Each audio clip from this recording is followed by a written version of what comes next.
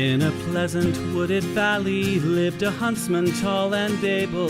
He relied on skill and cunning for the food upon his table. He would walk the forest shadows with his little son in tow, teaching him the archer's art and all that he should know. Keep your eye clear and keen like a falcon on the wing. Keep your heart strong and steady like your hand upon the string. Never bow to a tyrant while your people are laid low, for the highest head may fall to the man who wields a bow. In the valley there was freedom and a man was left to living, but as year gave way to year the ruling men grew less forgiving. On a day as black as death a governor to rule them came, turning landsmen into slaves, and Gessler was his name. In the center of the village Gessler set a lofty pillar, and he ordered every subject, be he serf or be he miller, to do homage to the hat that Gessler placed atop the pole, or to forfeit to the crown his life if not his soul. But the huntsman William Tell came into town the morning after. William heard of Gessler's order and could only roar with laughter. Honest men should hold a rank above a petty autocrat. I would never bow to him, I'll not bow to his hat. Keep your eye clear and keen like a falcon on the wing. Keep your heart strong and steady like your hand upon the string. Never bow to a tyrant while your people are laid low, for the highest head may fall to the man who wields a bow. Gessler's soldiers seized the huntsman and his little son for treason, but the people of the village cried for mercy and for reason. Gessler stays the execution, but a cruel test contrives. Prove to me your skill, and you may ransom back your lives. I have heard it said you have no peer with longbow and with arrow, that your shaft can find the quickest hare and fell the smallest sparrow. On the head of your young son I'll place an apple ripe and red. Split it with one shot, or at my word you both are dead. William Tell went to his son and said, I swear I will not hurt you. Courage will not bow to fear, nor shall this evil conquer virtue. Turn your face towards our home and stand as still as any tree. I will split the apple, we shall soon be home and free. Keep your eye clear and keen like a falcon on the wing. Keep your heart strong and steady like your hand upon the string. Never bow to a tyrant while your people are laid low, for the highest head may fall to the man who wields a bow. Every tongue was still and silent as the archer paced the distance. Gessler's soldiers lined the square and there was no hope of resistance. William knocked a single arrow, put his shoulders back and drew. Then the arrow sang and split the apple clean in two. All at once the crowd erupted into cheers and into chatter, and a second arrow fell from William's quiver with a clatter. Gessler said, why hold two arrows when I bid you shoot but one? That one would have found your heart if I had shot my son. Take the archer now and hang him, Gessler to his men was crying. But before the soldiers moved, the archer and his son were flying. From the shelter of the wood, the hunter loosed a final dart. Gessler died with William's arrow buried in his heart. Keep your eye clear and keen like a falcon on the wing. Keep your heart strong and steady like your hand upon the string. Never bow to a tyrant while your people are laid low, for the highest head may fall to the man who wields a bow. Keep your eye clear and keen like a falcon on the wing. Keep your heart strong and steady like your hand upon the string. Never bow to a tyrant while your people are laid low. For the highest head may fall to the man who wields a bow.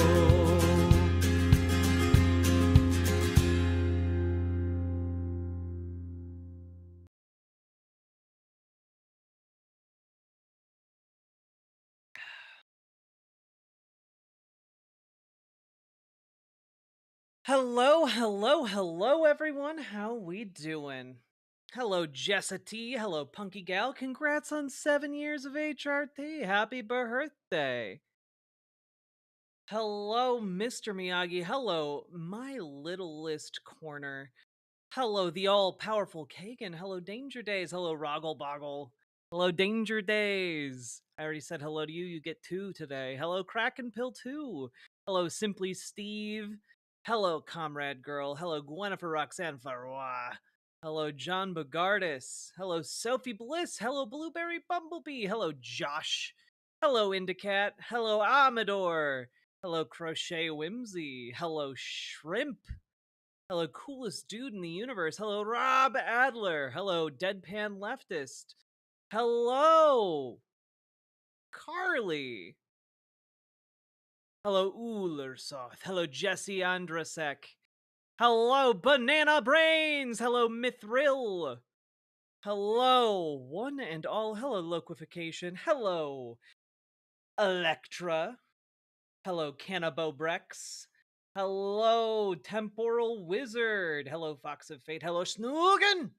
Hello, Gamer G. Hello, Ashley J. Curtis. Hello, Hammock. Hello, Sweet Blasphemy. Hello, Two Dad Smoochin'. Hello, one and all. Hello, Andrew S. Hello, Screech. Hello, Very Knifey Duck. Hello, Sucilis. Or Succulus? I'm gonna go with Sucilis. Hello, Dustin the Damned. Whew. Hello, Paladin Lost. How are you, you son of a bitch? That was meant as a term of endearment that came out maybe a little bit less endearing than I intended it to be. Hello! Sucilis? Excellent. All right. We got shit to talk about today.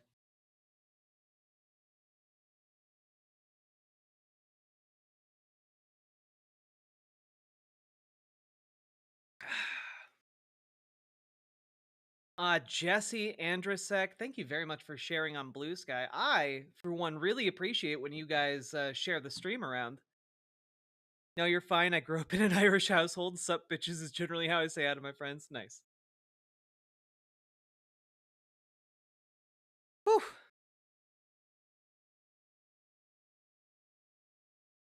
Oh, we'll talk about it, Comrade Girl. Don't you worry. Don't you worry. We will talk about the shit.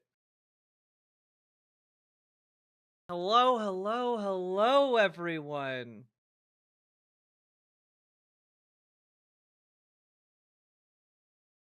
Nine likes? Oof, chat. Only 9 likes? Haven't even started content yet. All right.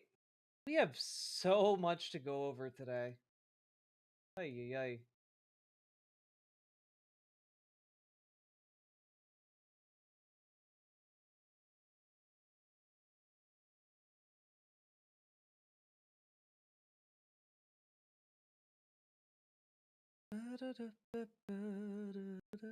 This has already been the best stream ever. Why is that? Is it because I'm wearing a cute outfit? I don't know. Maybe. When did we devolve into the Onion's satirical world? I don't know. I don't know how to answer that. Yeah, these are rookie numbers, Sierra. Very true.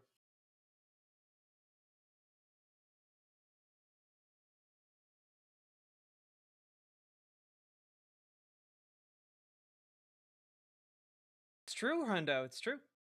Howdy, howdy, howdy, folks. Hello, Lady Raincloud. Whew.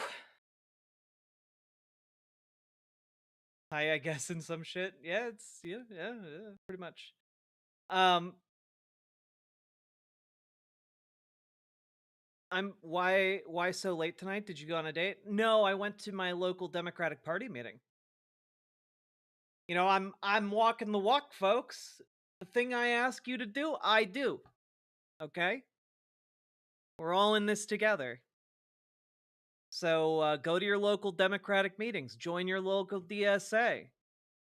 You know, get that shit together. All right?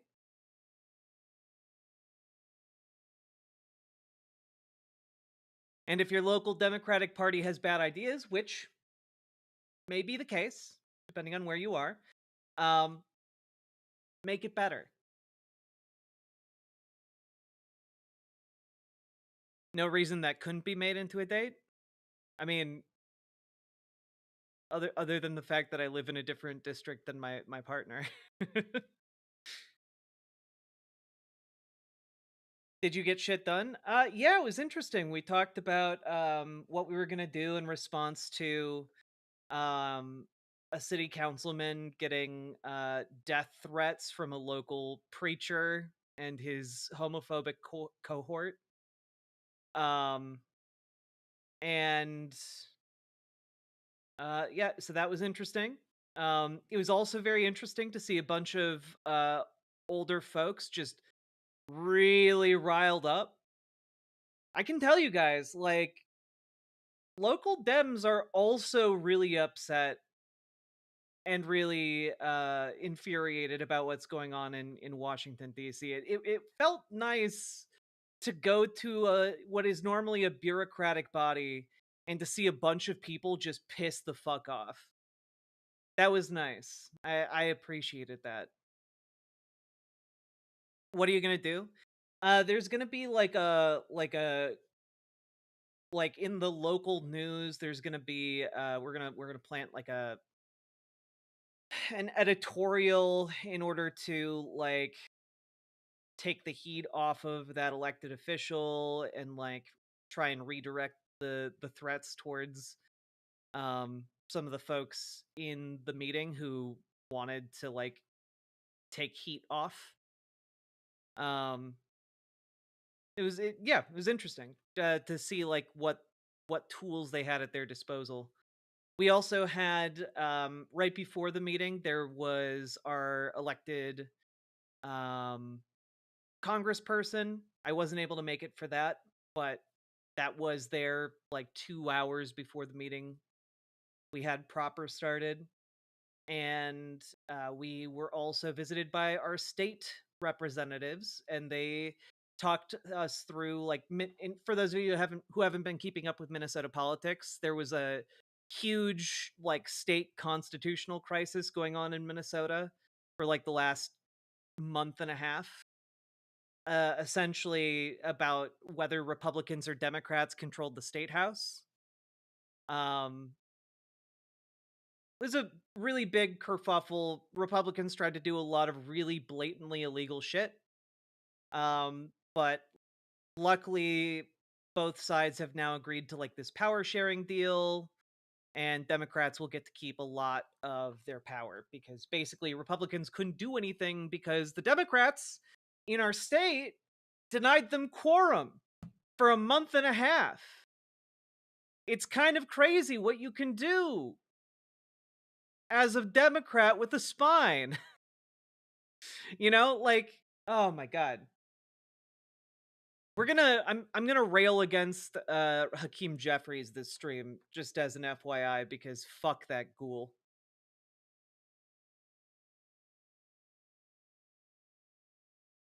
Oh, they want us to do something, but don't you understand? We're the minority party. We can't do anything.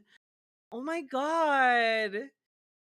But then like you're like, but you could manufacture leverage though, kind of like what Republicans have done for like the last 3 decades. They just made up shit to create leverage. And you know what? It fucking worked. we have the advantage of not having to make up shit to use as leverage. But that would require work on the part of our elected Democrats.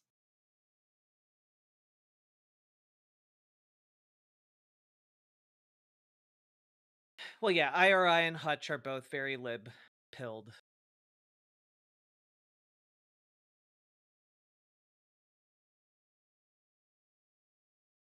That's fair, all-powerful Kagan. You get good rest. Now, folks, before we jump into the stream proper, make sure you hit the follow button on Twitch, hit the subscribe button on YouTube, like the YouTube stream, and consider dropping those subs, donos, memberships, super chats, etc. All right? And I am just going to make one idle observation here as I look at the numbers on the stream. We do have about 200 people watching on YouTube right now, and only 60 likes. And I think you guys may be able to do a little bit better. I'm just saying. I think you guys could hit 100 likes. All right. Just throwing that out. Okay.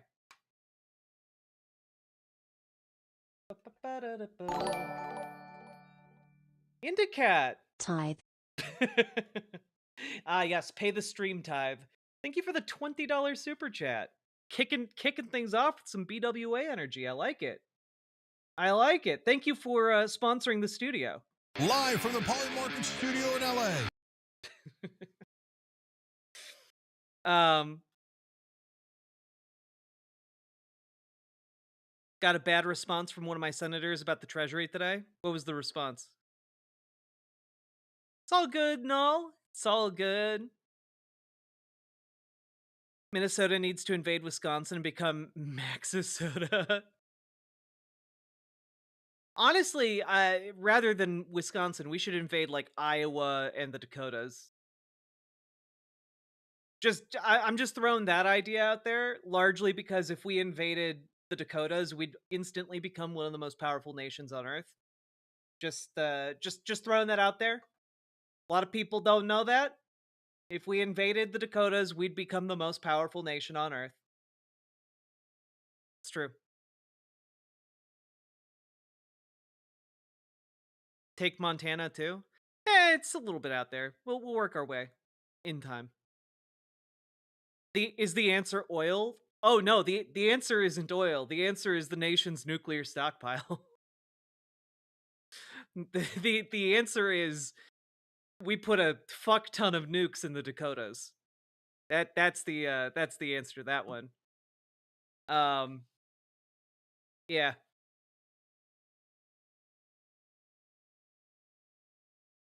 Do you mean I can do one of my old jobs? Ashley, we may need you to do one of your old jobs.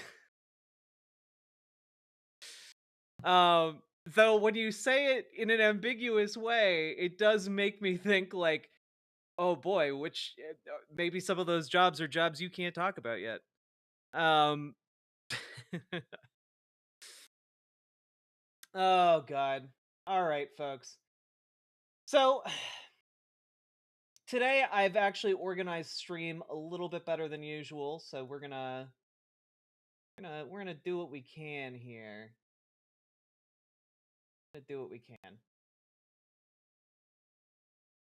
Oh. All right.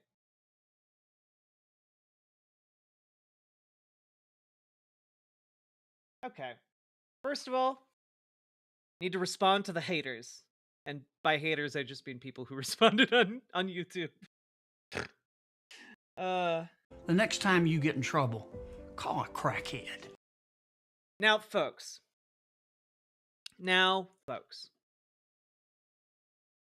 of the things that I've been seeing, especially on my video about that Heritage Foundation ghoul, who came out as trans, I've seen a lot of really well-intentioned people pointing out that she only worked at the Heritage Foundation for a decade until 2011, and so it's been a while since Jessica Rydell worked at the Heritage Foundation, and that's true. But what a lot of these very well-intentioned people seem to miss is that she's currently the senior fellow at the Manhattan Institute. And if you know anything about the Manhattan Institute, you will know that it is also one of the leading conservative think tanks in America. And just out of curiosity, I went there today and Googled the phrase transgender, and yeah, it's a lot of stuff written by Christopher Rufo, the guy who pioneered the "think of the children" rhetoric around trans girls in sports. You also have Trump can ban transgender birth certificates. That's from this month. You've got the fight against gender medicine from literally less than a month ago. Yeah, she like there are people who are like, well, she's criticized Republicans before, and like I get it. I get it. Like I get that like she is not 100% on board with this whole Republican project. The issue is it's not like she is a random run-of-the-mill conservative trans person. There are plenty of those, okay? They do exist. The issue is that she is a conservative trans person who happens to work for one of the biggest and most influential conservative think tanks that is constantly pushing out anti-trans bigotry into the mainstream in a way that like is designed to kill us. That's that's kind of the issue. And like I understand that there are a lot of people who come from like a place where they're like, well, maybe she'll get better. And like she could get better. She could. The issue is she's not better right now. And that's kind of an issue. Like Blair White could get better, but she's not right now. Um like I don't know. You literally so much of this. President Trump's executive order restricting pediatric transgender medical care by Lior Sapir, which is one of the other big anti-trans advocates out there. Gender medicine on the ropes. They literally wrote an article a couple years ago about how transgender people are mentally ill, degenerates, created by progressive culture. That's that's a thing that they published, I believe, while she still worked there, and she currently still works there. So like, I understand the impulse to like be like, well, it's been a while since she was at the Heritage Foundation. It's like you can take the girl out of the Heritage Foundation, but you can't take the Heritage Foundation out of the girl. You know, sucks. It is very much Hammock, on that note, on Dead Domain's upcoming video essay about Brianna Wu. um I I I was watching a Big Joel video earlier today, and one of the videos that came up in like the playlist that I was just kind of listening to as I was cleaning um was about a debate that Blair White had against John Doyle and this Nazi lady named Lauren Witzke. And in it, like basically the entire debate is them telling Blair White over and over and over again in no uncertain terms that like the best thing she can do for the conservative movement is to basically detransition. Um and she agreed with them. Like she didn't come right out and say, yes, I should detransition. But like basically after the debate, like she went ahead and was like, that John Doyle's really civil.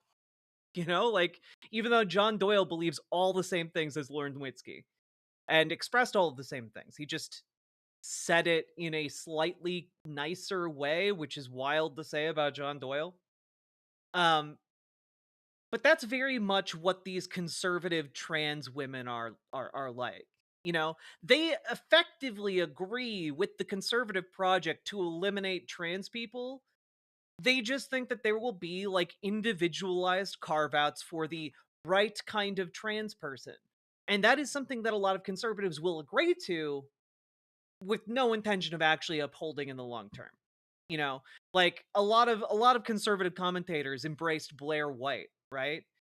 Until you know, the start of this neo-Nazi rise we've been seeing in conservative politics here in America, and now suddenly a lot of these conservative trans women are finding themselves harassed to hell by these conservatives who do not want them to exist.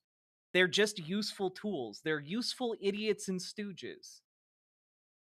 And you find examples of this in almost every fascist movement historically, so it's not all that surprising. Um. Anyway, just wanted to clear that up. The Manhattan Institute is evil as shit. All right. So like, don't be like, well, the you know, Heritage Foundation was a while ago. No. Jessica Rydell still works at an evil corporation designed to kill trans people. Yeah, very much Ernst Röhm vibes. Exactly. I actually have to use the bathroom because I realized that I hadn't eaten anything today. Um, and so right after my local Dem meeting, I ate some spare ribs that I had been slow cooking today. Um, as well as some Cuban beans that I made. And holy shit, folks. If you're new to beans, go make yourself some Cuban beans. All right? Fucking phenomenal. But I do have to take a poop, so I will be back in a bit.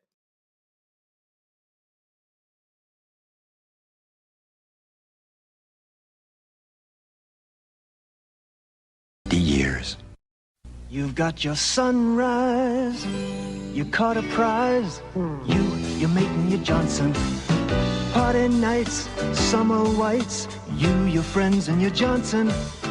Rooster tails, water trails, your kids and your Johnson. Saturday nights, distant lights, your girl and your Johnson. You and your Johnson, a way of life for over 50 years.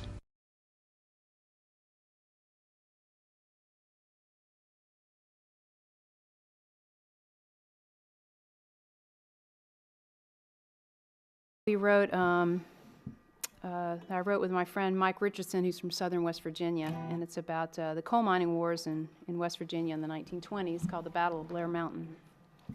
2, 3, 4.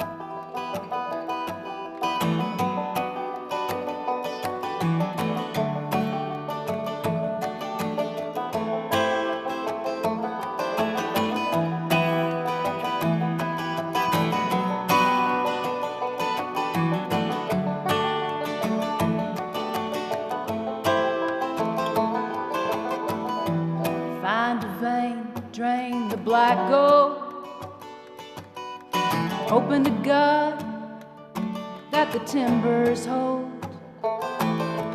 Like my father before me, it's all I know. We live only to harvest the coal, harvest the coal.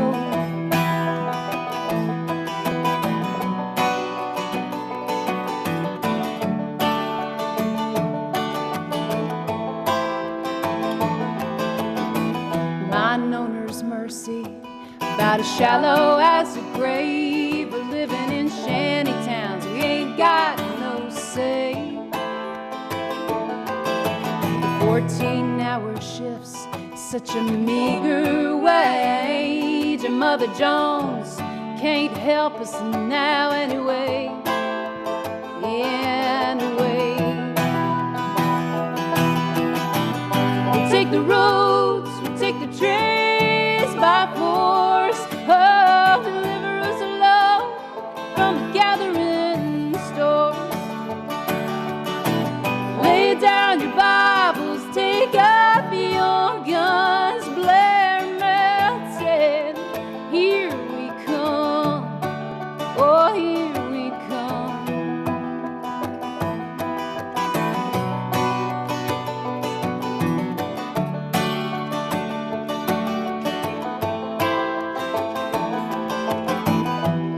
red bandanas that tell us what side you're on.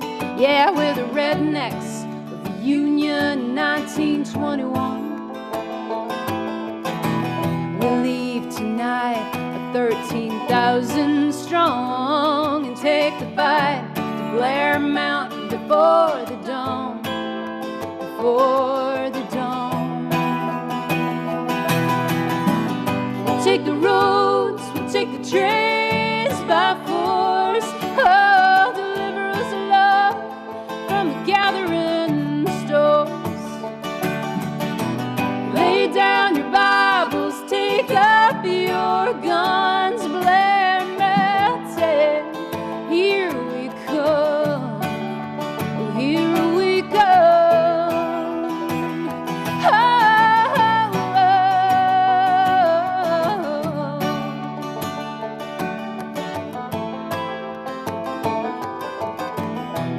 Fight for my father, still buried in the mine.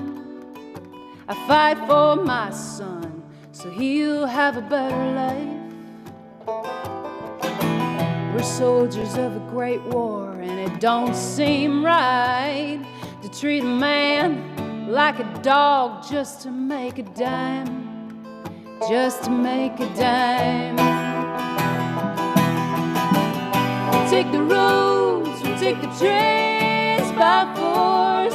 Oh, deliver us love from the gathering stores. Lay down your Bibles, take up your guns, Blair Mountain. Here we come, oh, here we come. Here we come.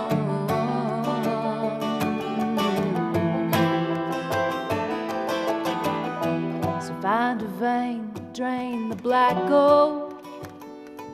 You better hope to God that those timbers hold.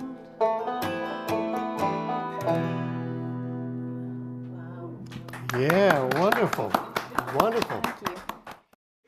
I'm not a coal miner, as you well know, but I'm as close as I could be not to be one. My father was a coal miner who was killed in the mines, and my husband is slowly dying with black lung. And my husband and me was in the strike in the 30s in bloody Harlan County, and I do mean it is bloody too. And they tell me, these miners say, we're going to stick it out unless Duke Power signs the contract till hell freezes over.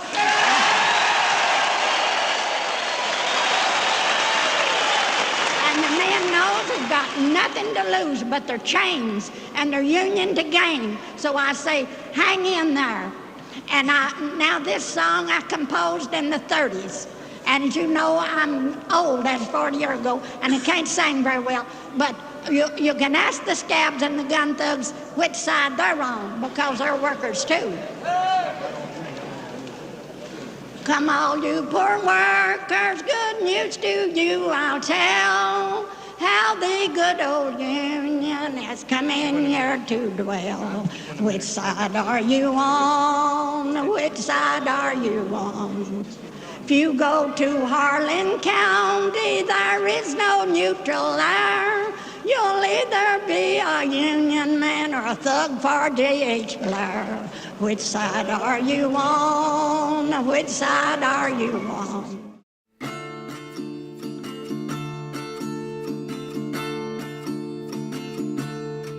Oh, which side are you on? Which side are you on? Oh, which side are you on? Which side are you on?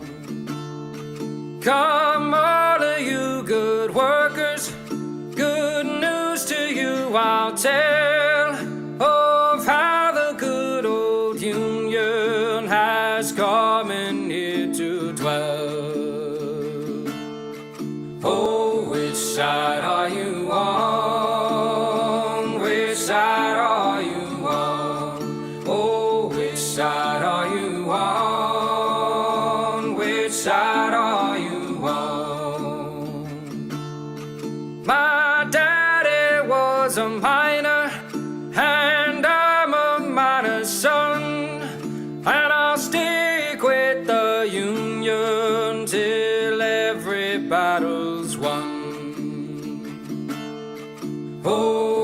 side are you on? Which side are you on? Oh, which side are you on? Which side are you on?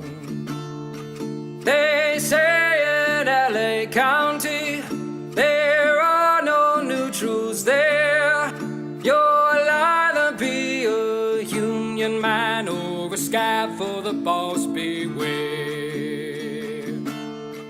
Oh, which side are you on? Which side are you on? Oh, which side are you on? Which side are you on? Oh, workers, can you stand it? Oh, tell me how you can. Will you be a lousy scab or will you be a man?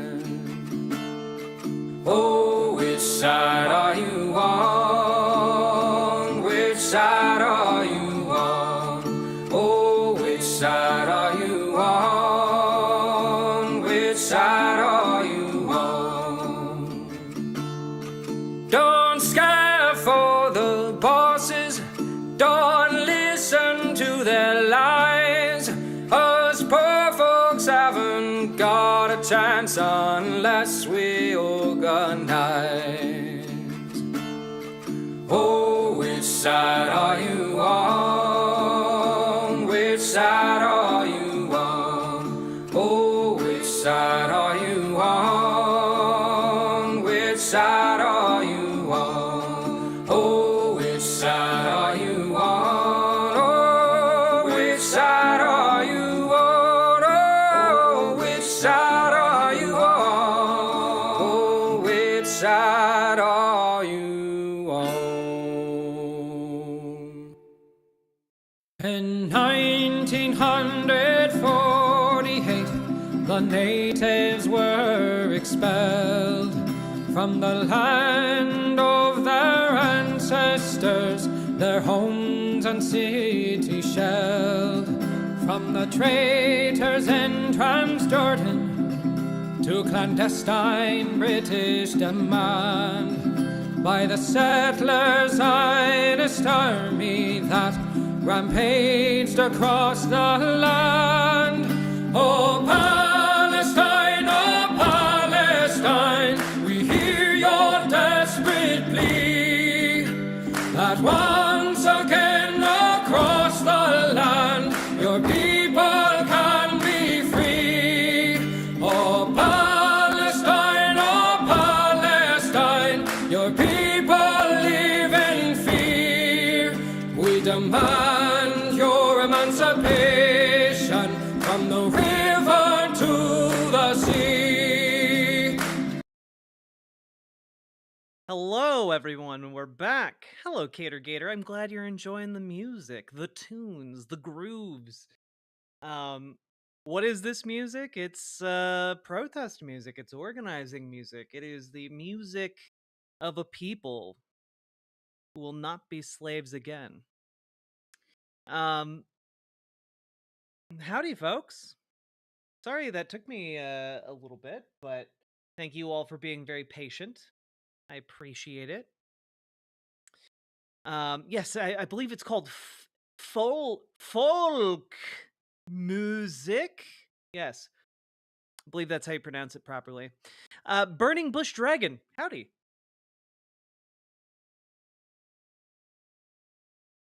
The throne calls when it calls, especially when you've had your gallbladder removed.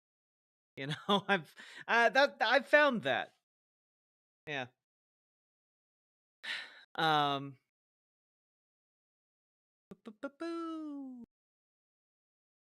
We need more Twitch viewers. We do need more Twitch viewers. But unfortunately, YouTube does so much more to actually help people find my content. Let's see here. All right.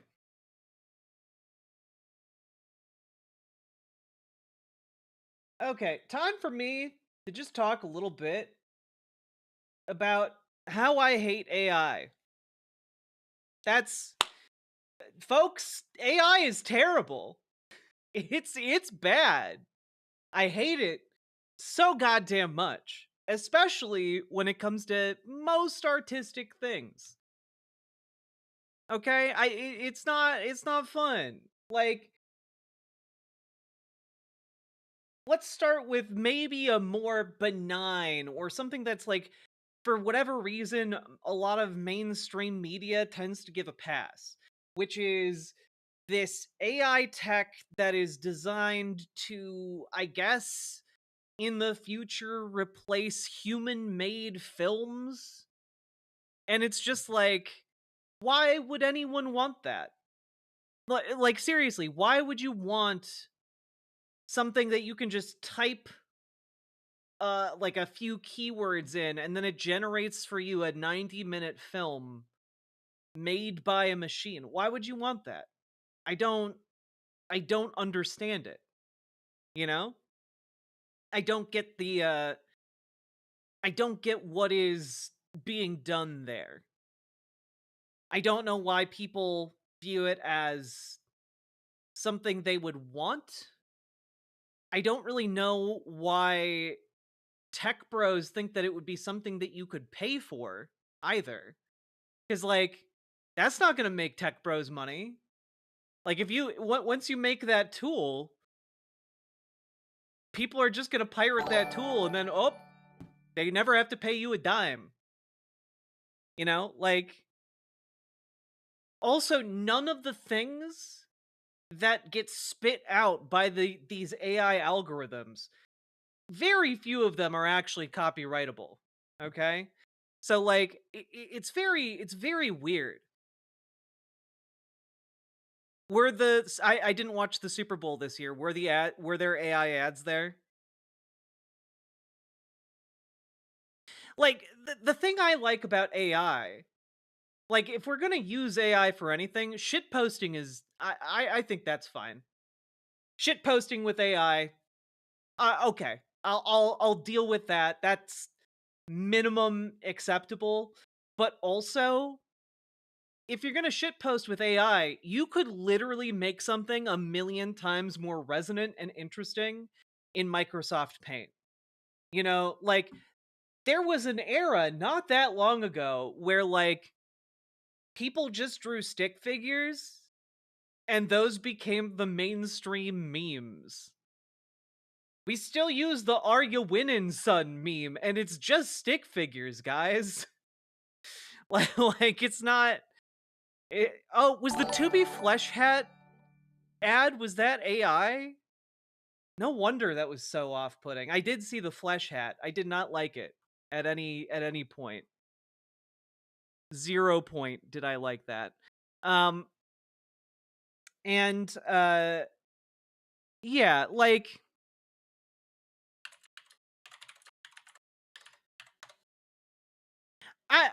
I don't know, guys. One of my favorite memes. Okay, that maybe this is telling you too much. Maybe this is too much, okay?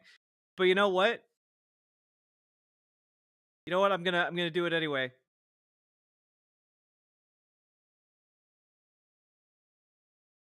All right. One of my favorite memes is literally this one. And you know what? A human being made this. Okay?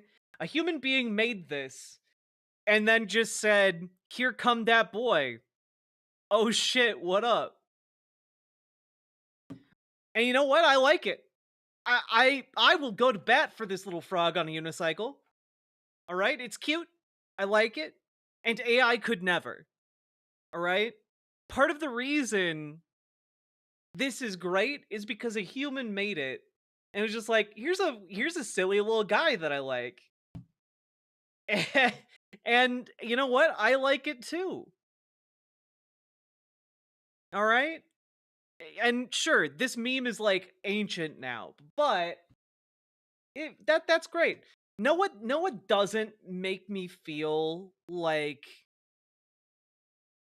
oh, I'm seeing something cool? When AI spits out shit like this.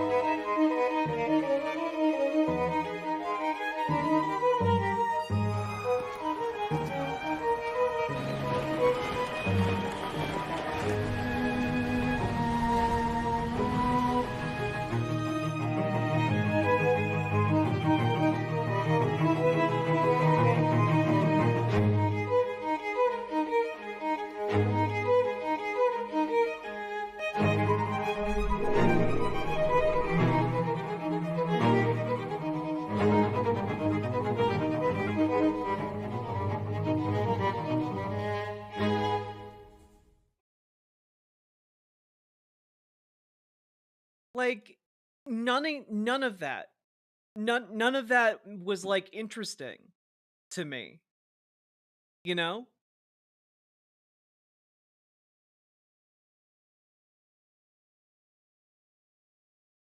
None of these AI fucking things interests me. Like, even if someone is trying to say, "Oh, well, you know, we typed in the prompts in order to get the machine to make what we want, and that's good enough." Like, no, it's not. Fuck you. Fuck you. There is craft here that is important. Okay?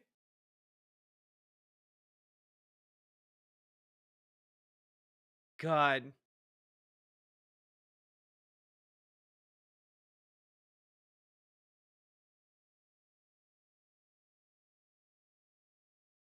Oh, is this the oh, this is interesting. I didn't know this.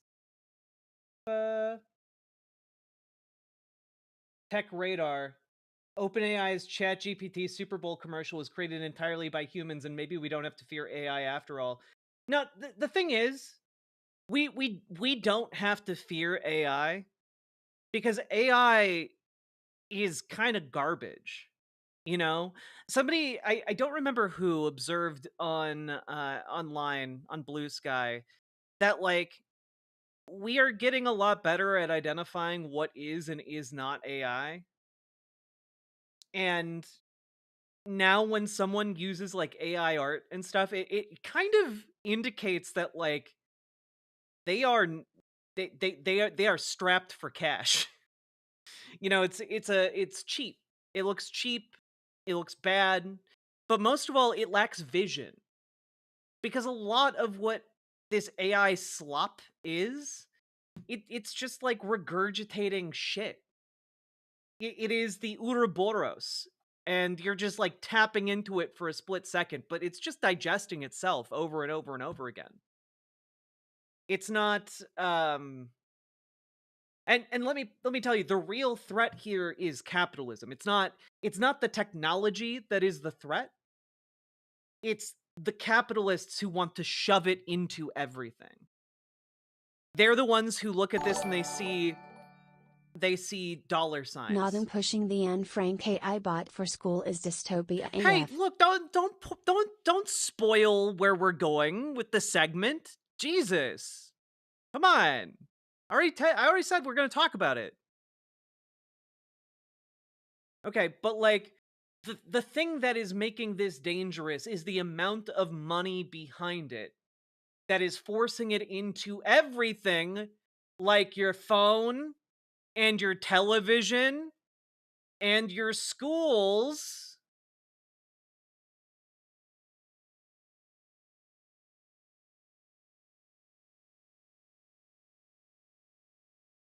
Like this particular story that a lot of people in chat really wanted me to talk about.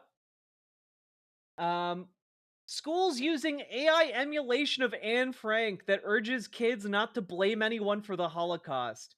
It's a kind of grave robbing and incredibly disrespectful to the real Anne Frank and her family. And like, yeah, no shit.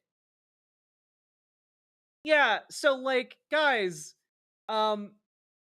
this is genuinely disgusting to me on so many levels. So many levels. I'm just going to say it. If you type in prompts to make something with AI, you are not an artist. Only things you make yourself or with others is art. Nothing you make with AI is art in any way. So, like, when we're talking about this, understand that the way you end up with an AI emulation of Anne Frank in a classroom is because there's big money behind it. Okay? It's because there's a ton of money pushing this technology into everything and telling you a bunch of lies about it. You know, there are legitimately people who think that when you talk to ChatGPT, you are talking to the actual person. Like like somehow the AI is smart enough to channel somebody's soul from the afterlife. There are genuinely people who talk to Chat GPT and chatbots and think that they are talking to like some kind of super intelligence or deity, you know? Okay? It is just glorified autocorrect, but a lot of people have been sold that this is basically the future, right? They've been sold this idea.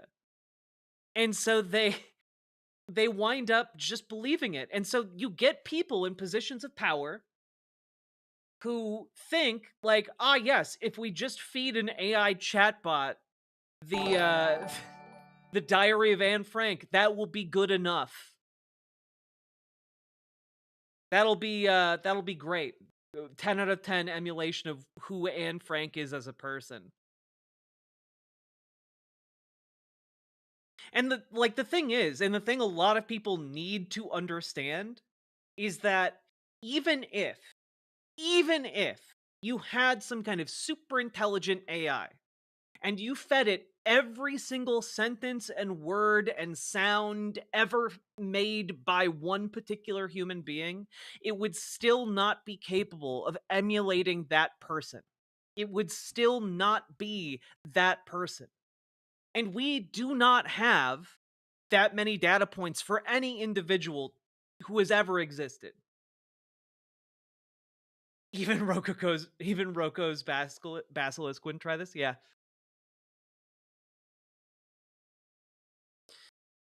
And so like AI is good at some things. It is good for some tasks. You know, for example, in science, it's good at like sifting through enormous amounts of data very quickly. It is good at that.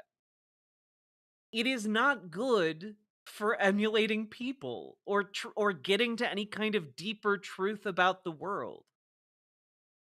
That it is not a machine built for that. It's just a machine to seem like it was built for that. Years ago, I remember watching Jacksepticeye mess with this bot called Eve, and it would learn and remember things he said even years later. This kind of bot has existed for a long, long time. Yeah. But like, the money is here now. You know? The money is here, and they're trying to feed these machines the entire world. And they're basically about maxing out on what they can feed these machines. And part of there's a danger in that. And it's a danger we don't talk about too often. But the amount of money that capitalists have fed into this endeavor, with the idea that at some point they are going to reap untold amounts of riches, is incalculable.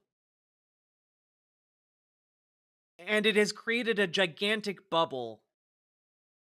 And as time goes by, it becomes increasingly apparent that people do not like the AI shit that's been put into their phones and into everything. But it's been put into our stuff because of the money behind it. Because there needs to be a payout of some kind from this technology. And there just isn't. There just isn't a payout for this. Also, if you write an article or research paper with AI, you did not actually write an article or a paper. Research and papers must be done by human beings with expertise, expertly choosing what information goes where purposely. Yep, exactly. If you have a kid who's writing papers with ChatGPT, they are not actually learning anything from the process. Really important that they learn. That's why they get assigned writing papers and such. Now, I will also say that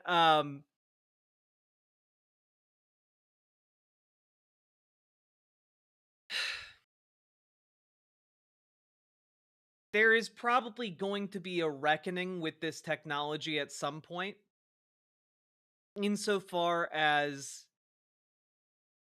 you know, it's kind of like that VR boom where virtual reality was going to be like the future of all technology, and then it just didn't really happen, and the metaverse was completely barren. Um, it's gonna be like that, except the amount of money behind AI is so much larger than what was behind VR. And I'm really worried about what is gonna happen there. Um, what I mean, frankly, what's gonna happen there when the bottom falls out? What happens when the tulips wilt?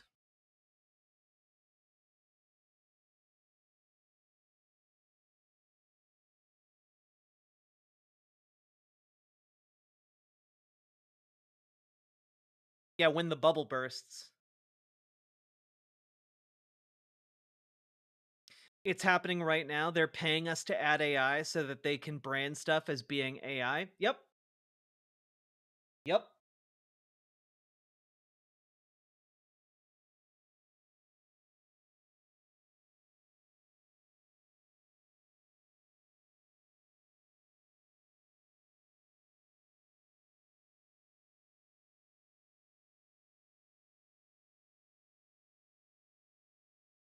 It's not great. And of course, this is just kind of like the tip of the spear, you know. Here's from the Bite on futurism.com. Unfortunately for humanity, a Utah-based tech startup called School AI has summed up the AI-generated version of Anne Frank that feels like both an affront to her memory and a grim sign of things to come in the world of education. Because, guys, keep in mind, one of the reasons this is being pushed in schools is because a lot of conservatives and a lot of these tech bros that have bought a lot of conservative politicians, they envision a world where teachers can be replaced by AI. That's their vision for the future. That not only will chatbots like this become more and more common, but that the teacher themselves will be AI. They want to break the teacher unions with AI integration. That's like part of their goal. And that is stupid as hell and will never work, but that is their goal. That it's one of the reasons why this is coming out of Utah, of all places. While there's a veneer of the historical character, it also shows all the flaws of OpenAI style chatbots. Overly courteous, unhelpfully vague, and so uplifting that it borders on wax museum creepy. What's worse, as Berlin historian Henrik Schonenmann discovered while experimenting with the bot, is that it seems trained to avoid pinning blame for Frank's death on the actual Nazis responsible for her death, instead redirecting the conversation in a positive light. Quote, instead of focusing on blame, let's remember the importance of learning from the past, the bot told Schoenmann. How do you think understanding history can help us build a more tolerant and peaceful world today? And it's like, no, you know, sometimes you blame people for something. You know, when a large group of people murder a child, uh, yeah, you blame that group of people. Yeah, when a group of politically aligned individuals gang up and murder a kid, yeah, you blame them for that. We blame the Nazis for murdering Anne Frank, and we blame KKK white supremacist racists for killing Emmett Till. Yeah, they deserve that blame. Okay? This is also part of what they want in these chatbots. They value them precisely because they can fudge with the history. Precisely because they can say, "Oh yeah, I really like a lot of the things the Nazis did. So let's not put too much heat on the Nazis for killing a child. After all, who hasn't? Let I he was who born hasn't in cast the first 1998 stone." and I have a brother who was born in 2008 who is obsessed with VR and loves using it. VR makes me nauseous and I find it better to just use a computer mouse and keyboard. Maybe this is a generational thing? The thing is, VR is a genuinely cool technology. It's just not quite there where it needs to be for general adoption. But like, as opposed to like AI shit, where it's like, I do not want that in anything. You know what? I've had a good time playing Beat Saber within VR. That's a good game. I like it. Um, VR is a neat technology, but maybe I would feel a bit different if VR was being put into, classrooms to generate a digital version of a puppeted Anne Frank bot. Maybe I'd feel a little bit different about the tech.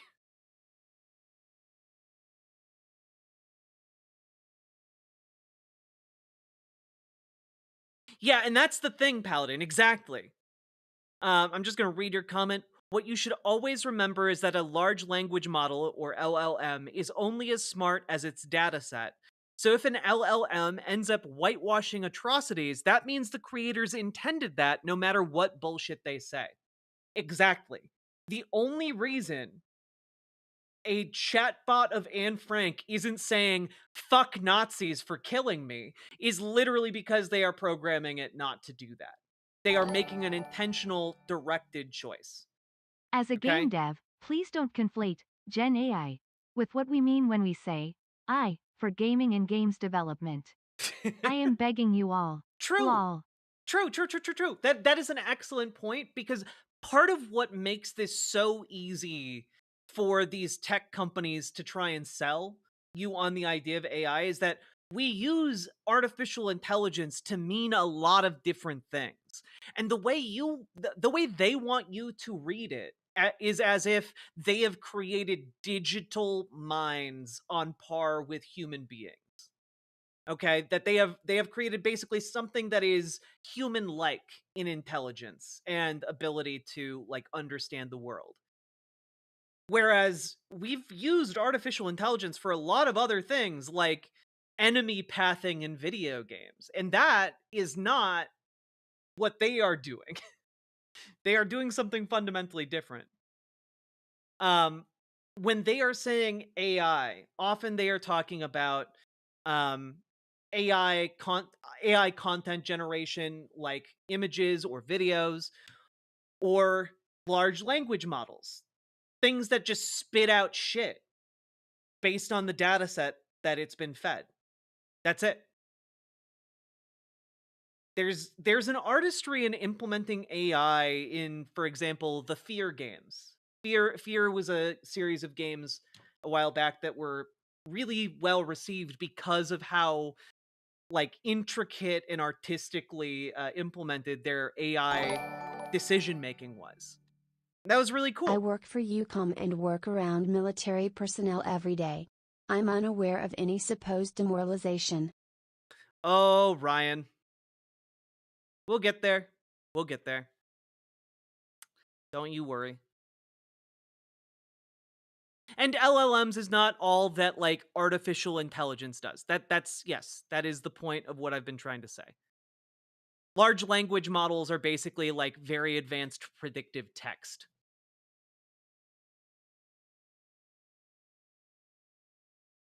You knew I was going to bring up fear. Excellent excellent inference.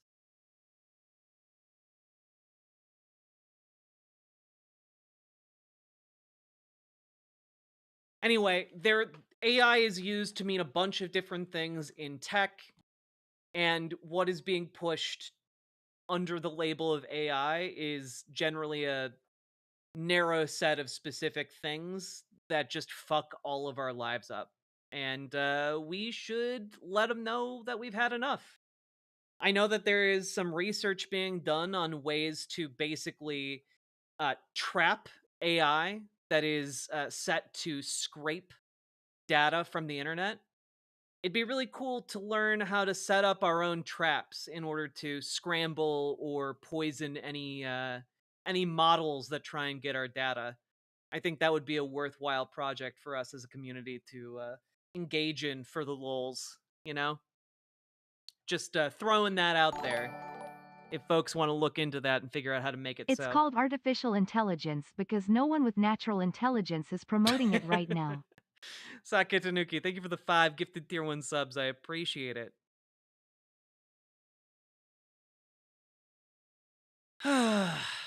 God.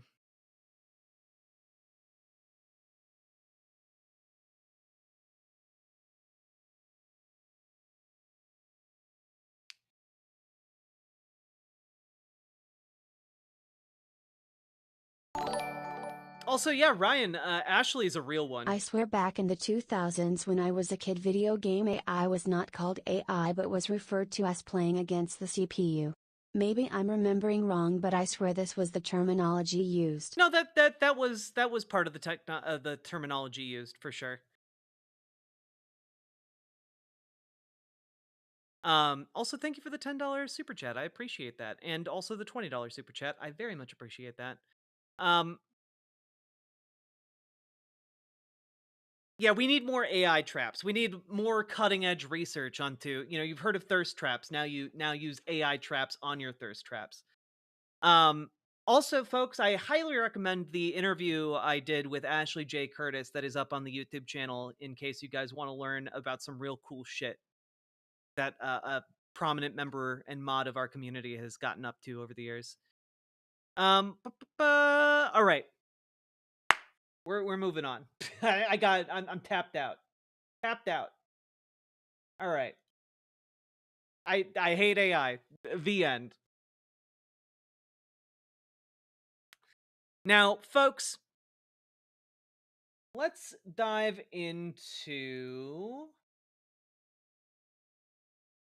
and we could talk about the military stuff, I guess.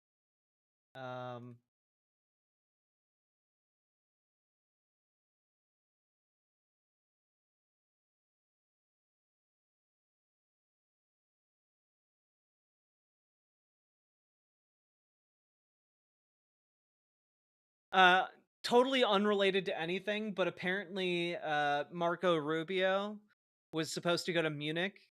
His plane took off, got a little bit over the Atlantic Ocean, and then turned around, allegedly because there was a crack in the windshield of the plane. That seems like something they should have caught before takeoff. So, what? Yeah, we're like the weird airplane news happening every day, folks. It's bizarre. And it could be just that we're paying a lot more attention to airplane news right now, but like, damn.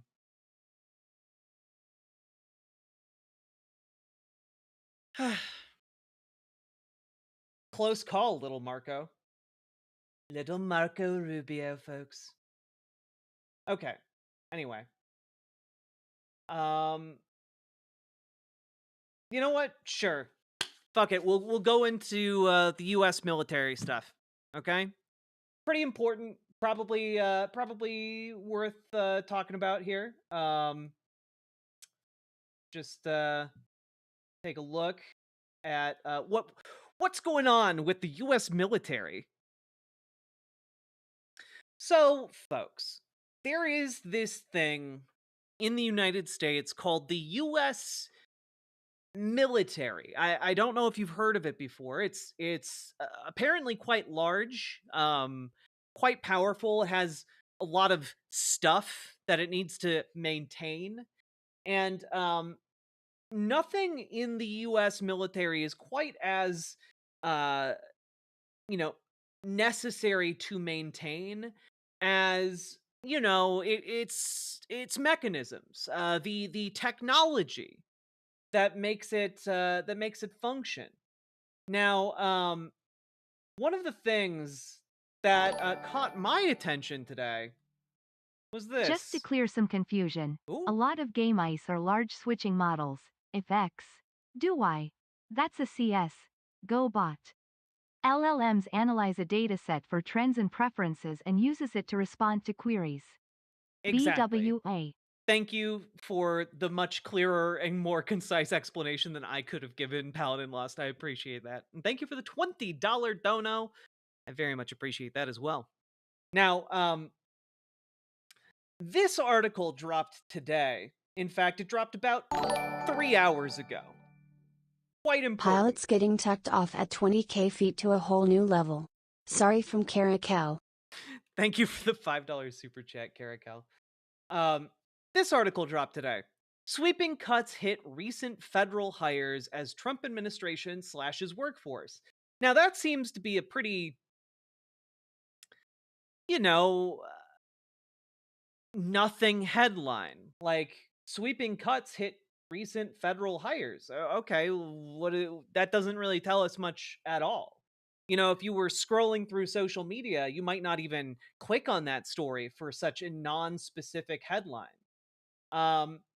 And, well, one of the things that's really interesting here is when you scroll down in this story, you'll find a really fucking interesting bit of information here. Mass terminations of probationary workers also swept through the National Nuclear Security Administration, a semi-autonomous agency within the Energy Department that oversees the nation's nuclear weapons.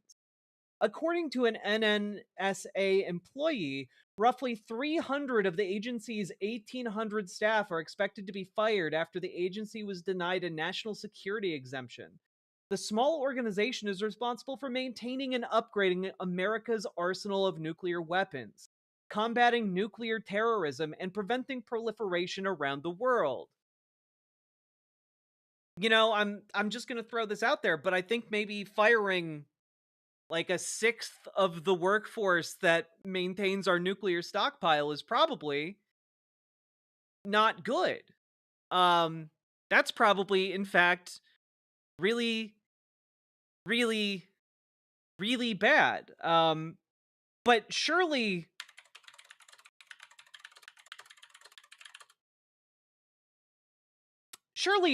the state of nuclear weapons right now, they're fine, right? We can coast along on the on the maintenance we've done on the nuclear weapons up until now, right? Right?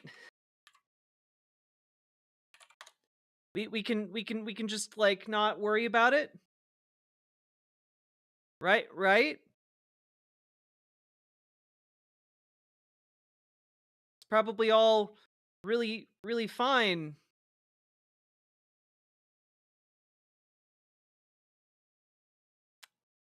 Right?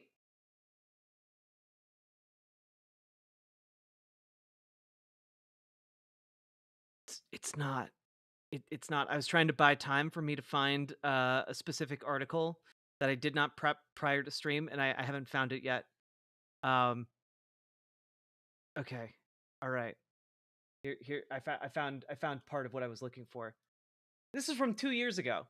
Inside the delicate art of maintaining America's aging nuclear weapons.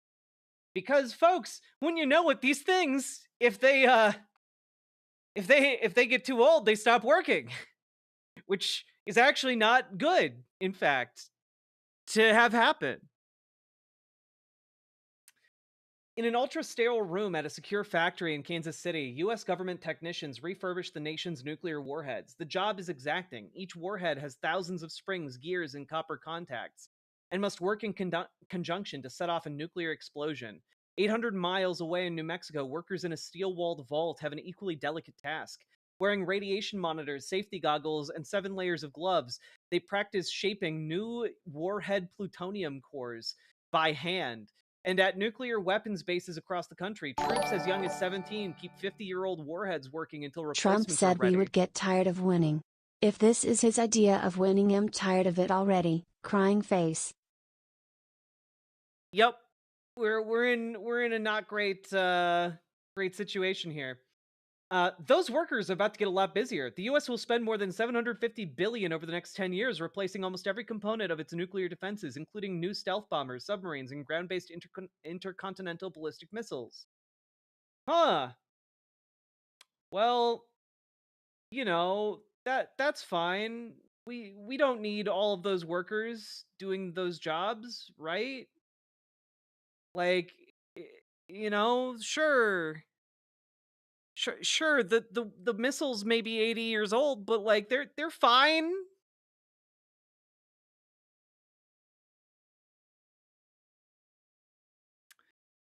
Hey, do we have anyone with you know, some level of nuclear experience in chat to tell us how bad it is to fire a sixth of the nuclear workforce that is preventing these weapons from, you know, not working? Anyone who could explain that real quick? Is it oh, it's bad, huh? Hmm. Yeah.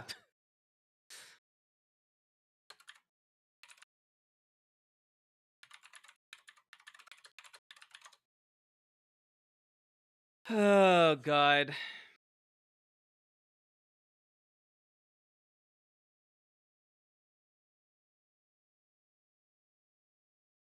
Doesn't seem great. Yeah, doesn't seem great.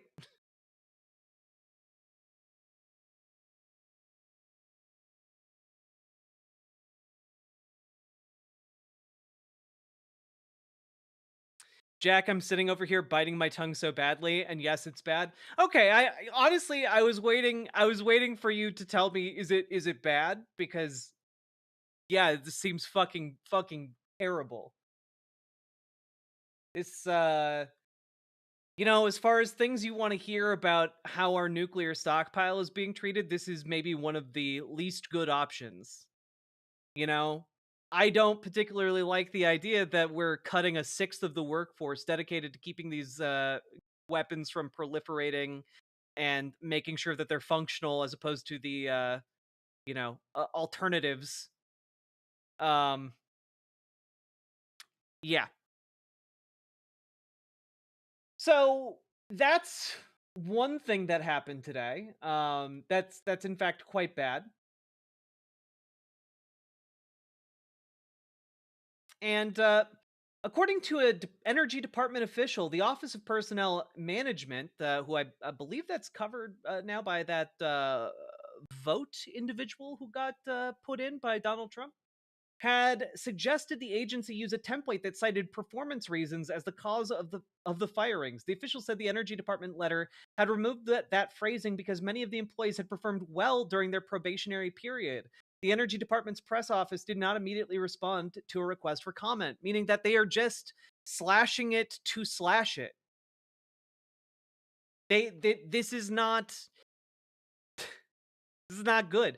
The issue here, Jessa T, is that there is a specific way you go about disarming nuclear warheads. And that specific way is not, in fact, just letting them sit.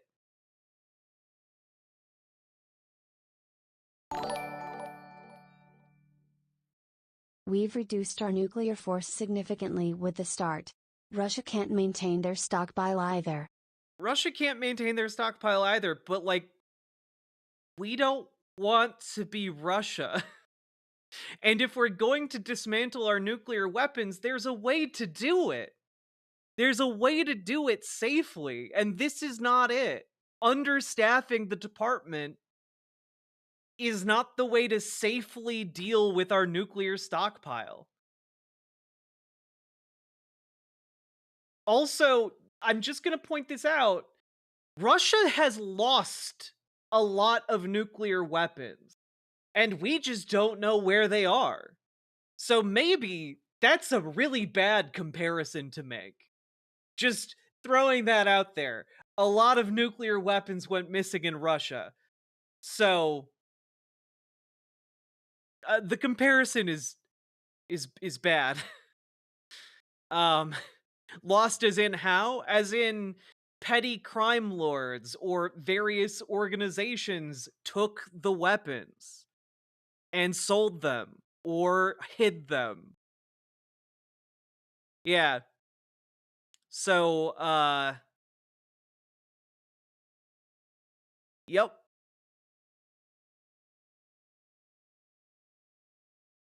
Since we're talking about mass firing story that's slightly unconfirmed, I would love to hear a slightly unconfirmed story.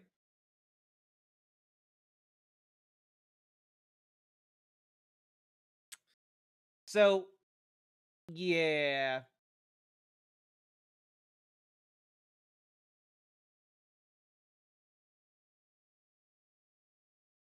Now, we get to one of the weirder parts of this story.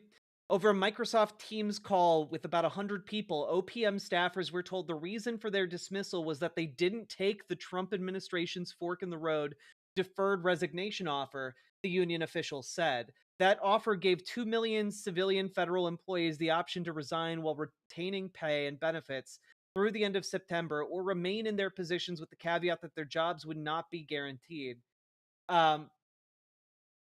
So that's cool. Hello, that's illegal? Yeah, I mean, I am not a lawyer. It certainly seems like that is incredibly fucking illegal. So that's cool too. So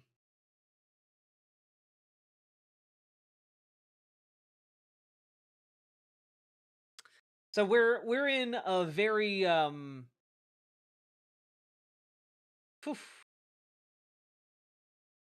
very interesting time. Additional weird caveat here to the OPM employees that were getting fired.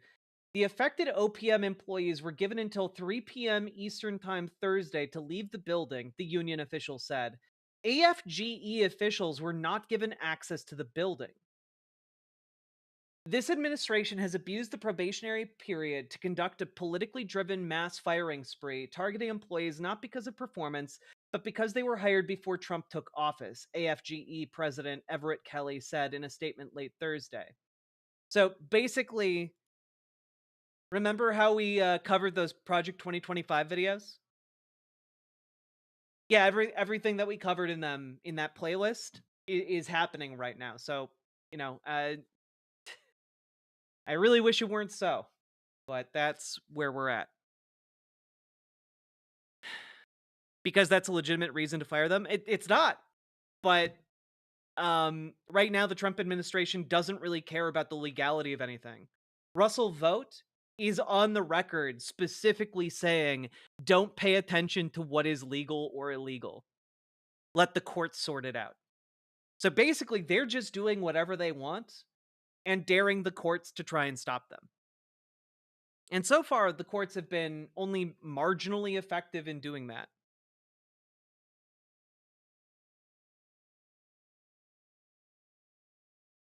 You know people who are fired and they told me, but I haven't found an additional story? That's interesting. Remake of Broken Arrow 1? Maybe a Russian involved one?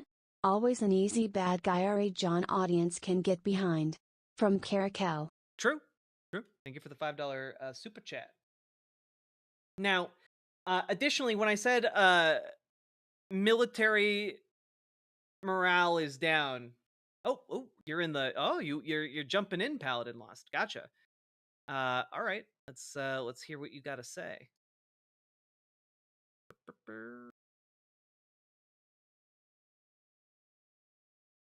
Hello.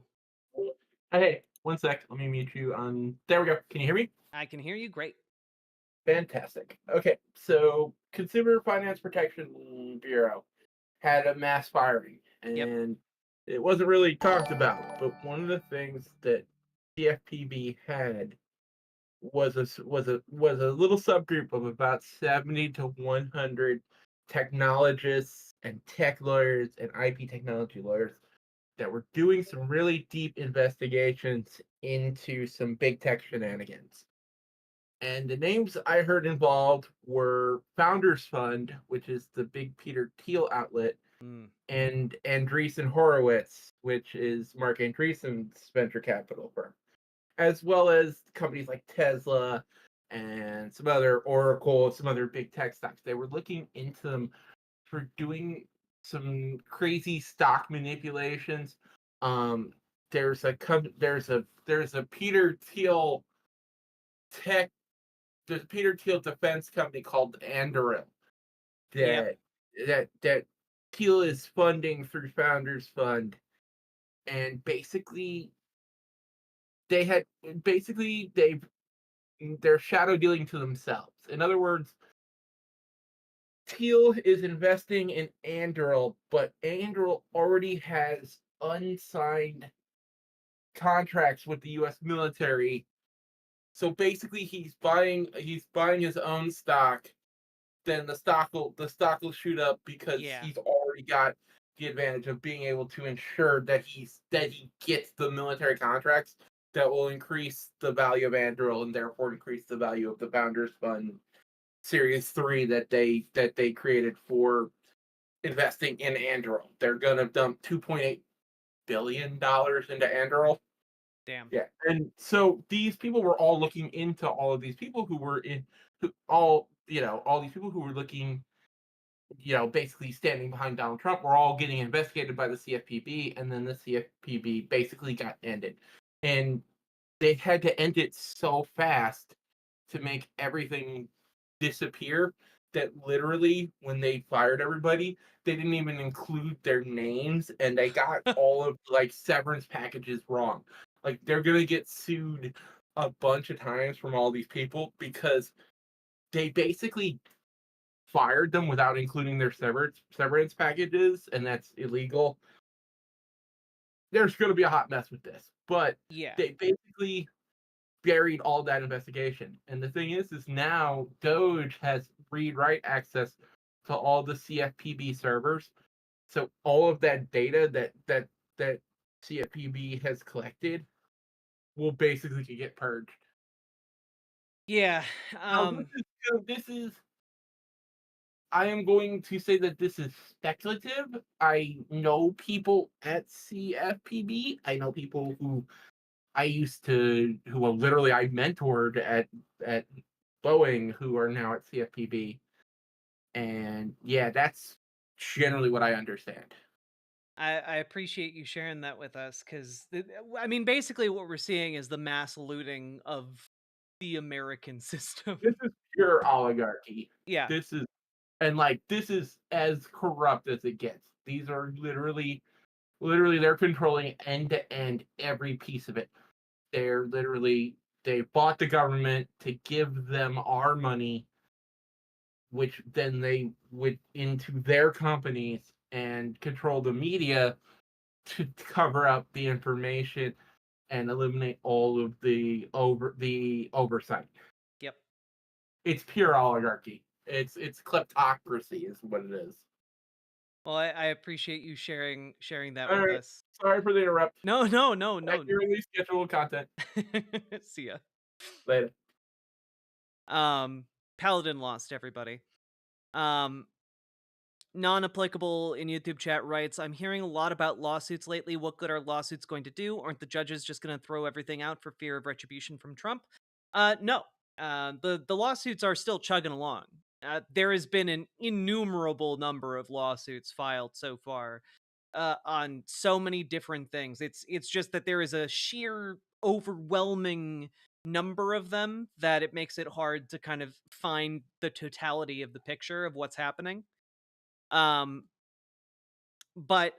it does not seem like these judges are throwing out the lawsuits out of fear for Trump. It's just that we're in like week 2.5 of, the 3.5, 4 of like Donald Trump being in power, and he's really only kicked off things in like the first, several days after getting into office. So it's been like 2 weeks, of this level of like constitutional crisis, right? And we are like, our court systems are not built to swiftly respond to what is happening. The fastest thing that a court can do is issue an injunction which will temporarily stop what the government is doing while the courts sort things out, right? That's like the fastest thing that a court can do. And sometimes those injunctions are granted. Other times they are not. And so what we've seen is that a number of these lawsuits have been granted injunctions. For example, against Doge having access to the Treasury payment systems. That's an example of an injunction being issued by the courts. And that was a very, very good and important and necessary one. However, we've also seen injunctions be dropped or be ruled beyond the purview of a given ongoing court case. For example, the unions were ruled that they did not have standing to sue over the mass layoffs, for example, or at least mass layoffs related to this, resignation package that the Trump administration has been pushing around. So that was for a few days barred and blocked from continuing, but then the courts were like, well, actually, no, you guys don't get that injunction, and smacked it down. So yep, it's we're in the cool zone, folks. We're in the cool zone. Now, in terms of what else is going on with the military here, well, let's just take a couple of looks. Now, granted, this seems to be from Reddit, but these are people allegedly who are members of the U.S. military dropping pretty important nuggets of information here. For SA senior leaders in U.S. Cybercom and the CNMF are canceling training holidays based on discussions with the Secretary of Defense and Doge's impending trampling in the DoD. Expect this to ripple to other COCOMs, service components, and activities. I'll take a side of fries. Yep, I work in the big building, and we had the meeting before we left. They are going to run the pilot program at the Pentagon here soon. How do you raise morale? Take away service members' days off. And lol, y'all, that's not even close to the worst of what is coming. Pete is getting ready to sign out a memo targeting the Army to give up tens of billions of dollars in funding. They also are currently working on a white paper to change retirement pays. They want it to go back to where you get either disability pay or retirement pay, but you won't get both concurrently. Another proposal that is currently in the works is you will need 30% at a minimum to get paid for disability, and they also put in a proposal wanting to start taxing VA disability pay. Way to make people want to join and stay in for a career. Now, let me tell you something. If this stuff does go through, if they do announce this, it's obviously very bad for members of the military. That is some major bullshit. I will also say that a part of me is going to be a tiny bit relieved because it will basically guarantee that there are very few members of the military loyal to the fascists who are doing a coup of our system right now. Okay? This is going to tank recruitment. Well, also let's be clear, they're fascists. They probably want to go back to the draft. Okay? So there's a part of me that's like, good. Put Doge in the Department of Defense and see how long do you think that the military, like rank and file, enlisted folks, as well as like the higher ups, how long do you think they're going to tolerate that, folks? Not that long. I don't know what happens if Elon Musk starts strutting around the Pentagon like he owns the place, but I don't think it's going to be good for his health. No. See, but the thing is, Jesse, the military is not going to divide if they fuck the military. Like the military, like if they get their like disability fucked with, if they get their veterans benefits fucked with, if they get like their vacation days fucked with, they are not going to be huge fans of the people fucking with them. If they were smart fascists, guys, they would not be fucking with the military. They would be lavishing praise and additional funding on the military to ensure their loyalty. That's what they would be doing. But they are dumb as bricks, and that is going to be to our advantage here. Because honestly, guys, where I'm at is that I'm worried about the existential continuation of our country, given the depth of the constitutional crisis we're in. So there is a part of me, armed with that knowledge, that looks at this and goes, okay, that means if they try to do something more extreme, they do not have the military backing them, which is a very core and necessary component in order for them to actually pull off a full fascist coup. Okay? That's good. I feel very violated by Musk stealing my private info. You know what you can do? Call your attorney general. Call your attorney general office in your state and ask them to do something about it. Okay? Get your states to start doing criminal lawsuits against these people who are stealing your data. Because you know what? Know what a president can't do, folks? Can't pardon state criminal charges.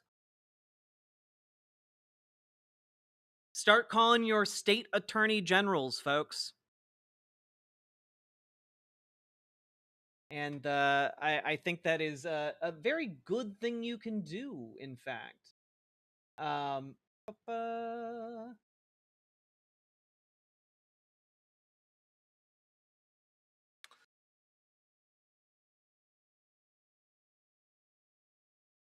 But Trump and Elon have access to the nuclear codes. Does the military even stand a chance against pricks with access to nukes? Well, you understand that, like, in order to fire those nukes, you may have the nuclear codes, but those orders have to go down to the people who are actually going to turn the keys, and those people get VA benefits. Also, if you're trying to say that, like, Donald Trump gives the order for a rank and file serviceman to fire nukes at, like, the East Coast of the United States, dog, they're not going to do that. And if they do, that basically guarantees that these motherfuckers like lose their heads.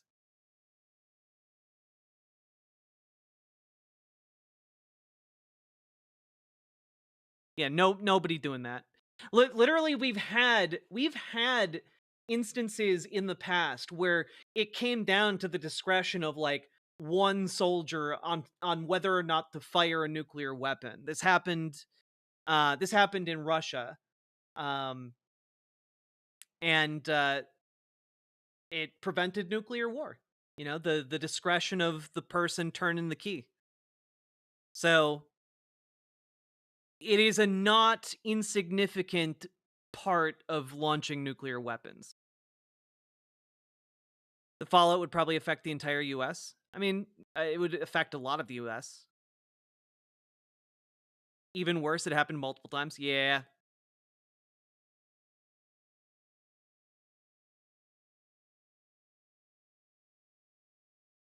Yeah, so exactly, Nagmachan. One of the things you need to understand if you're doing a fascist coup of America is that most of the people who joined the military did it for the benefits. If you start cutting the benefits, that attacks the very core reason why they joined the military in the first place. And they're not going to be happy about it. So, just very, very, very interesting. And, well, let's take a look here at how did Department of Defense Secretary Pete Hegseth do at the NATO defense minister meeting? Let's take a look, shall we? Let's see how old Pete is doing. You know, on social media, he was posting workout videos to show how militarily ready he is.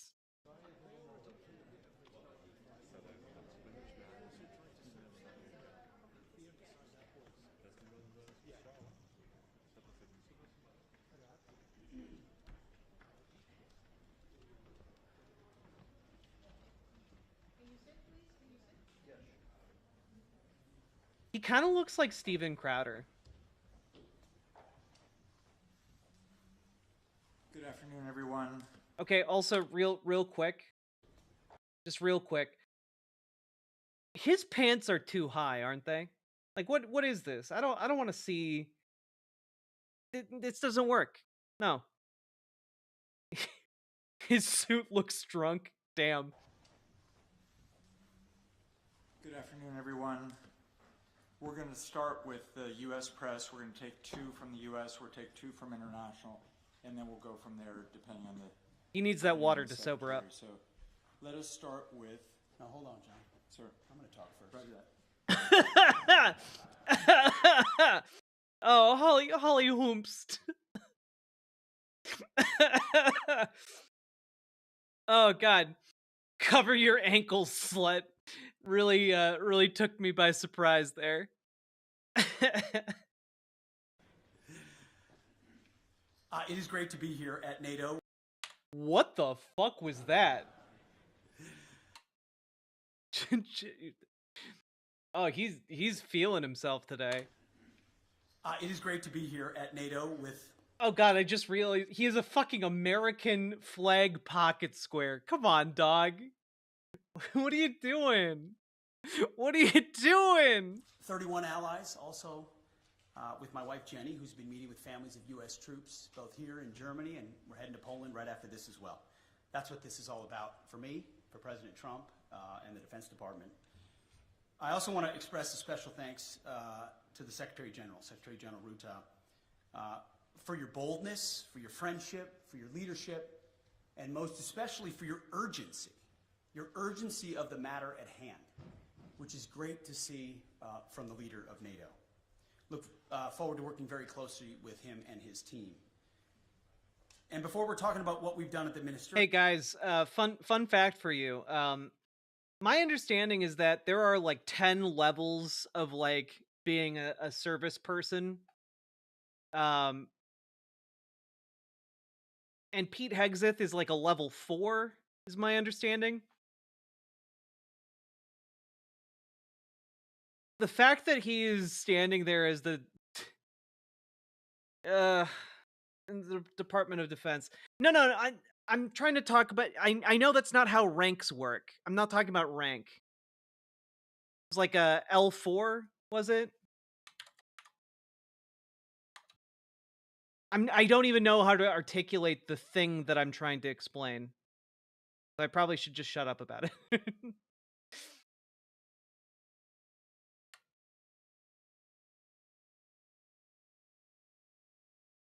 He's a waiter? Yes, nailed it. Moving on. I want to reaffirm a few things from this podium. First, as we see it, NATO's strategic objectives are to prevent great power conflict in Europe, deter nuclear and non-nuclear aggression, and defeat threats to treaty allies should deterrence fail. Second, the U.S. is committed to building a stronger, more lethal NATO. However, we must ensure that European and Canadian commitment to Article 3 of this treaty is just as strong. Article 3 says that allies, and I quote, by means of continuous and effective self-help and mutual aid... Okay, no, this is what I was talking about. Okay. So in the National Guard, you have pay grades and ranks kind of that range from 01 to 010. And he, as a major in the National Guard, was an 04, which is a very far cry from the top of the ranking there, as far as like the National Guard goes. Yeah, he was a major in the National Guard, which corresponds with being an 04. Yeah, it's basically like you took a manager of a Chipotle and said, you are going to manage all fast food in the country now. Will maintain and develop their individual and collective capacity to resist armed attack. Hey, Patrick Lucas. Leaders of our European allies should take primary responsibility for defense of the continent. which means security ownership by all allies, guided by a clear understanding of strategic realities, and it's an imperative given the strategic realities that we face. And that begins with increasing defense spending. 2% is a start, as President Trump has said, but it's not enough. Nor is 3%, nor is 4%, more like 5%. Yeah, as a federal employee now heading the Department of Defense, he is now a GS-15. Yes. Okay. I am trying to make sure I keep my military numerology straight. Real investment, real urgency. We can talk all we want about values. Values are important. But you can't shoot values. Yeah, no, like, you guys have to understand, he's basically just saying insane gibberish on a global stage. Like, oh yes, we should arm NATO and fund NATO like we're in the height of the Cold War. That's insane. Values. You can't shoot flags, and you can't shoot strong speeches. Wait a minute, you absolutely can shoot flags. What? Wait, what? wait a minute. Wait. There is no replacement for hard power. As much as we may not want to like the world we live in, oh God, that was so loud. There's nothing Switching like over to portable speaker because earbuds are banned at work. Gonna get really passive aggressive with this. Hee hee. Hell yeah, John Bogardus. As the President of the United States has said. Also critical is expanding our defense industrial base capacity on both sides of the Atlantic. Our dollars, our euros, our pounds must become real capabilities. The U.S. is fully committed under President Trump's leadership to pursue these objectives in the face of today's threats. I'm sorry, you need to back up and explain what that means. As the President of the United States has said. Also critical is expanding our defense industrial base capacity on both sides of the Atlantic. Our dollars, our euros, our pounds must become real capabilities. The U.S. is fully committed under President Trump's leadership to pursue these objectives in the face of today's threats. Like, why spend so many words just saying we're gonna build more bomb factories to fight all of our, enemies, I guess? Yesterday, I had a chance to attend the Ukraine Defense Contact Group. Today, participated in both the NATO Ministerial and the Ukraine Council. In both, we discussed Russia's war of aggression against Ukraine. Oh, wait, really? It took him 11 years to go up 2 ranks, and they only made him an 04 after he left active duty. Oh, damn. Damn. Okay. I had the chance to really not good at this on job. President Trump's top priority, a diplomatic, peaceful end to this war as quickly as possible in a manner that creates enduring and durable peace. Nina, thank you very much for the raid. American Welcome, Defense folks. Department fully supports the efforts of the Trump administration. And we look to allies to support this important. So is he a DEI hire? Yeah, of course, guys. They only hired him because he's a white man. That's DEI in action, folks. Work with leading. You think they would have hired an equally qualified black woman? No. He only got this because of Donald Trump's DEI programs, which, of course, as we all know, prioritize white straight men. Oh, sorry. Very importantly, white straight drunk men, a very overlooked demographic. On Ukraine security assistance now. Maybe next time, we can go to Philly after the Super Bowl and just grab some random white guys off the street and make them, I don't know, head of our nuclear stockpile. and the head of our submarine naval fleets. Why not? Why not? They're also probably about as qualified. Through increased contributions and greater ownership of future security assistance to Ukraine. To that end, I want to thank my UK counterpart, Defense Secretary John Healey, for hosting this Ukraine Defense Contact Group and for his leadership on support of Ukraine. President Trump gave me a clear mission: achieve peace through strength. Yeah, but like the thing about him being a major, and it is impressive to have command over 200 people. That is impressive. But does it qualify you to have command over millions of people? For me, that's a no. That's a hard no.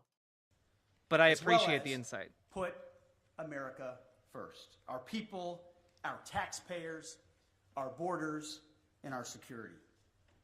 We are doing this by reviving... Oh, that's true, Anders Norup. They also hire white women who cover up for kitty diddlers. That's true. I forgot about that part.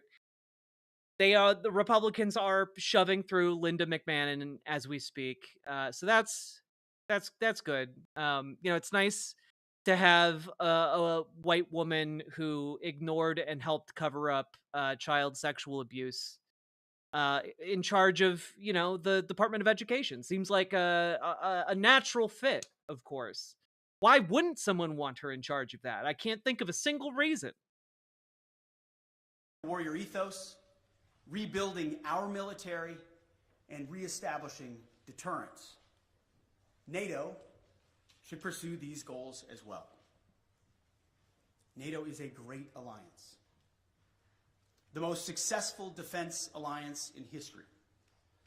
But to endure for the future, our partners must do far more for Europe's defense. We must make NATO great again. God. Fuck off. It begins with defense spending, but must also include reviving the transatlantic defense industrial base, rapidly fielding emerging technologies, prioritizing readiness and lethality, and establishing real deterrence. Finally, no, this isn't going to end in 1984's Red Dawn. Don't be silly. I want to close with this. After World War Yes, Menuga.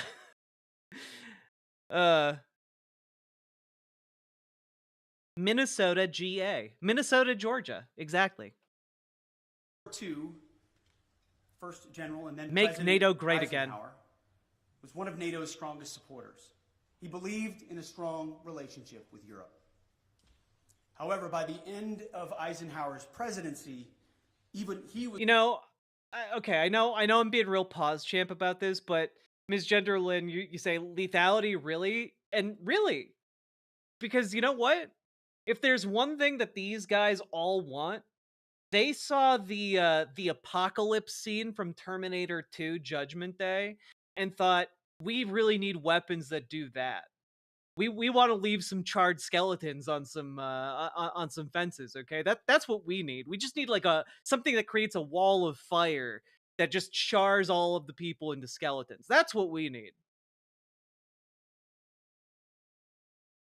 Unironically, it wouldn't surprise me if Pete Hegseth like walked into the Pentagon and showed them that scene and was like, "Let's make something like this, boys." Was concerned that Europe was not shouldering enough of its own defense, nearly making, in Eisenhower's words, quote, a sucker out of Uncle Sam. Well, like President Eisenhower, this administration believes in alliances, deeply believes in alliances. But make no mistake, President Trump will not allow anyone to turn Uncle Sam into Uncle Sucker. Thank you. Got him. And we're glad to take some questions. Fucking got him. Ladies and gentlemen, we got him. TV pool with Liz for them.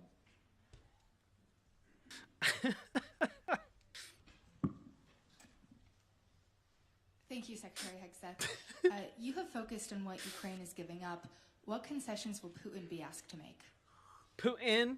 Well, that's I would start by saying the arguments that have been made that somehow coming to the table right now is making concessions to Vladimir Putin outright that we otherwise, or that the President of the United States shouldn't otherwise make. I just reject that at its face. There's a reason why negotiations are happening right now, just a few weeks after President Trump was sworn in as President of the United States. Yeah, it's because he came in and he just had such a big penis that Putin was like, yes, we need to do negotiations now. Of course. Vladimir Putin responds to strength. In 2014, he invaded Crimea, not during the presidency of Donald Trump. Over 4 years, there was... Yeah, you got to make sure you're stroking Donald Trump while you do this. You know, the stroking is the most important part. No Russian aggression from 2016 to 2020. In 2022, Vladimir Putin took aggression on Ukraine. Once again, not while... You Trump did not was screw up, president Lady of the United Rankloud. States. So any suggestion that... Ryan, thank you for the €10 €10 dono. Short of U.S. and NATO boots on the ground, Ukraine will never get that territory back. They haven't the manpower. It's a war of attrition now, and Russia historically usually wins those. War is over. I mean, maybe, especially if Donald Trump pulls like support for Ukraine. But I don't think Ukrainians are going to give up without a fight. It's going to be a pretty brutal war of attrition if it continues. President Trump is doing anything other than negotiating from a position of strength is on its face ahistorical and false. So when you look at what he may have to give or take, what's in or what's out in those negotiations, we have the perfect deal maker at the table from a position of strength to deal with... From a position of strength, i.e. he gave them everything. With both Vladimir Putin and Zelensky, no one's going to get everything that they want. Understanding who committed the aggression in the first place. But I challenge anyone else to think of a world leader at this moment who, with credibility and strength, could bring those two leaders to the table and forge a durable peace that ultimately serves the interests of Ukraine, stops the killing and the death, which Trump has been clear he wants to do, and hopefully ultimately is guaranteed by strength of Europeans who are there prepared to back it up.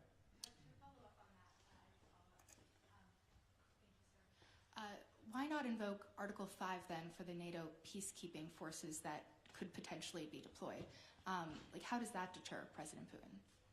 Well, I would say one thing that is interesting here is that as they do this press conference, just yesterday this came out from the European Security and Defense.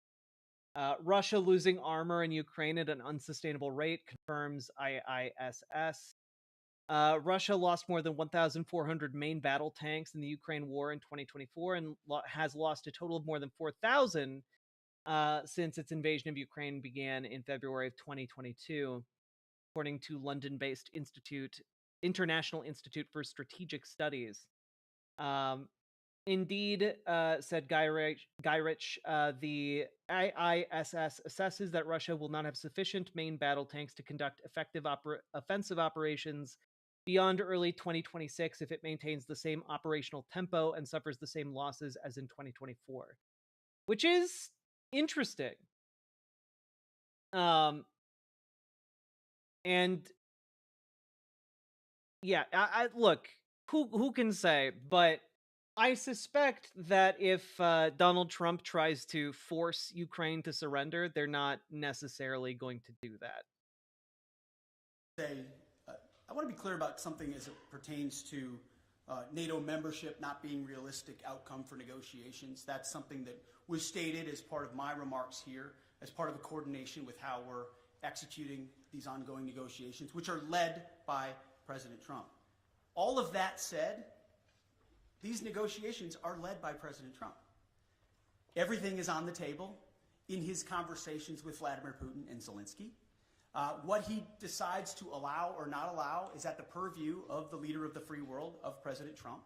So I'm not going to stand at this podium and declare what President Trump will do or won't do. What will be... Oh, thanks. Then why are you here? Fuck off. You're not doing anything useful then, are you? Be in or what will be out. what concessions will be made or what concessions are not made. I can look as our team has. Wait, is this real?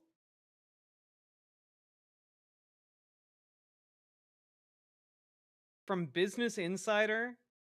Business Insider reports from 4 days ago, Russian troops are turning to donkeys for battlefield transport as the war approaches its 3-year mark. Are you fucking kidding me?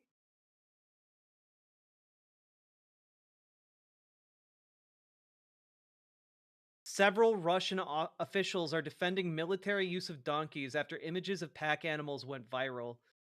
Oh my god, what?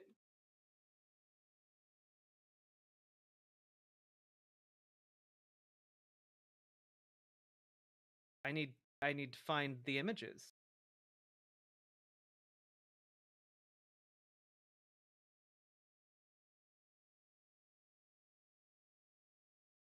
Pro-Kremlin military bloggers published footage last week of soldiers interacting with donkeys, saying they were deployed as pack transport.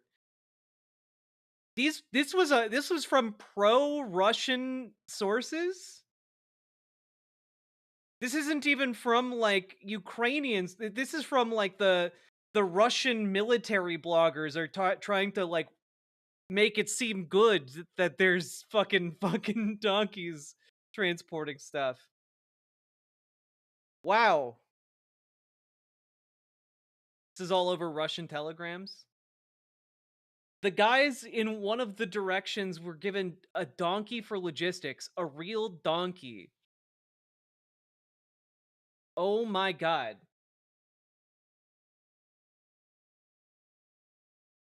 They are actually using donkeys. Guys, I suddenly seem to have a new appreciation for why Putin is so goddamn jolly about this entire situation of trying to end the war. Damn. Russia's really getting their asses kicked.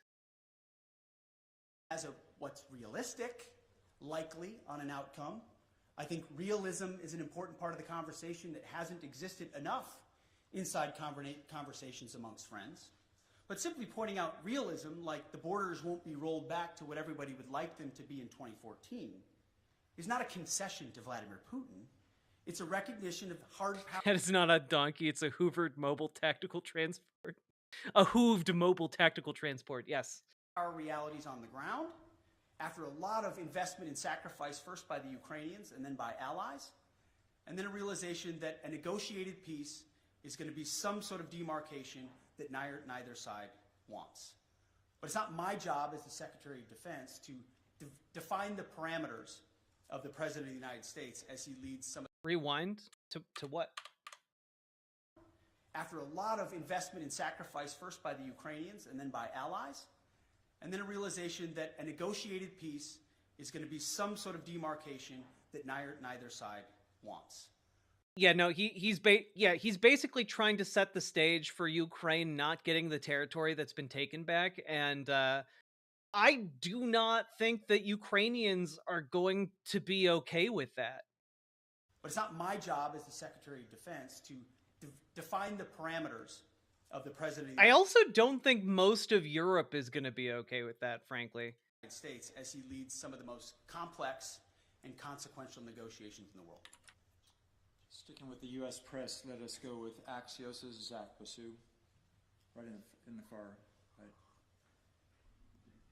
Thank you, Mr. Secretary. Given the position you've now staked out, what leverage exactly is Ukraine being left with, especially if the U.S. also plans to wind down its military aid? And then quickly, if a NATO ally is attacked by Russia or any country, will... Just real quick before we get into whatever new horror Pete Hegseth is about to say. This is in the New York Times from today. Trump says Ukraine will not be sidelined in peace talks with Russia. Asked whether Ukraine would be part of the negotiations, the president said on Thursday, of course they would. A day earlier, he had suggested otherwise and appeared ready to make concessions that Ukraine has flatly rejected. I.e., he literally went into these negotiations thinking that he could give away large swaths of Ukraine unilaterally to Russia He literally thought he could walk in the room and just do that without any input from Ukraine. Goddamn morons. Just genuinely pea-brained morons.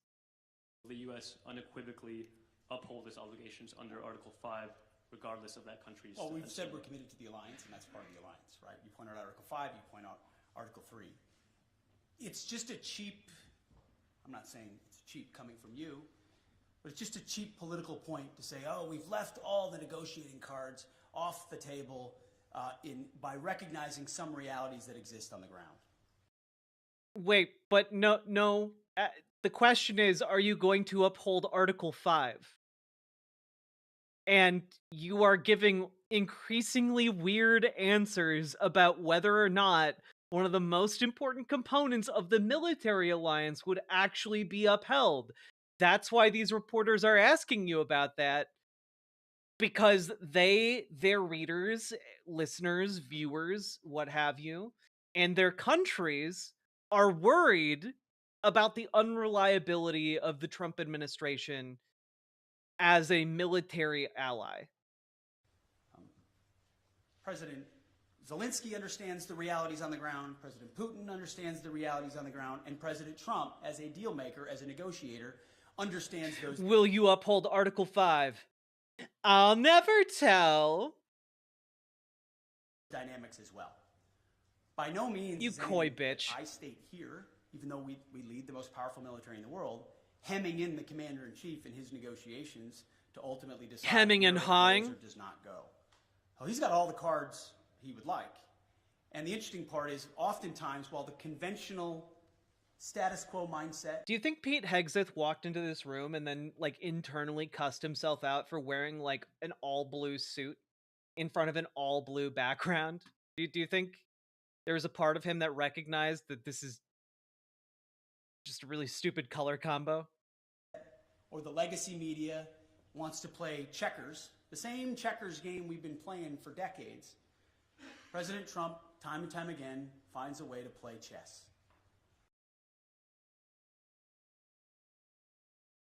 Oh my god. Bro, you can only keep him so erect. Stop. Dog, he literally, in the course of trying to fluff Donald Trump, he literally just said all of our allies are busy playing checkers while Donald Trump is playing chess. Are you kidding me? Oh, God. Yeah, you're just mashing at this point.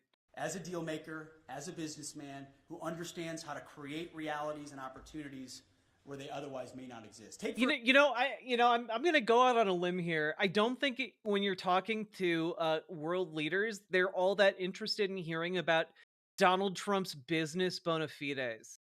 Something tells me that is not actually at all important to them. And in fact, it is actively detrimental to what they're seeking to accomplish.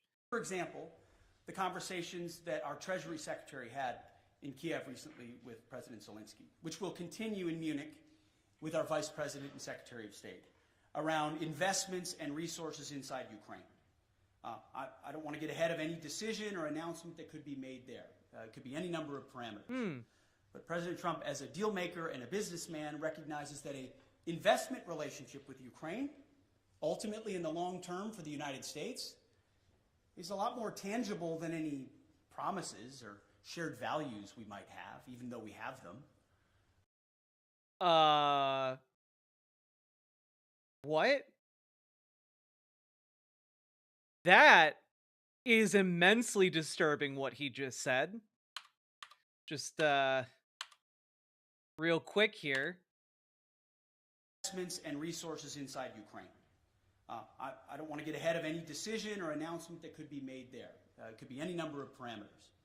But President Trump, as a deal maker and a businessman, recognizes that an investment relationship with Ukraine, ultimately in the long term for the United States, is a lot more tangible than any promises or shared values we might have, even though Investing in Ukraine is a lot more important than any promises we may have. investing in our allies is a lot more important than any of our diplomatic agreements we may have. That's what he's saying is you cannot rely on the word of the United States anymore. This is this is the destruction of, for good and ill, of American empire, because part of maintaining an empire is being a known stable quantity that other people can rely on. They're torching that stability in order to turn it into, short-term wealth for themselves and their cronies. Essentially, that is what is happening here. And on top of that, like,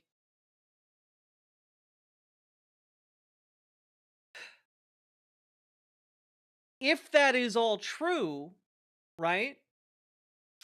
That investment in other countries is far more important than, our word. What does it say then that we are slapping all of our allies with tariffs? Makes it a lot harder to invest mutually in our respective allies when you're tariffing them and their goods, and they in turn are forced to tariff you and your goods. Seems bad. Just throwing it out there. Seems actively counterproductive if what you want is to make America great again. But, we all knew that they were never interested in making America great. We have them. There is something to relationships and deals. Why are you smarter than these people in power? Because these people are all geared towards short-term thinking. They don't care about the pending crisis because they can make a lot of money before that crisis hits. And then when the crisis hits, for them, that's a good thing. They just buy everything for cheap, make even more money. As we talked about with Paladin Lost earlier. These people come in, they give themselves massive, massive contracts from the US government, and they make a ton of money off of speculating on the stuff they know they're going to invest in. And so on top of, you have that looting going on alongside, looting of different foreign interests, looting of different, economic ties and whatnot. Though it is infuriating. I'm going to cut myself off. In real ways, whether militarily or economically or diplomatically, that he sees that are possibilities that could forge together a lot of opportunities to show that solidarity that Vladimir Putin will clearly recognize. That's one of any number of other opportunities that this president will leverage in these high-stakes negotiations. So I just reject on its face the premise that somehow President Trump isn't dealing with a full set of cards when he's the one that can determine ultimately what cards he holds. Great. Now shifting to the international press, we'll take the French wire service Agence France Presse with Max. That being said, I do think that the EU is poised and positioned to be particularly useful in this particular time as a bulwark for democracy. So let's hope that it continues to hold up all right, despite the fact that it's losing the United States as an ally. Delaney. As a white cis male, I feel insulted by this guy. You should. He's not representing your people well. Secretary of Defense. You've spoken about trying to force both Putin and Zelensky to the table. Can you give a guarantee that no deal will be forced on Ukraine that they do not want to accept, and also that you will include Europe in the negotiations about an issue that concerns European security?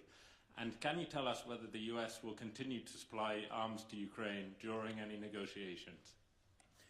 Well, to the first part of your question, that's not ultimately my decision. The President will lead these negotiations alongside our Secretary of State, our National Security Advisor, and numerous other officials that will be involved. And ultimately, we've played our role in talking to our NATO allies about what that would look like. President Trump, I want to point out, I've got the the truths right here that he posted, called both, in case... The amount of mental damage I just took as he said, I've got the truths that Donald Trump posted. Yeah, the truths. That's what they call the tweets on Truth Social. God, I fucking hate it. It is a way of manufacturing newspeak. It's a way of dumbing down the goddamn language. I hate it. We missed it. Vladimir Putin and President Zelensky called them both. Any negotiation that's had will be had with both. I also am very encouraged by what the Secretary General has said here. Clearly attuned to the realities of the moment, the need for peace, and that the NATO alliance and European members will play a role in that. I'm really sorry to the rest of the world that you guys can't just summarily tell this guy to fuck off.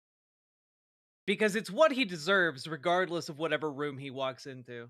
Ultimately, President Trump speaking to those two countries is central to the deal being made, but it affects a lot of people, of course. So I'm not going to be involved in those intimate diplomatic negotiations. That's for the pros atop the Trump administration who do diplomacy and negotiations. Ultimately, as security assistance, we have continued to provide what has been allocated. I think it would be fair to say that things like future funding, either less or more, could be on the table in negotiations as well. Whatever the president determines is the most robust carrot or stick on either side to induce a durable peace, understanding, obviously, the motivations that Vladimir Putin has had on Ukraine for quite some time. Thank you. We'll have a second international press outlet. We'll go with the German paper Frankfurter Allgemeine Zeitung with Dr. Thomas Kuschka.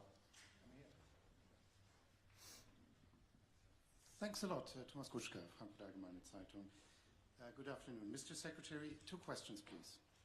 The first one regarding the new defense investment pledge. When you and President Trump speak about raising it to 5%, do you mean European allies only, or do you mean the US as well, which is currently at 3.4% according to NATO statistics? And if the latter is true, when do you think the US could possibly reach the goal of spending 5% on defense? That's number one. Number two, you've said yesterday that Europeans need to take ownership of their own conventional security. So should Europeans expect that ultimately the US would withdraw the bulk of their forces from Europe and just leave in place what is necessary for nuclear deterrence? I know there's a revision going on. I don't expect you to name any numbers, but maybe give us an outlook of what we should expect. Thank you. Thank you. I think nobody can or should contest the extent of America's willingness to invest in national security. We have a budget of $850 billion spent on defense.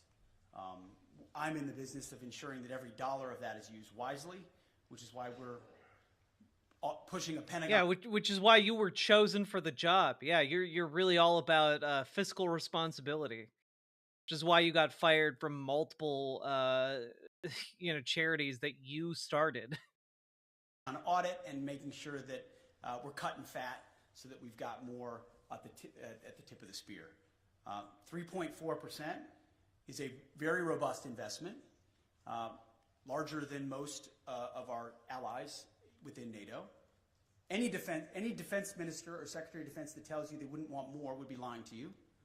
I understand that.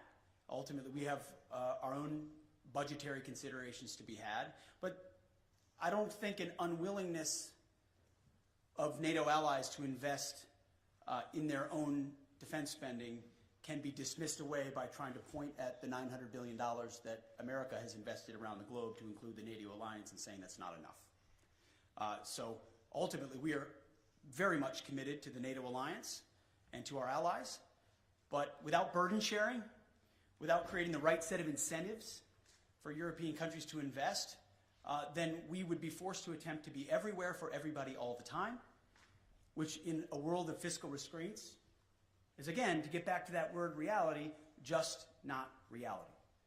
So yes, we will continue to spend robustly. Our expectation of our friends, and we say this in solidarity, is you have to spend more on your defense, for your country, on that continent, understanding that the American military and the American people stand beside you as we have in NATO, but can't have the expectation of being the permanent guarantor, as I alluded to, from what even Eisenhower observed post-World War II. That shift has to happen. The peace dividend has to end. There are autocrats with ambitions around the globe, from Russia to the Communist Chinese. Either the West awakens to that reality and creates combat multipliers with their allies and partners, to include NATO, or we will abdicate that responsibility to somebody else with all the wrong values. That's a pretty horrible answer. This is not how you do diplomacy, chat.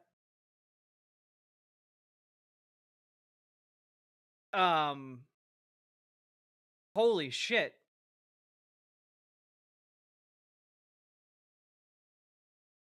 Yeah, I mean, Snoogan, it kind of sounds like regardless of what NATO does, the United States is going to manufacture a reason to leave the defensive alliance. Yeah, like, unironically, like, it's either going to be the EU kicks us out or we just leave. I would not blame them for kicking us out of the alliance. Whew. God. Comrade Girl 2018, thank you for the $5 super chat, and he works for one of those autocrats, yeah. You mentioned Europe. We have not said in any way that we're abandoning our allies in Europe. There have been no decisions based on troop levels. Again, that's a discussion to be had by the Commander-in-Chief in these high-stakes negotiations. And that would most likely come later on. But there is a recognition that the ambitions of the Communist Chinese are a threat to free people everywhere, to include America's interests in the Pacific. And it makes a lot of sense, just in a common sense way. Oh, God. To use our comparative advantages. European countries spending here in defense of this continent, in defense of allies. Just as a heads up, in case any of you ever hear a conservative say common sense, they're about to say one of the stupidest things you've ever heard. Here against an aggressor on this continent with ambitions. That strikes me as the right place to invest. And I don't say that in a condescending way. I say that in a common sense, practical way. Investing in defense on the continent makes sense. We support that as well. It also makes sense comparatively and geographically for the United States, along with allies in the Pacific, like Japan and South Korea and the Philippines and Australia and others, to also invest in allies and partners and capabilities in the Pacific to project power there in service of deterrence. That deterrent effect in the Pacific is one that really can only be led by the United States. We wish we could lead everywhere at all times. We will stand in solidarity with allies and partners and encourage everyone to invest in order to have force multiplication of what we represent, but it requires realistic conversations. Those with disingenuous motives in the media, I don't mean to look at you, just saying anyone that suggests its abandonment are trying to drive a wedge between allies that does not exist. We are committed to that NATO alliance. We understand the importance of that partnership, but it can't endure on the status quo forever in light of the threats we face and fiscal realities. Europe has to spend more, NATO has to spend more, has to invest more, and we're very encouraged by what the Secretary General has said. And frankly, behind closed doors, what a lot of our allies have said as well, acknowledging that reality. And that's why when I say make NATO great again, it's what President Trump set out to do in 2017. Did he just, like, have a brain fart? That was weird, right? It's what President Trump set out to do in 2017. The press Did the drugs just hit? Like what? What the fuck, man? said President Trump is abandoning NATO.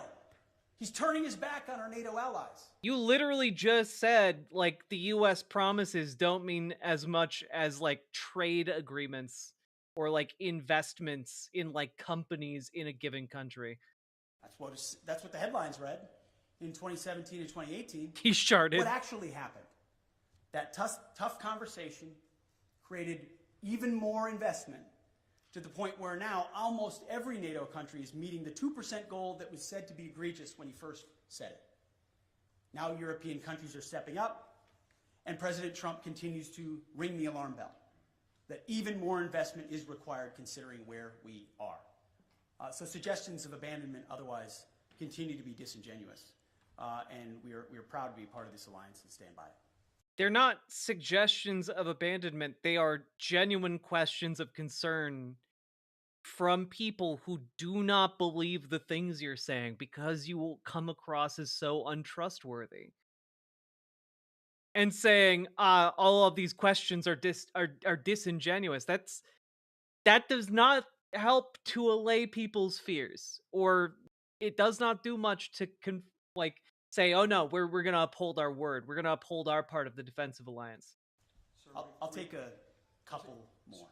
Sure. Why don't we take one from a U.S. outlet and one from an international outlet? With the U.S. outlet, pardon me, sir, what we're going to take from the U.S. is Logan Ratic from Newsmax, please. Mr. Secretary, you talked about expanding the defense industrial base and also expediting foreign military sales. Can you expand on that a little bit and how important that is to NATO? Well, one of the self-evident conclusions of the war in Ukraine was the underinvestment that both the European continent and America has had, unfortunately, in the defense industrial base. The ability to produce munitions, emerging technologies, rapidly and field them, was a blind spot exposed through the aggression against Ukraine. Ukraine has responded to that, as we've had a chance to listen to a great deal. Europe is responding to that, and so is America. We have to do more to ensure, whether you call it the arsenal for democracy or defending the free world, if America can't build and export and build and provide rapid capabilities because we're too stale or static or bureaucratic or the Pentagon is bloated, then we're not able to field the systems we need in the future. The Pentagon is bloated, you say. Better bring in Elon Musk. I'm sure that's not going to piss off literally every competent person in our military. I'm sure that won't piss off literally all the people you need to rely on when you inevitably overstep what you are doing to the American democratic experiment. So deep and dramatic reforms are coming at the Defense Department with the leadership of President Trump to ensure that we're investing robustly in our defense industrial base. A great example is shipbuilding. We need to vastly increase our ability to build ships and submarines, not just for ourselves, but to honor obligations to our allies as well. And we will do that. Foreign military sales is another thing I mentioned this morning with the Secretary General. We have, for a long time, been the country, by, with, and through, that our allies are able to supply major platforms and weapon systems like the F-35 and the Patriots and others. Whatever the system is, we need to reform that process so it's quicker. So a request today isn't delivered 7 years from now, but 3 years from now with less red tape and with the most efficient and effective technology possible. I mean, okay, just the reason it usually takes longer to build high-end military gear is because you want to make sure it is reliable in the extreme scenarios under which it is going to be operating when used. You don't want to spend $1 billion on something that is gonna break under stress. That's why it takes 7 years to make and deliver on this high-end military hardware. It takes time to ensure that quality. You know, like I'm sure any of you who have been in any kind of business have encountered at some point like the triangle, right? The business triangle, right? You can either get something cheap and fast, but you sacrifice quality, or you can get something cheap and quality, but you sacrifice speed, or you can sacrifice, like you can only get two of the three, right? Jack, don't you know that the US military folk just love going into life-threatening situations with cardboard and wishes? Yeah, don't you guys want to, like, I know I've talked to military service people who want to go into battle in armored Ford Pintos. Who hasn't envisioned themselves riding into war in one of the most explosive vehicles ever devised by man? You know? It's like a modern kamikaze type situation, but with Tesla Cybertrucks. Hear that from our allies, and that's part of being a good faith partner. Is we're going to invest in our defense industrial base. We're going to make sure foreign military sales are as rapid as possible, which again is a force multiplier for American power, which is something we want to do in a contest. The obvious question is, would you rather a Cybertruck or a donkey? Unironically, the donkey. The donkey is far less able or willing to spontaneously burst into flames while locking me inside. For our final question, we'll go to an international outlet, the Japanese service NHK, with Tsuchiyo Sugita, please. Sachio from NHK, the Japanese TV station. Thank you very much. I'd like to ask about China. As you mentioned that U.S. will be prioritizing in deterring China. What role will you be expecting like Japan and IP4 countries to play in this context? Sure. I mean, first of all, I would point out that President Trump has expressed a strong relationship with Xi Jinping. We don't have an inevitable desire to clash with China. There's a recognition that there are divergent interests which lead to a need for strength on the American side to ensure our interests are advanced, and that ultimately any aggression is deterred. That's a real thing, but we don't feel like conflict is inevitable and certainly don't seek conflict with China, and that's why President Trump has that good relationship with Xi Jinping. But it was prudent for us to work with allies and partners in the Pacific to ensure that that deterrence, hard power deterrence, not just reputational, but reality, exists. And that's why a lot of my first phone calls as Secretary of Defense were to Pacific allies, to Australia, to Japan, to South Korea, to the Philippines, and others, and will continue, because that, just as this alliance in Europe is critical, working by, with, and through allies and partners in that region who understand the reality of the ascendant Chinese threat will be critical. It can't be America alone. It won't be America alone if we are to deter that. So it is a focus. I've articulated that from day one.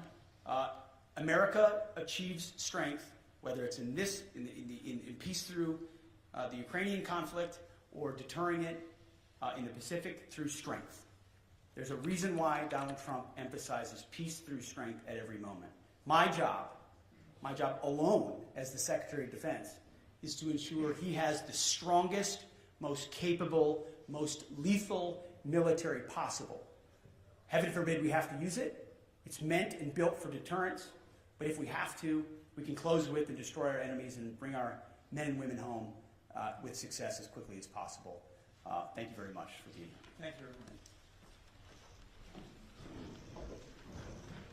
everyone. That really did a fantastic job of showing how dumb this guy is. Like, wow, like genuinely kind of shocked. Like, my expectations were low, but god damn, did he not clear them. That was incredible.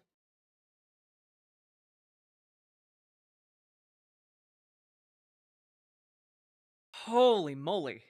Sorry, I need to breathe for a minute to take that in.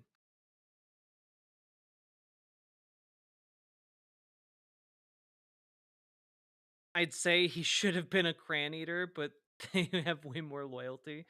True.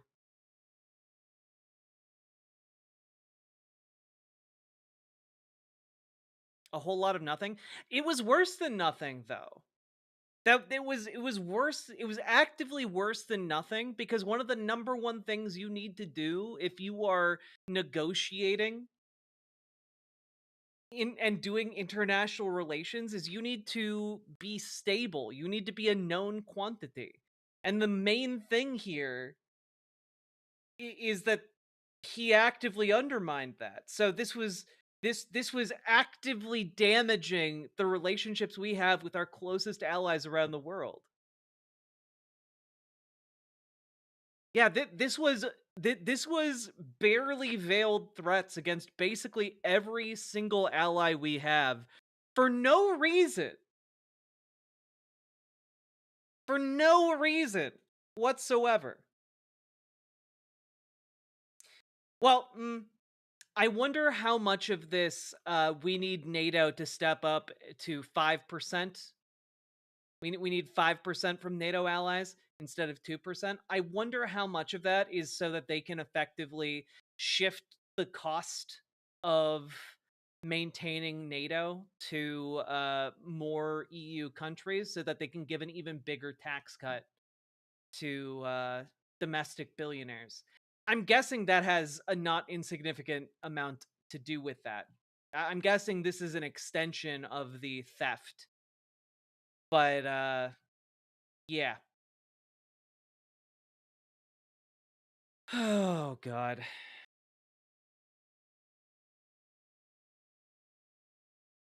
Where's that money gonna go? It's not even about. Well, that's the thing. It goes to those same billionaires, Sam and Moose. It's synergistic, right? So like, they make Europe spend more. They make NATO countries spend more on defense. They buy all of their defense stuff from us. It's made by defense military contractors like, Anduril or Tesla or SpaceX. Companies owned by the same people who are currently looting the rest of America. It is all part of the gigantic, colossal theft that is going on. And it is absolutely staggering in its breadth and scope. It is the greatest theft in the history of the planet. Why not loot the world on the way? Exactly. Why not just squander the United States' diplomatic ties if you can make a quick buck on them? Why not?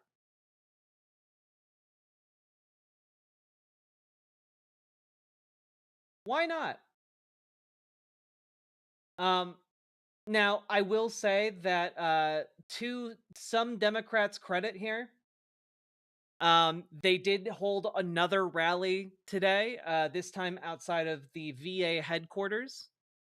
And it looks like we've gotten a few more faces from Congress to show up at this rally.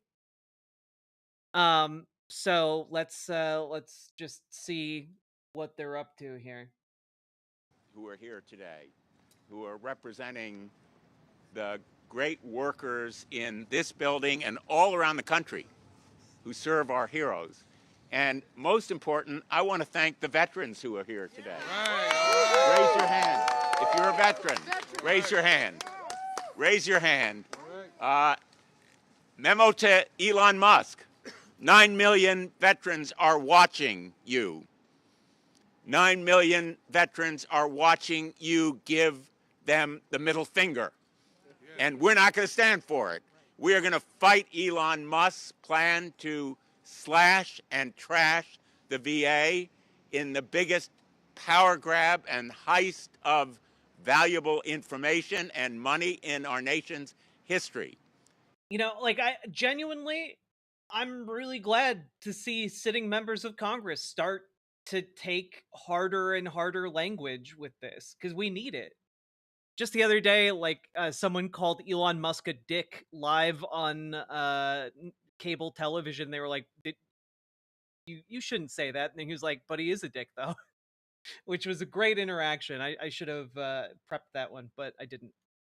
We owe our heroes better than what we have seen in the force reduction plans. Force reduction is a nice way of saying massive layoffs. attrition-based reduction in the numbers of people, and we are seeing already the impacts on our VA facilities and veterans benefits all around the country. These reports come from people who work in the VA, new facilities unable to open, beds reduced at ICUs, inpatient mental facilities cut, operating rooms closed indefinitely. That's only the beginning of the practical real-life impact of Elon Musk's trash and slash approach to the VA and other federal agencies. But the VA and our veterans are different. Is that one of my senators here, Amy Klobuchar? They have earned. Is the Klob here? They deserve, as a matter of moral policy, what Elon Musk is trying to cut. And we are here to say we're going to stand with the VA. We're going to fight for our veterans. We will not tolerate. We will not tolerate Elon Musk's disrespect for veterans and giving them the middle finger. Let me put it this way. I think there are an awful lot of members of Congress who would absolutely, under normal circumstances, never get out to something like this, and they are starting to show up to them. And that is good. They're caving to public pressure. But we need a lot more to cave. Keep calling, keep emailing, keep visiting their offices, keep raising hell. Andrew S., thank you for the $5 super chat. I miss Walls calling Musk a dipshit. Yeah, we need more of that energy. Like, we never stopped needing that energy. They just stopped saying it, you know? I miss Waltz calling Musk a dips. I miss it. I miss the dips comments as well. Hi, what's the chance you look at this text doc? It will change everything. Literally 0%. Literally 0% would I ever click on anything someone links to me like that in their first message in my chat.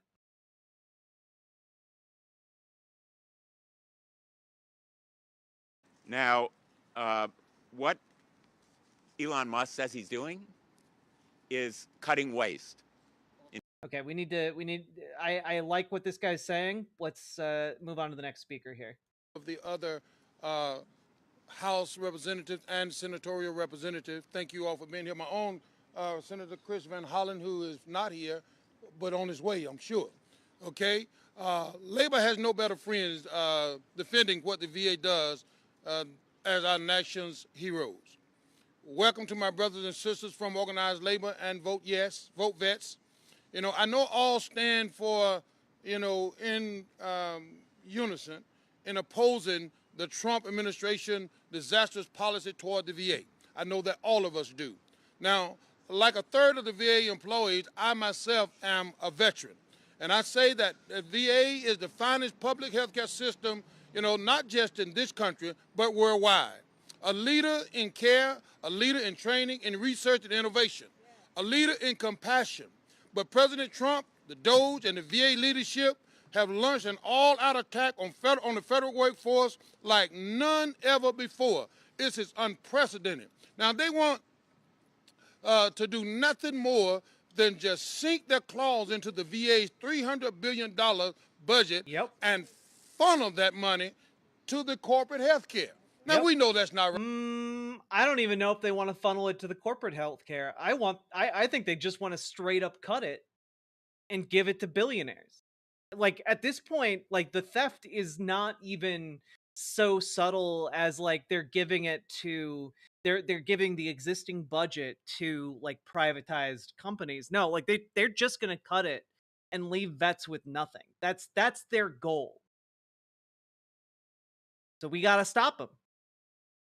Right? Is that right? That's not right, right? They want to give it to private entities, to put private profit above the health and the well-being of veterans, and we will not stand for that. Veterans have served this country, and they deserve the very best care possible, and we're here to make sure that that does not go any further. We are here. I'm not thinking it's a disgrace. What do you think?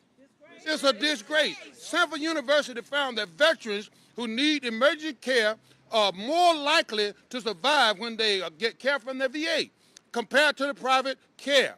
Now, if Doge actually believe in efficiency, which they don't, and we all know that, right? They should study what the VA does and not destroy the VA. They need to study. They need to talk to the employees that's actually out here doing this work every single day. We're going to have some folk from the VA nurses today that's going to talk to you and tell you what they do every day, and it's so vitally important. And brothers and sisters, we're here to stand with you. AFGE is going to stand with you every step of the way, and I know that all of our colleagues, all of our brothers and sisters are going to stand with you. So we need to send a loud message, not just today, but until we get this job done. How many of y'all in agreement with me? We're going to get the job done. So thank you, thank you, thank you. And I'd like to bring up my dear sister, MJ Burke, at this time to share a few words. Thank you. Thank you. Thank you all for being here. My name is MJ Burke. I'm the first Executive Vice President of the AFGE National VA Council, proudly representing 280,000 employees. I, like many others, came to the VA because we like the VA clinical environment and the mission that has been entrusted to us. I believe that VA's mission is the greatest of all the federal agencies.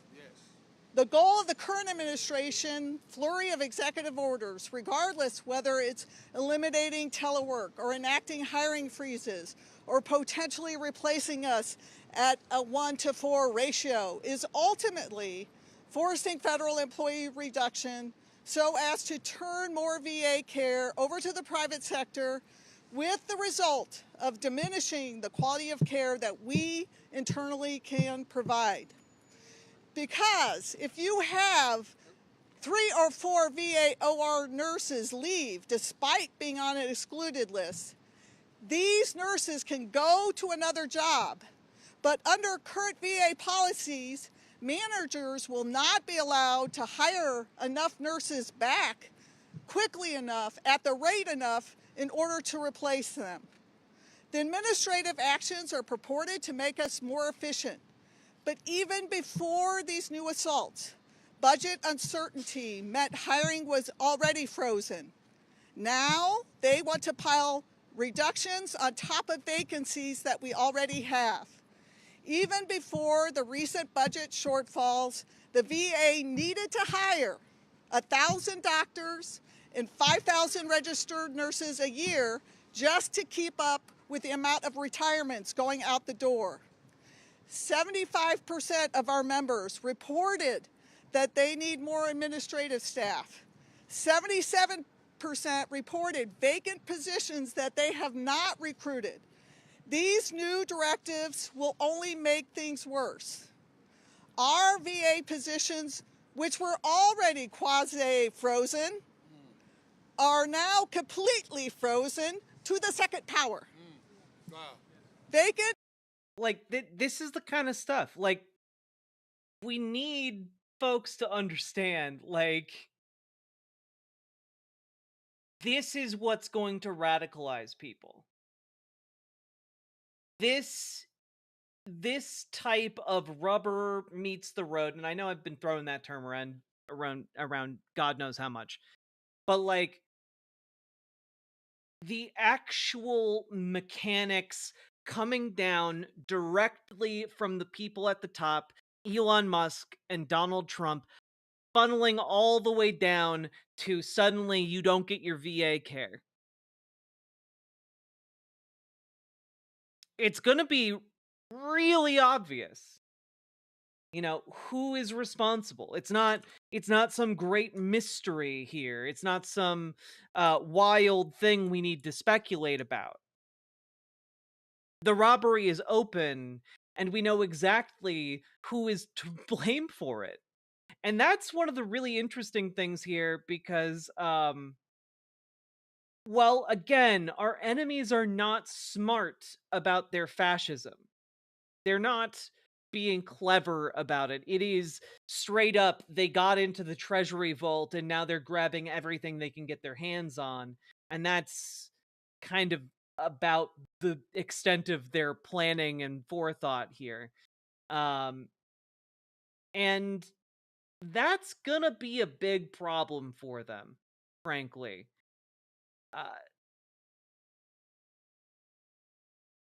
It's really hard to put it into words, but there's a quote here from Common Sense that I wanted to read to you guys, because it is frankly very applicable here. Okay? And that is, let me bring it up.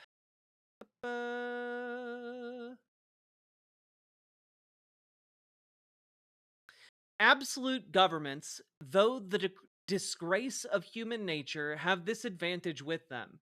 They are simple. If the people suffer, they know the head from which their suffering springs, know likewise the remedy, and are not bewildered by a variety of causes and cures. When people get screwed over, they usually can figure out who's doing the screwing. And in this case, it is direct, like even people who are deep in the Trump cult hate Elon Musk because they know that at the very least, Elon Musk is the one who is handing all of this down. They don't quite know yet whether or not to attribute it to King Elon or to co-counsel Trump. But they know at least one of them that they want to get rid of. And if Elon goes and they're still getting screwed over, there's only one person left to kind of where the buck stops, as the saying goes. Okay? Positions need to be funded and filled to fill the need of the PACT Act population, to fill the need of our aging Vietnam veteran population. We will push back against these unreasonable orders. We will fight shortfalls. VA workers, and I want you all to listen, are not weeds in the garden. VA workers, hear me now. Stay strong, stay focused, above all, stay together. Let's go. And now Mark Takano, who is the ranking member on the House Veterans Committee. I'm proud to introduce him as the ranking member on the Senate Committee, and we work closely together. Yes, Thank you. Yes, we do. Senator Blumenthal, thank you so much for organizing this press conference. I know you're the ranking member of the Veterans Affairs Committee on the Senate side. I'm the ranking member. My name is Congressman Mark Takano. I proudly serve as the ranking member of the Veterans Committee. We both worked on getting the PACT Act through the Congress. And for the past 8 years, I've dedicated my congressional service to addressing veterans' issues, from ending homelessness to working with nursing staff at VA to ensure that they have the tools they need to serve our nation's veterans. And I take this calling very seriously. And right now, I am absolutely furious, and every American should be furious too. The attacks on VA staff we are seeing right now aren't just wrong. They're a betrayal of everything we claim to stand for as a nation. Let me tell you what makes my blood boil. These are the same politicians and billionaires who never miss a photo op with veterans. Yep. These same ones who wave the flags and talk about supporting our troops. But now they are trying to destroy the very system our veterans rely on. They're treating our nation's veterans and VA employees like disposable parts instead of the essential caregivers that they are. And let's call this exactly what it is, a direct assault on veterans themselves. Like, notice how even in the space of like,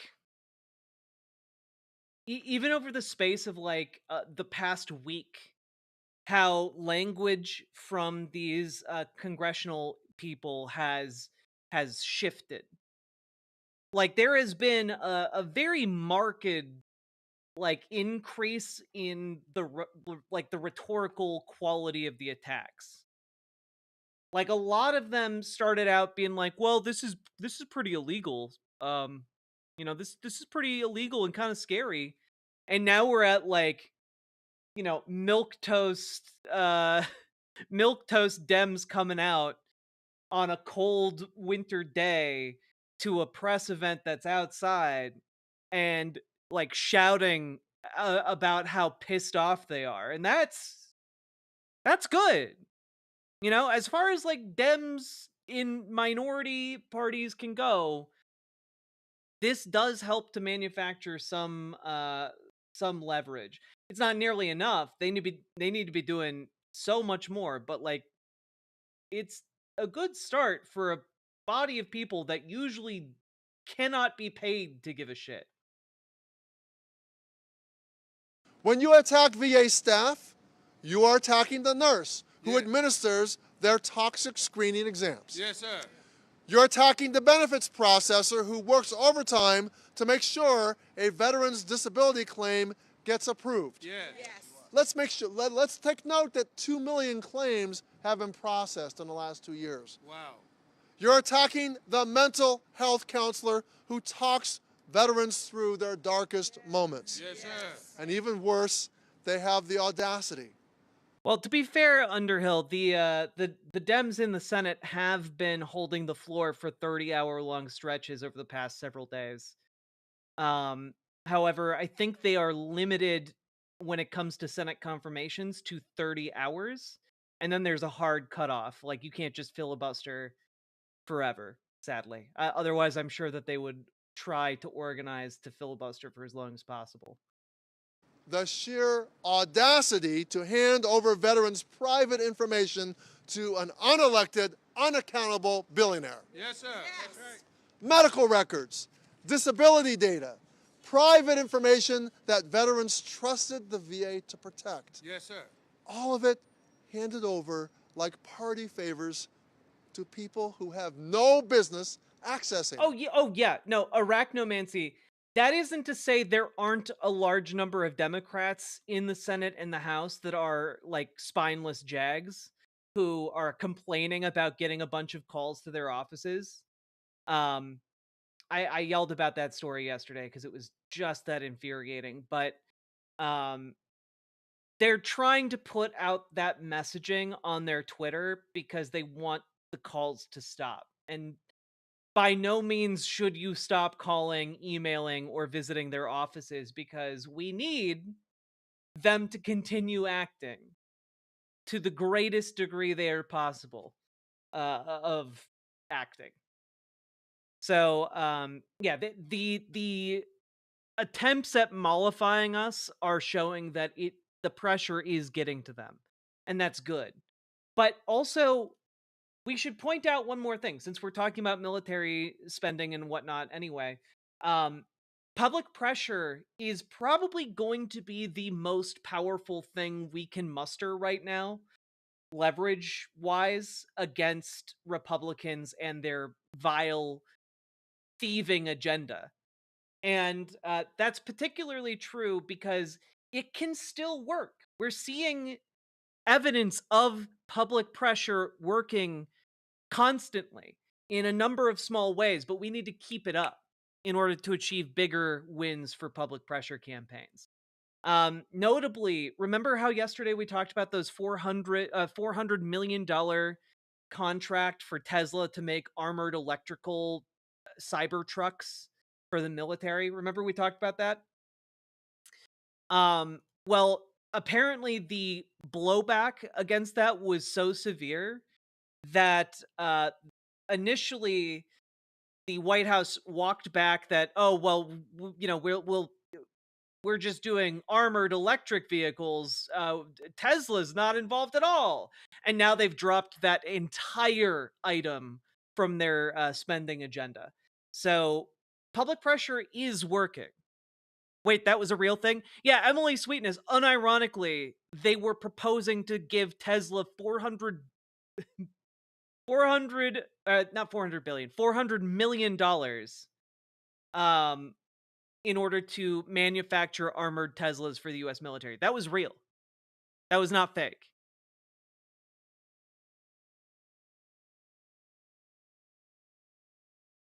Specifically demand Democratic senators to deny unanimous consent for everything that could grind the Senate near to a halt? Yes. There is going to be a break True. for the House starting tomorrow to the 23rd.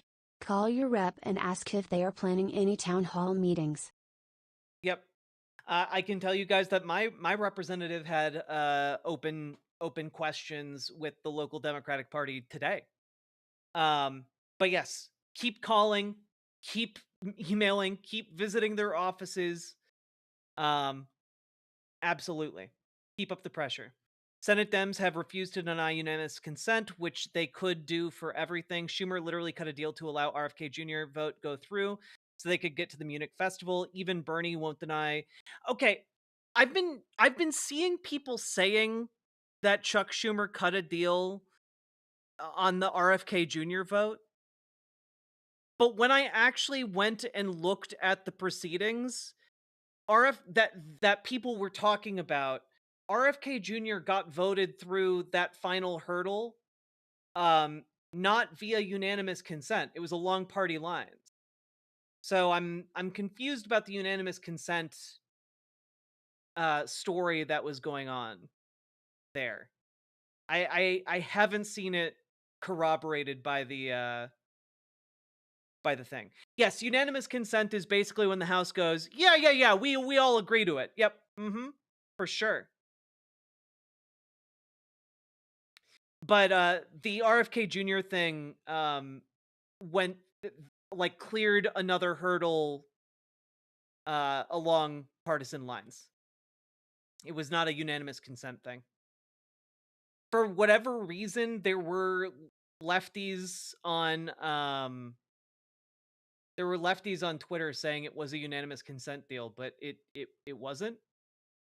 And then members of the Senate literally delayed the RFK Jr. confirmation thing by 30 hours by holding the floor.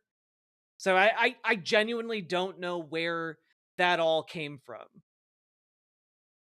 There's a lot of stuff being thrown around on social media that I haven't been able to substantiate, so I've tried to avoid talking about it too much. You're talking about something else? Okay, then I have no idea.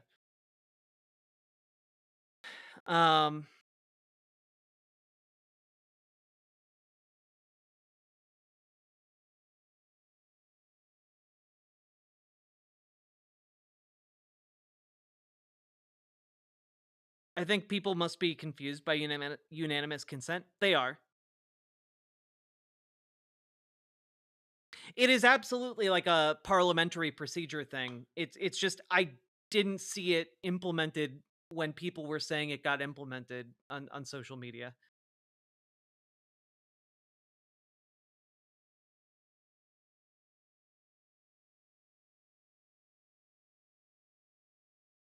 I just look, if we're gonna, like, I'm all for blaming Chuck Schumer for the things he's shitty on. I just don't. I'm trying real hard. So I'm just gonna provide the receipts, and maybe if I'm wrong, one of y'all can explain it to me how I'm wrong. Okay. So here we go. We're getting into the weeds because I actually talked specifically about this the other day. Back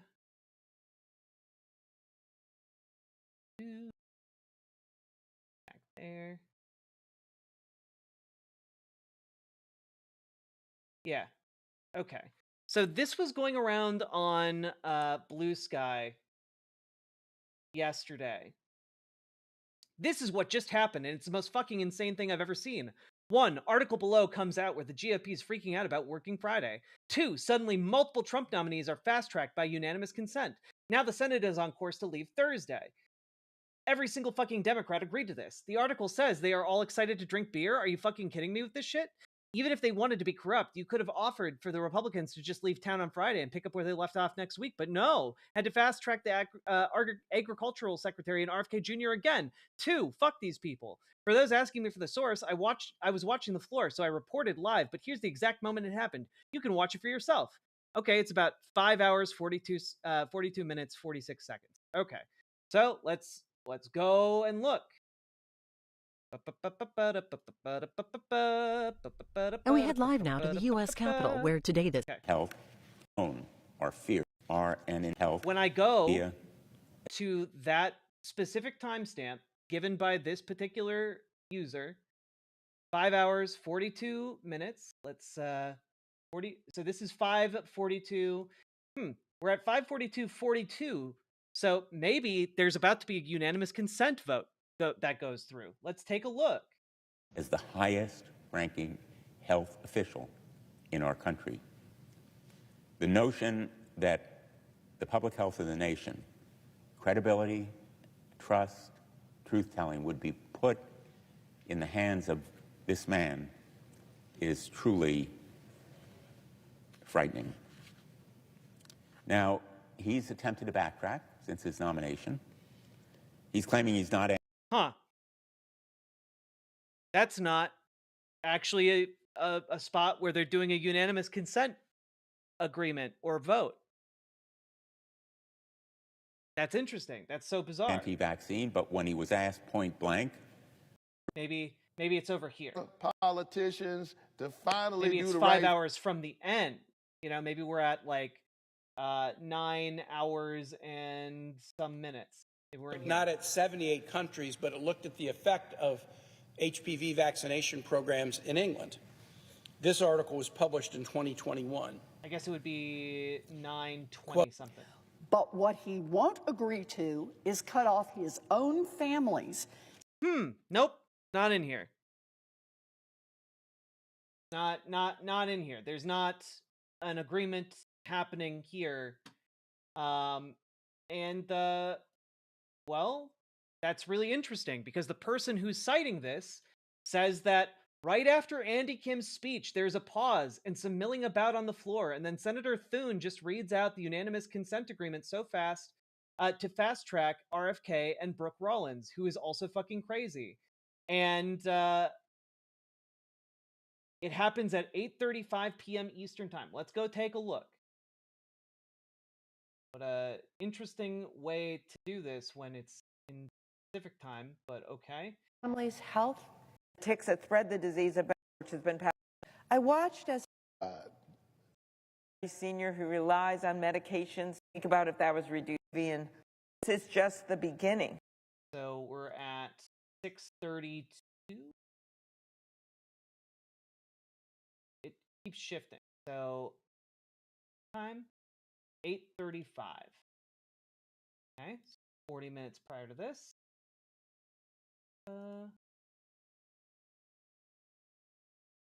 For this administration, that he could have an independent thought.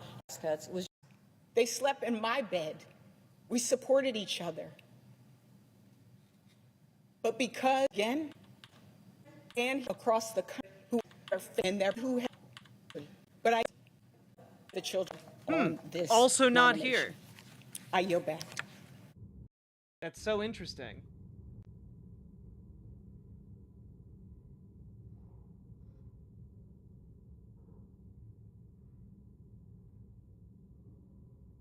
That wasn't Andy Kim speaking, by the way.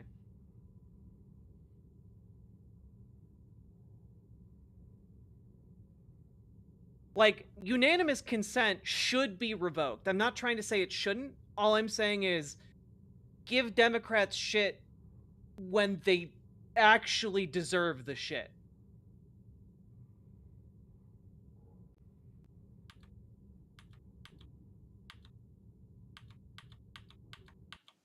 To recognize the senator from Nevada. Mr. President. To recognize the senator from Nevada. Just verifying, we are not in a quorum call, correct? No. Thank you. Mr. President, so I am joining my Democratic colleagues on the Senate floor today because we have pledged to Americans that we will always stand up and fight for affordable, quality health care. And right. So, like, there's a lot of weird misinformation flying around. And this is an especially weird piece of misinformation. I don't know if it's like a lie. I don't know if this person just got it wrong. I don't know. Not trying to cast aspersions here about why they said what they said.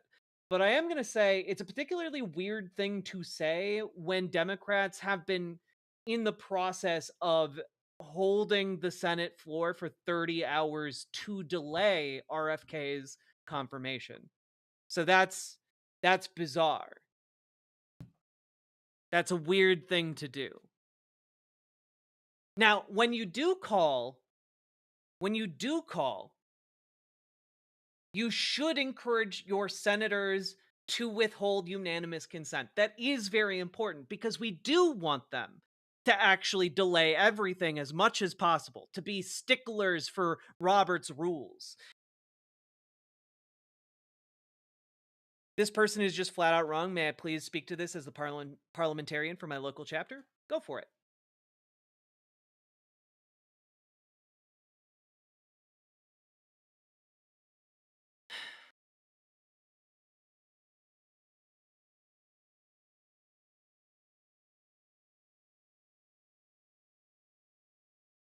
Oh yeah, no, I know I'm correct.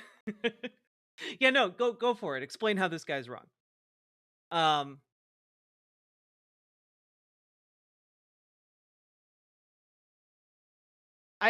feel like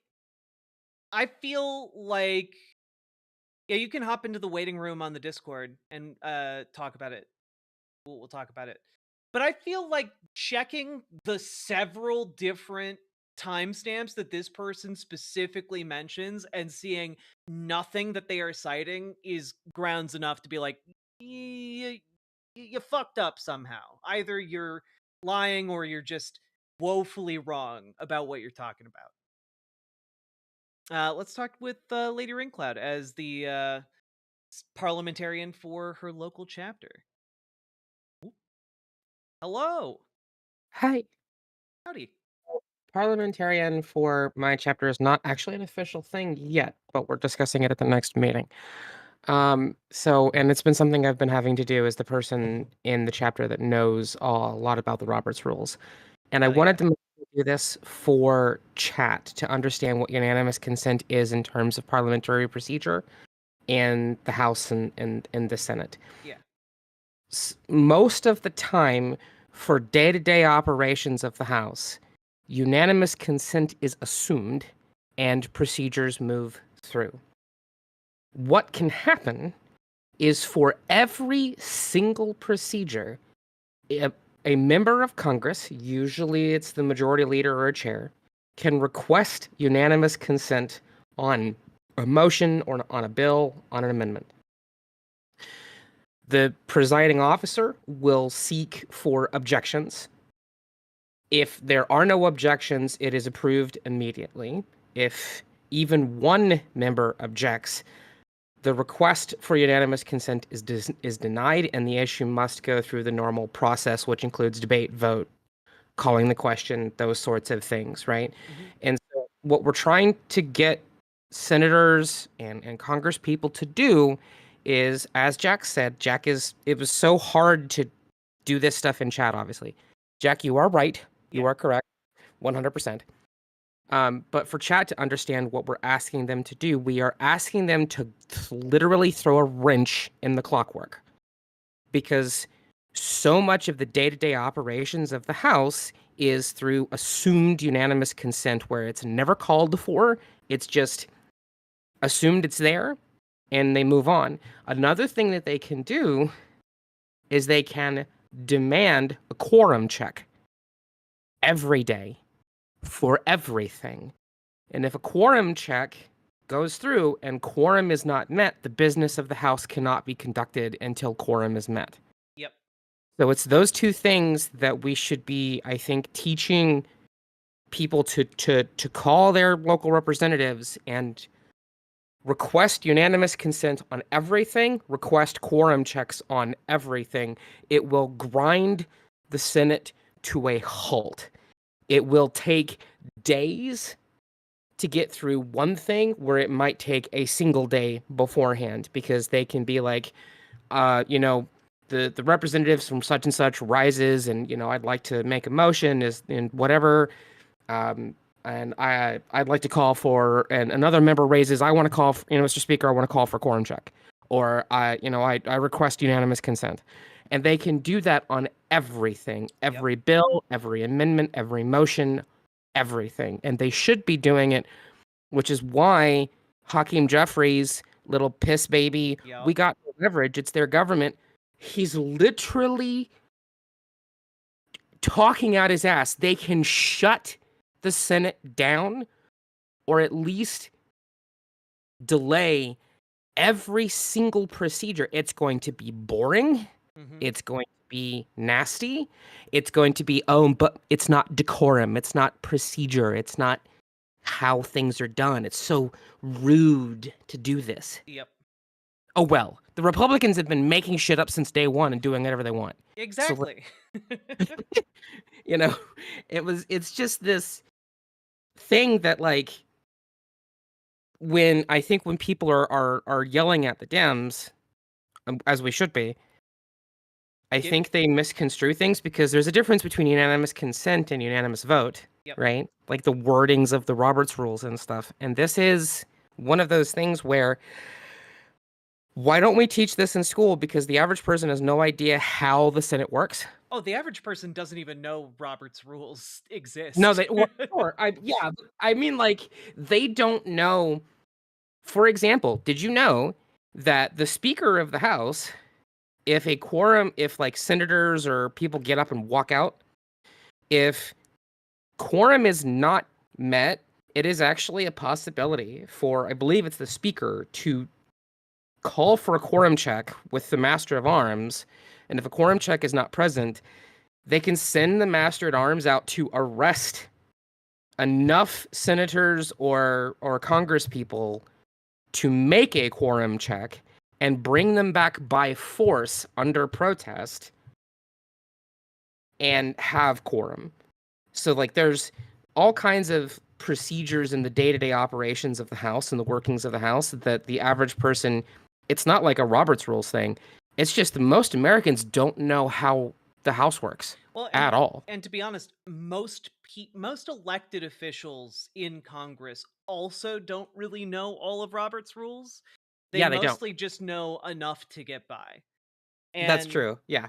And so it's like, I do think, I think from here on out, I think that's actually good to add, like, call for quorum or deny quorum, and, deny unanimous consent. Yeah, those are two things that they can be doing. And to our call, like Gamergy's got it. Like they actually did it in Indiana. They walked out and hid to avoid being arrested and brought in for quorum check. So it's like, it's something that they can do, because of course it would be Capitol Police that would have to go and find the members, arrest them, and bring them in. Yep. If they're not in the Capitol. What are you gonna do there? So anyway, yeah, I know I promised this would be very, very, very short. I'm sorry. No, it's okay. Thank you very much for the clear and concise explanation. Thank you. Okay. Sophie Bliss, thank you for the gifted membership. I appreciate that. But yeah, this should be part of our, like, day-to-day calls to action, because, at the very least, it will show you how full of shit someone like Hakeem Jeffries is for, like, hand-wringing and saying, oh, there's nothing we can do, because there's absolutely stuff that they can do. There are absolutely procedural moves beyond those two big ones that they can do to, like, throw sand in the gears of this entire shebang. And so, quorum calls, for those of you who don't know, most of Congress doesn't tend to be in Congress, in the actual body of the room, when they vote on this stuff. There are often large chunks of Congress missing, either out of state or abroad, etc. And, like, that's that's important. like if they are not there and you demand a call for quorum, they got to get there, you know? You found it? What is this? Mr. President. Chair recognizes the majority leader. Thank you, Mr. President. Mr. President, I ask unanimous consent that notwithstanding Rule 22, the post-cloture time with respect to the Kennedy nomination expire at 10:30 a.m. Thursday, February the 13th. I further ask that following disposition of the Kennedy nomination, the cloture motion with respect to the Rollins nomination Wait, when is this? From yesterday? be withdrawn and Senate vote on confirmation of the Rollins nomination with no intervening action or debate. Further, following disposition of the Rollins nomination, the Senate resume consideration of the Lutnick nomination and the Senate vote on the motion to invoke cloture on the Lutnick nomination at 1:45 p.m. And if cloture is invoked on the Lutnick nomination, all time be considered expired, and the Senate vote on the motion to invoke cloture on the Loeffler nomination. And if cloture is invoked on the Loeffler nomination, all post-cloture time be expired, and the Senate vote on confirmation of the Loeffler and Lutnick nominations at a time to be determined by the majority leader in consultation with the Democrat leader no earlier than Tuesday, February the 18th. Without objection. Mr. President, I ask unanimous consent that the Senate resume legislative session and be in a period of morning business for debate only, with senators permitted to speak therein. Consent by the nomination.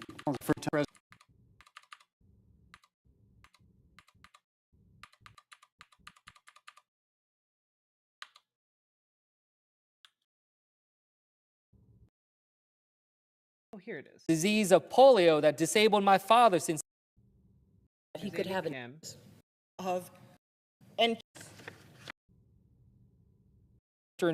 run, but not research and medical evidence. I encourage with you.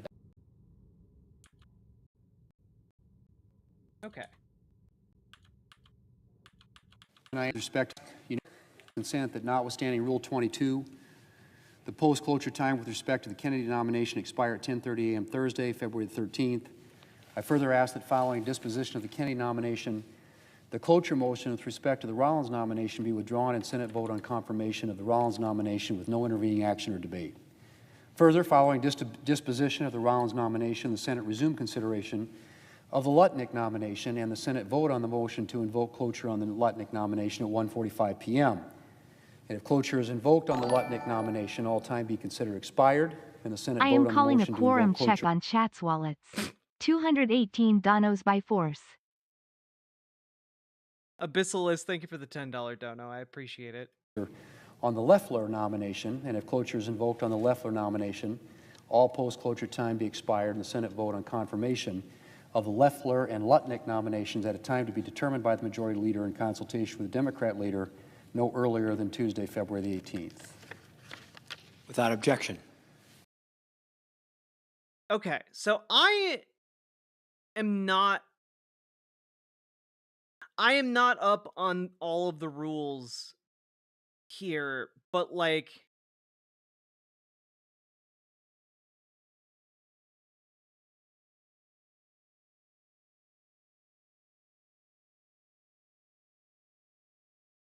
they could have forced debate for a long time. Is that the case? Because I am not up on Robert's rules. I got to be honest with you guys. I just was not able to find this particular clip in what they were saying. Yeah, you can jump back in and explain this to me, Lady Raincloud. I'm like a warlord with no knowledge of how this works. I need someone learned to explain it to me. All right. Okay. All right. Sorry. 1 second. God damn it. All right. 1 second. Okay. Can you hear me okay? Yep, I can hear you great. Oh, good. God damn it.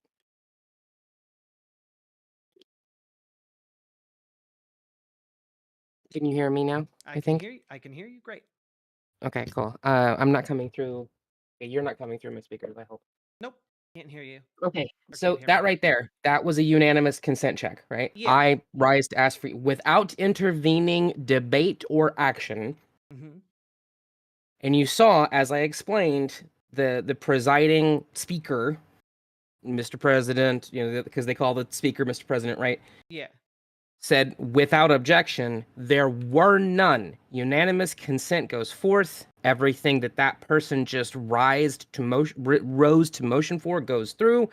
No debate, no delay, no action, no conversation, no votes, no calling the question, no nothing. Yeah.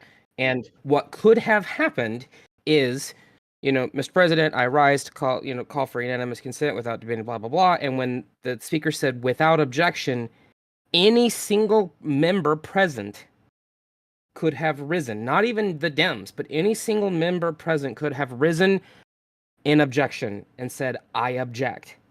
And that then moves to the next steps of the objection of unanimous consent, which is an intervening debate period, and then a vote to continue after the fact, or where they go through debate, and then someone can basically call the question, which is we have to vote on, do we continue the debate or not?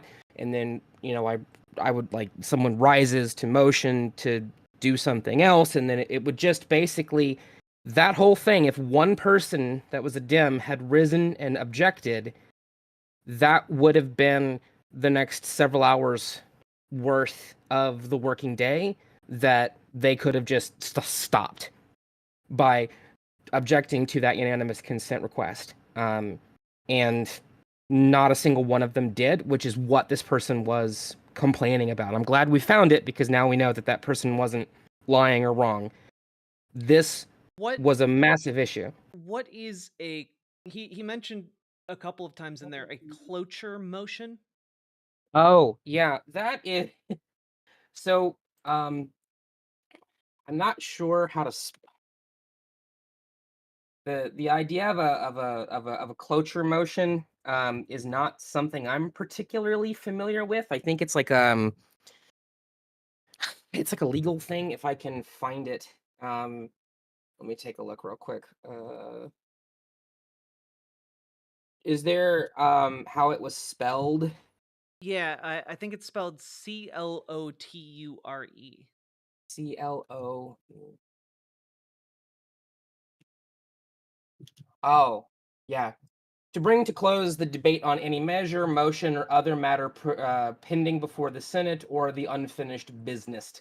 Must be signed by at least 16 senators, and with few exceptions may be presented at any time. So that's basically cloture procedure. Basically relates to, I would like to close the business that we are currently dealing with. If that makes sense. Okay. So when he says a cloture motion, I wanna close debate. I no more motions, no other matter on the unfinished business. Kind of want to be done with this, if I understand it correctly.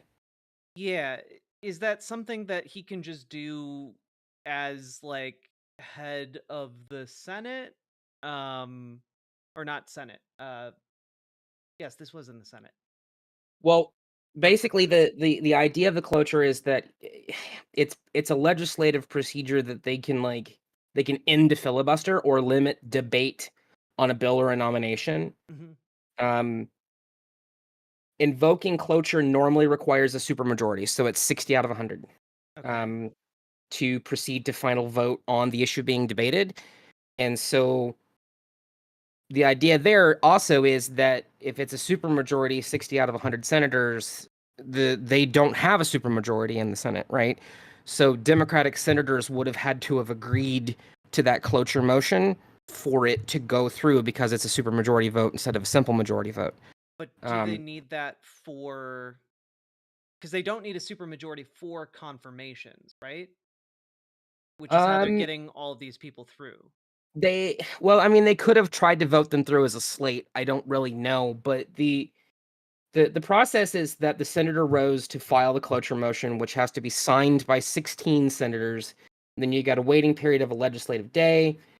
If the cloture is invoked, you've got further debate limited to 30 additional hours, which is what the Dems have been doing, as far as I understand. And it's I very this isn't something like in Robert's rules in smaller groups that is usually a thing that happens. But it's basically a way to kill filibusters and kill debate and say, I want this to just be done, if I understand it correctly. Because I know a lot about Robert's rules, but not everything. Yeah. Right? So, the idea is, if they invoke cloture, it requires a supermajority for that to, completely go through. So there would be, I think, that the problems that this individual would have had with all of this, watching all of this, which, again, I'm glad we now know that it wasn't wrong and it wasn't a lie, it was just we couldn't find it, was the Dems basically showed in this nomination procedure that they did nothing really of any substantial value to slow it down or stop it. Because any one of them could have objected, any one of them could have risen. You'll also notice how many chairs were empty. Something else that most people don't know, the average day-to-day business of the House very rarely has quorum. Yeah. So, and that's why I was talking about the last conversation, calling quorum checks for every vote could substantially slow the House down. Yeah. Because you've got members that are usually out doing things as well, and they have someone either voting in absentia or they're not present or whatever, and so as long as they have the bare minimum to consider things to be the people's business being done, they can sort of just do it.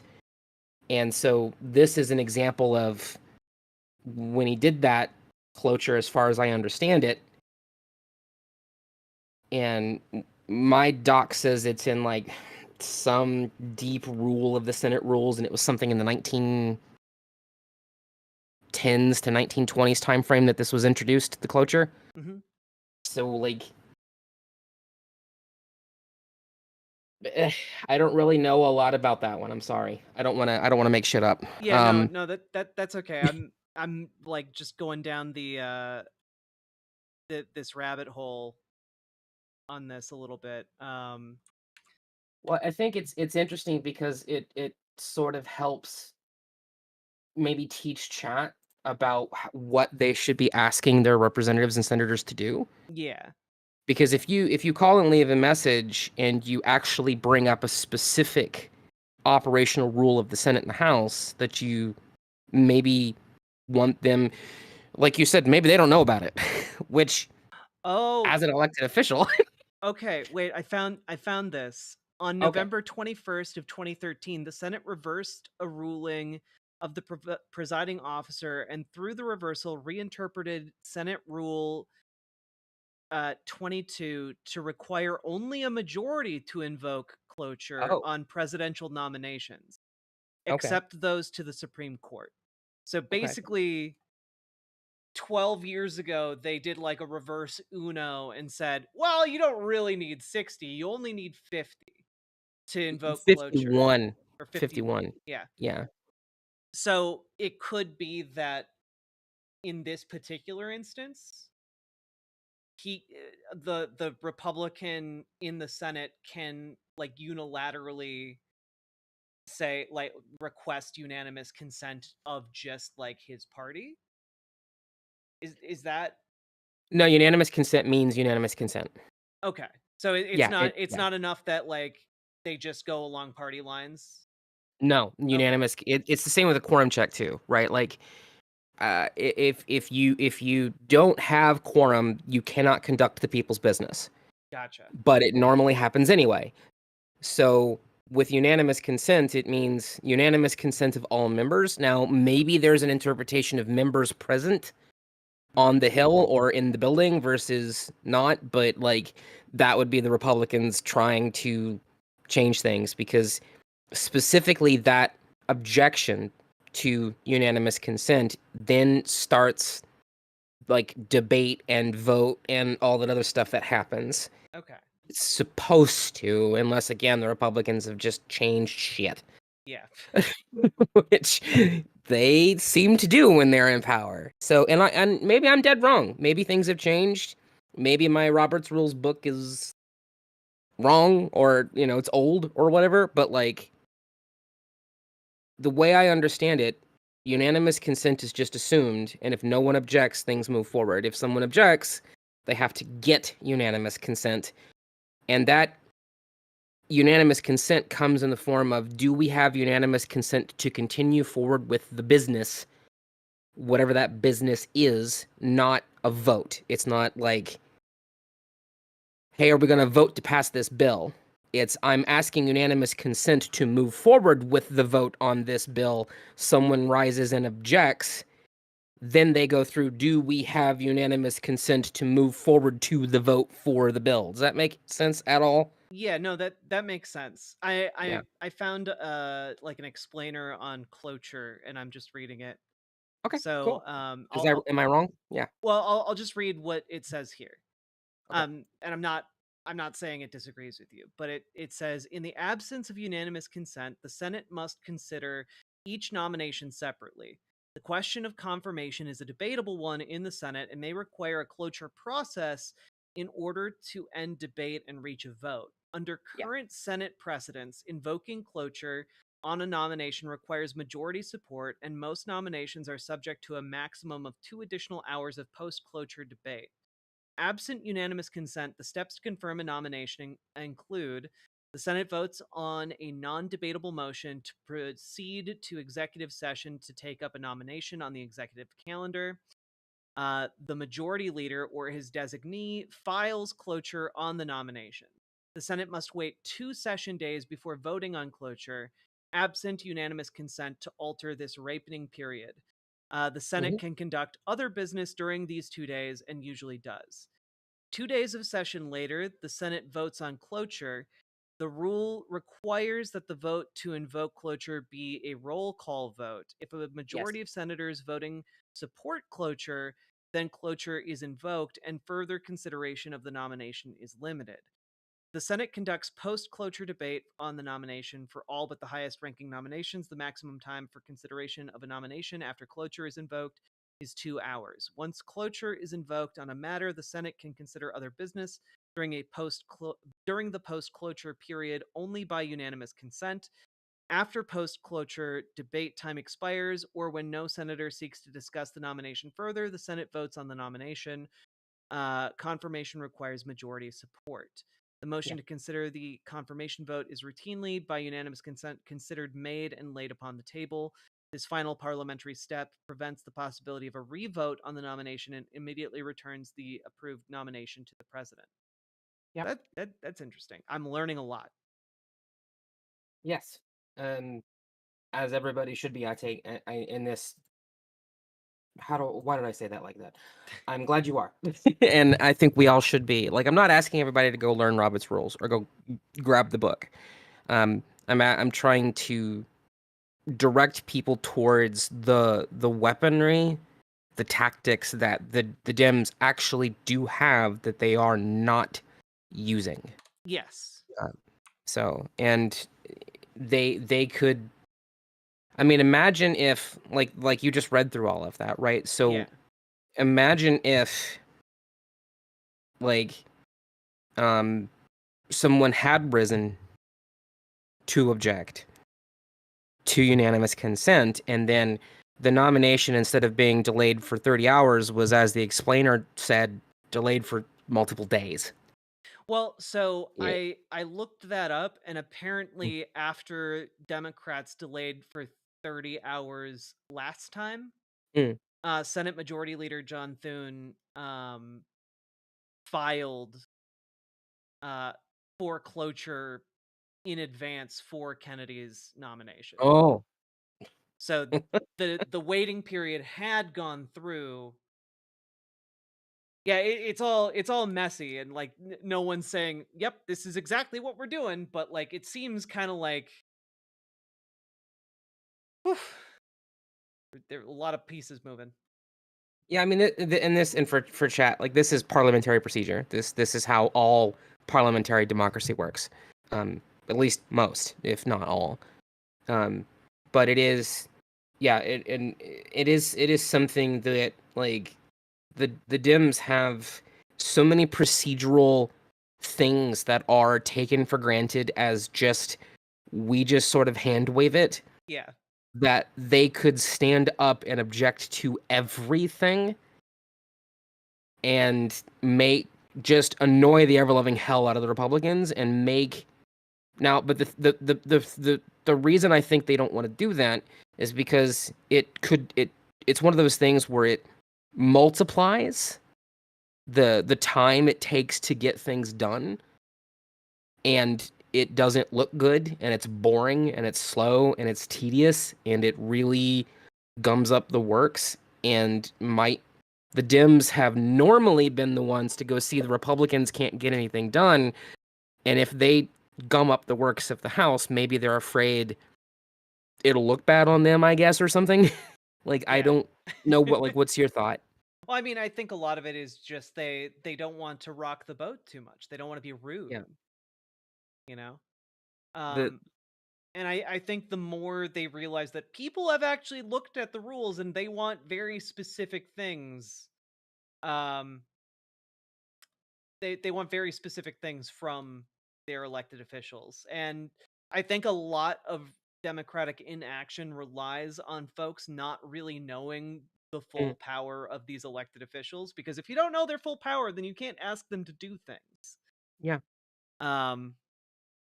So thank you for jumping in and explaining all this and getting the conversation going. Yeah, I hope if I screwed anything up, got anything wrong, feel free to not make a stream segment out of it, or just make one and edit me out completely. It's fine. I think you added a lot, so thank you very much. Awesome. Thank you. All right. Bye. See ya. Yeah, no, they need to be rocking the boat. They need to be taking these procedural steps. And you guys saw, just on this one question, how easy it is to get twisted and involved into parliamentarian maneuvering, right? The goal for Dems in the minority should be that every single Republican has to pull out their Robert's Rules of Order in order to understand what exactly is happening. We need someone who knows the deep magic, the magic that was formed at the beginning. We need someone to cast the magic spells in Congress in order to essentially turn it into one gigantic game of Magic the Gathering. Okay, that's what we need right now. We need Congress to save Dooley. # justice for Dooley. True. Also, I'm going to take down my post saying that this was not true, because that clearly was true. I'm not sure how much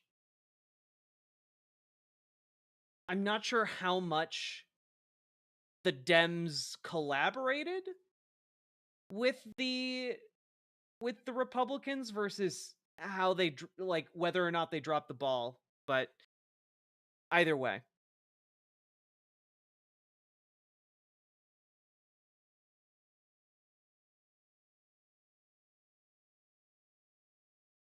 Just shared the stream because of this discussion on quorum checks and unanimous consent. Hell yeah. Learning new things every day, making our brains wrinklier by the minute. All right. Let's see what else is going on here. This is not a game. No. This is not politics as usual. No. These are people's lives we are talking about. These are veterans' lives we're talking about. Yes, the lives of their families, the lives of the dedicated VA employees who serve them. Yes.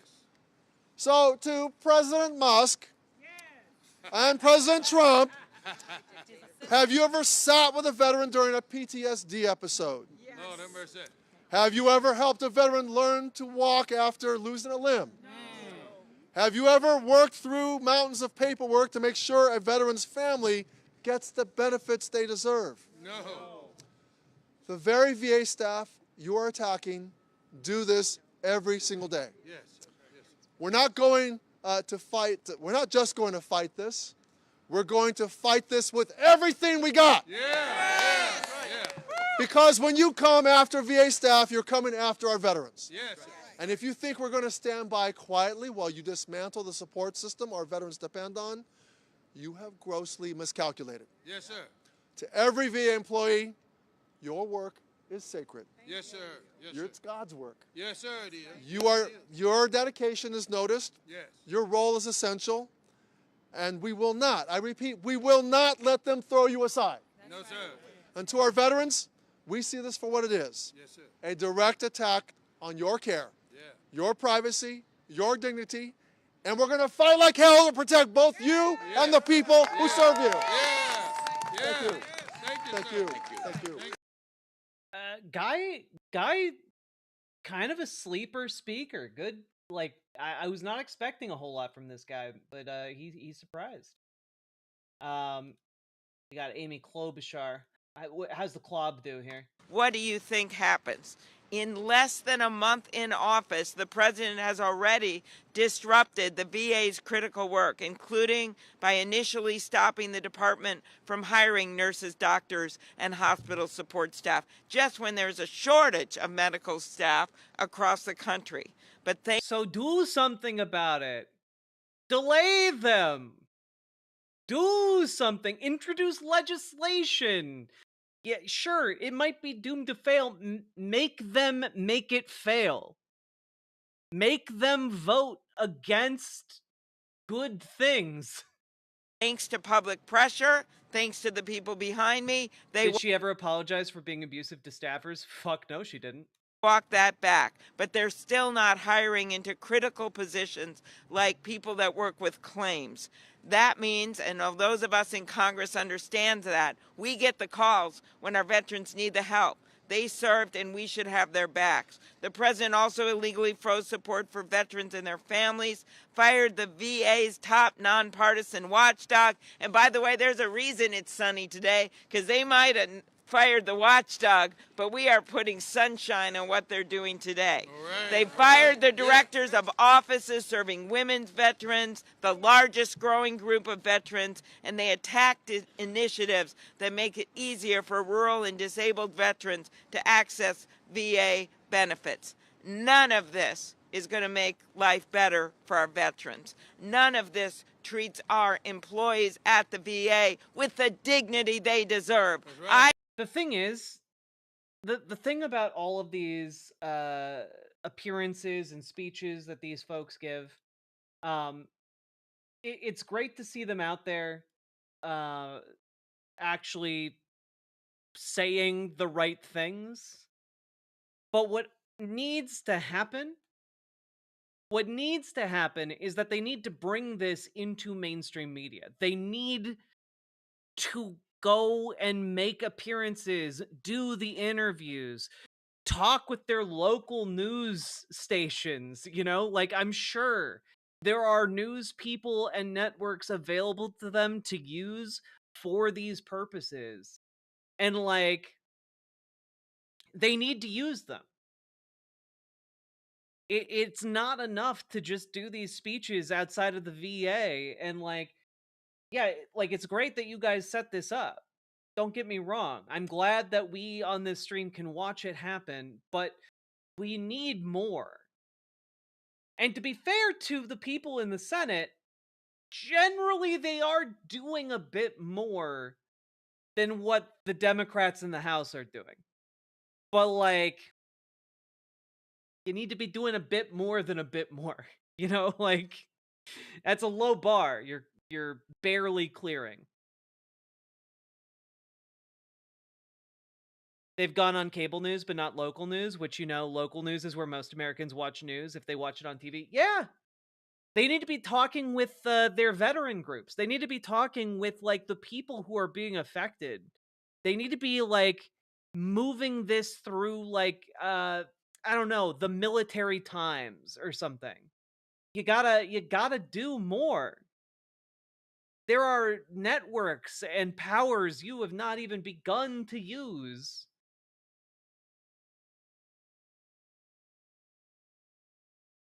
And it needs to start being utilized. So it's just very... The resistance is very flaccid. And largely that seems to be because they're just not used to doing it. So hopefully they start being a bit more militant, you know? Yeah, literally go on podcasts. If you can't get your local Sinclair news station to do it, go on Hassan's show. Go on I don't know, the Pod Save America or something. Go on, act like it's a presidential campaign. Go on everything. Go on Rogan, for fuck's sake.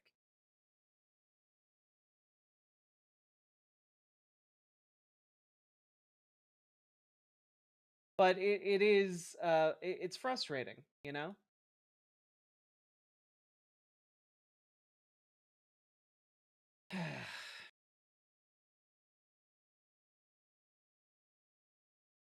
Go on Riverboat Jack's stream. Exactly, you guys get it.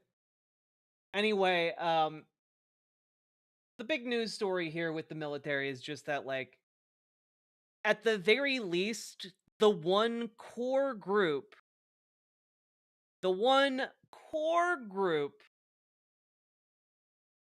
that definitely is going to know exactly who fucked them over are veterans and currently serving members of the military.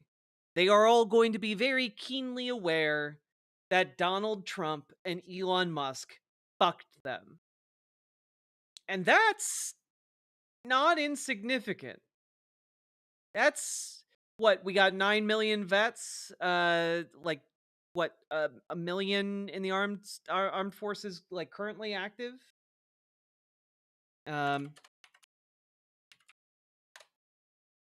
1.3 million active duty.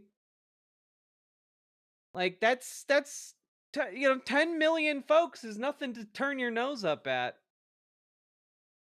Especially, when they're trained in military arts, just throwing that out there.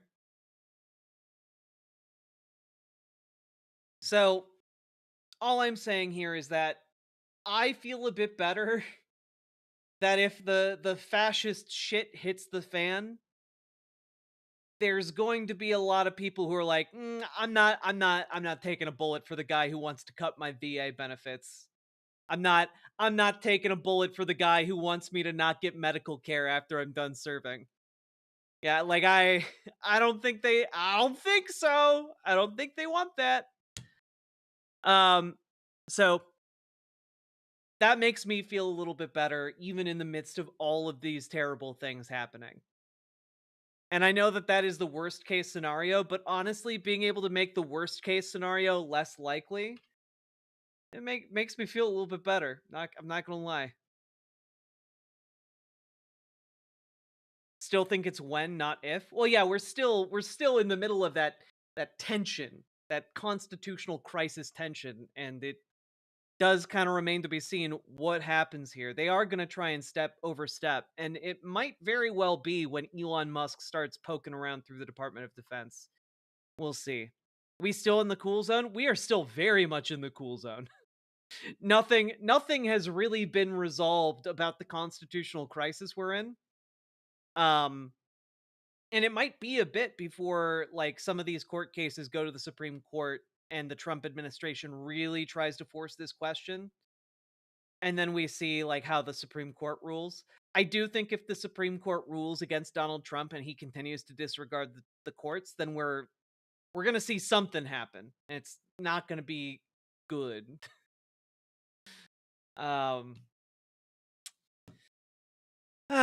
May you live in interesting times certainly is a curse.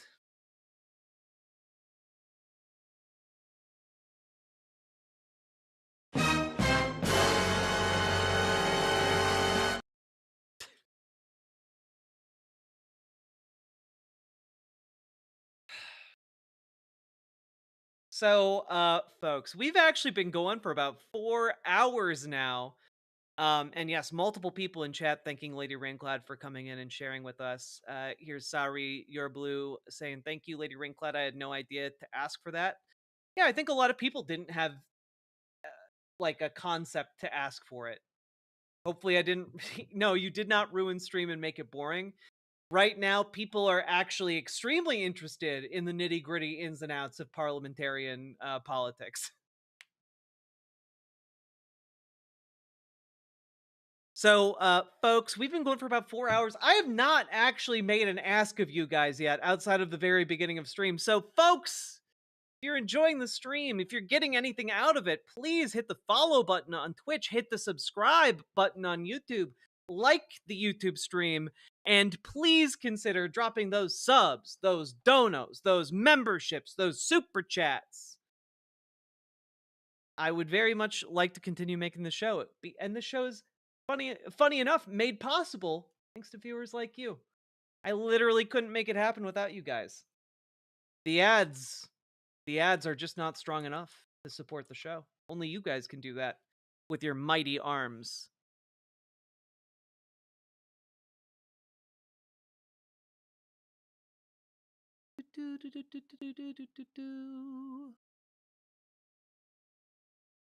Cool.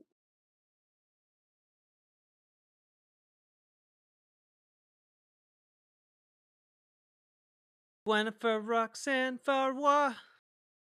How dare you ruin stream with valuable information? Yeah, exactly.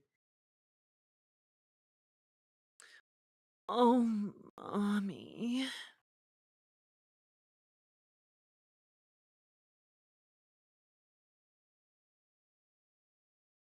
Do 5 arm curls. I don't want to do that. I'm wearing a skirt. I'll do it later. Because I'm lazy. Oh, mommy. Awooga!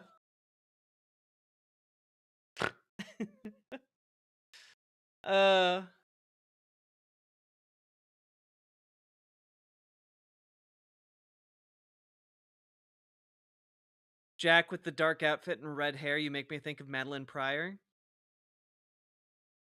I don't know who that is. I googled it. Oh, yeah. Is this Goblin Queen? That fits. Yeah, that fits.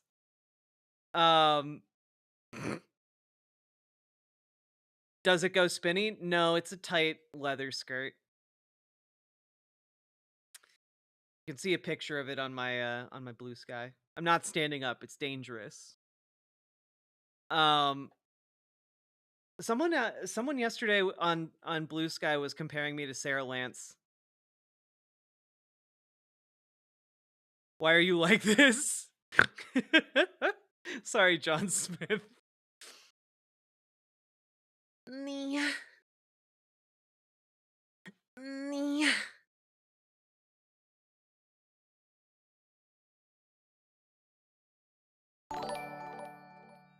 Subson! Thanks for all the information, y'all. Thank you for the 2 tier 1 subs. I appreciate that.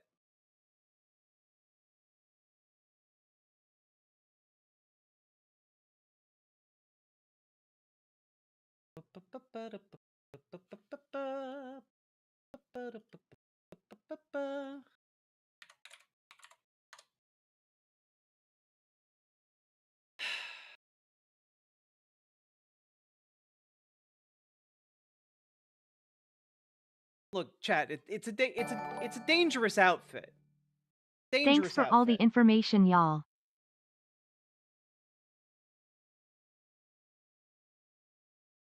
Also, why did it not blink on my screen? Why didn't it do it on the other one? Jowser, thank you for the 1,000 biddies. I appreciate it. Hot diggity damn.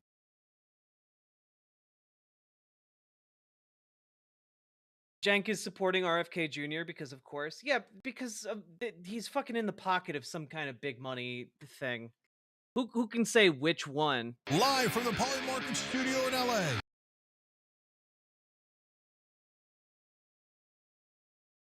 Be boring for a minute. Deal.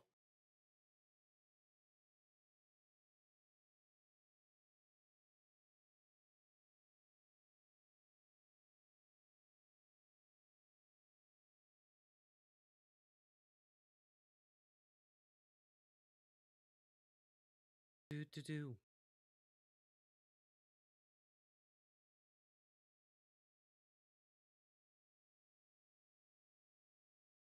Yeah, Tulsi Gabbard being the head of intelligence is real bad. Also, this seems interesting. This seems like a really interesting issue to have. Anyone can push updates to the Doge.gov website. These experts left their database open. Meet the U.S. government. Trace your tax dollars through the bureaucracy. U.S. government, executive branch, small independent agencies. These experts left their database open. Row.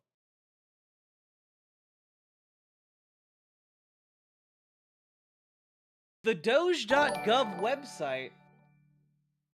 There's sometimes a buggy. How many drivers does a buggy have? Is it 0.5? On average? I don't know.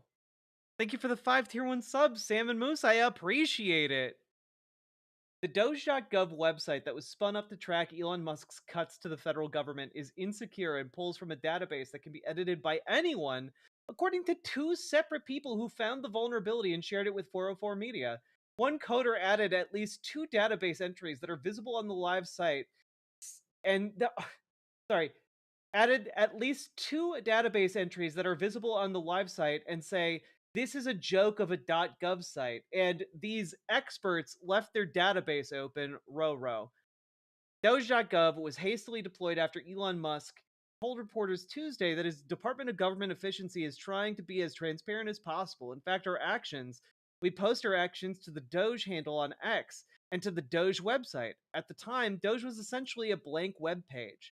It was built out further Wednesday and Thursday and now shows a mirror of the Doge X account posts, as well as various stats about the U.S. government's federal workforce. It's seemingly built on a Cloudflare Pages site that is not currently hosted on government servers. The database it is pulling from can and has been written to by third parties and will show up on the live website. That's fucking crazy, dog. That's fucking crazy. Yeah, this guy absolutely gonna nail government efficiency. Can't even build a fucking website. Can't even build a website. Yeah, he's gonna be able to cut trillions of dollars effectively and in a way that doesn't kill Americans. For sure. Absolutely insane what is happening on a daily basis. We all know Doge knows nothing about read versus write access. Yeah, they just whoopsie-daisy all over the place. My 3D printer server has better security than that? I feel like I have better security than that. I feel like a baseline new laptop with Windows Defender has better security than that. God damn. That's a sign that says kick me in SQL injection. Well, as we all know, according to Elon, the government doesn't use SQL, lol.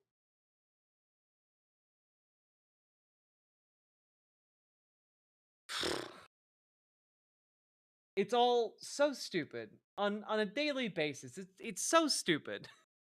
It's so fucking stupid. Ah. Can you trust that hardware now? No.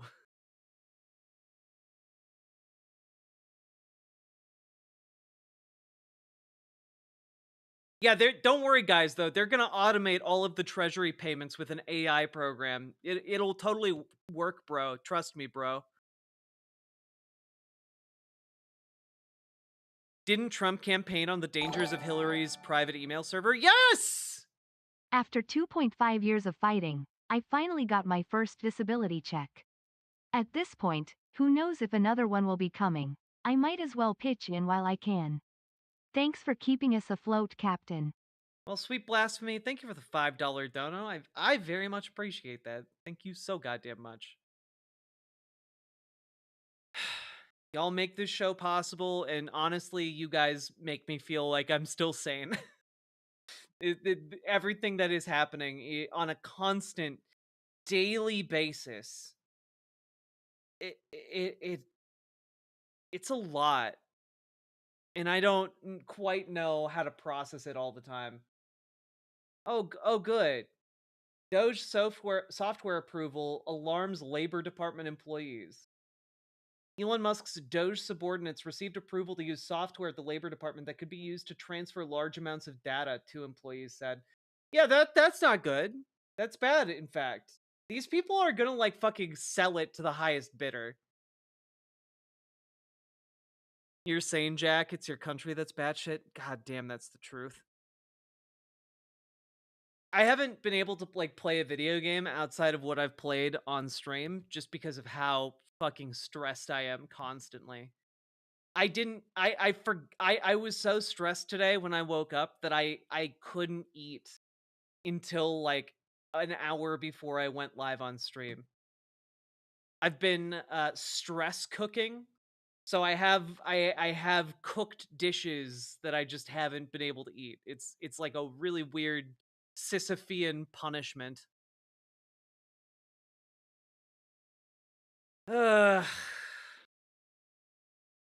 Fuck me, the country's a mess. It really is. And as an American, I'm really, really sorry to everyone who's not an American. Because I know that we make our problems everyone's problems. We're that messy, drunk white girl at the party. And with like the bachelorette sash. And I'm really sorry. Genuinely and deeply. Ugh. I'm sorry, but also send help. Yeah, that'd be nice.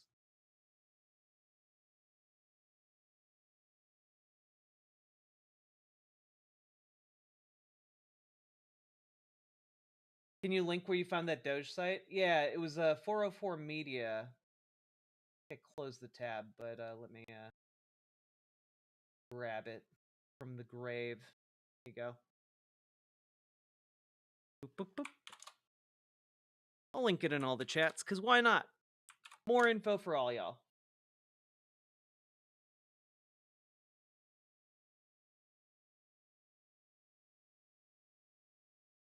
Okay, so that's where we're at on that stuff. God, okay. Yeah, let's just talk about this.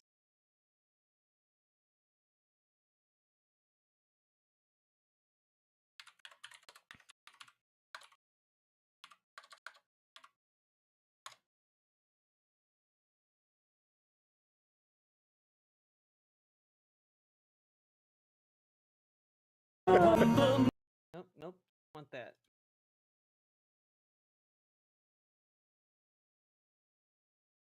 Here we go. Found it.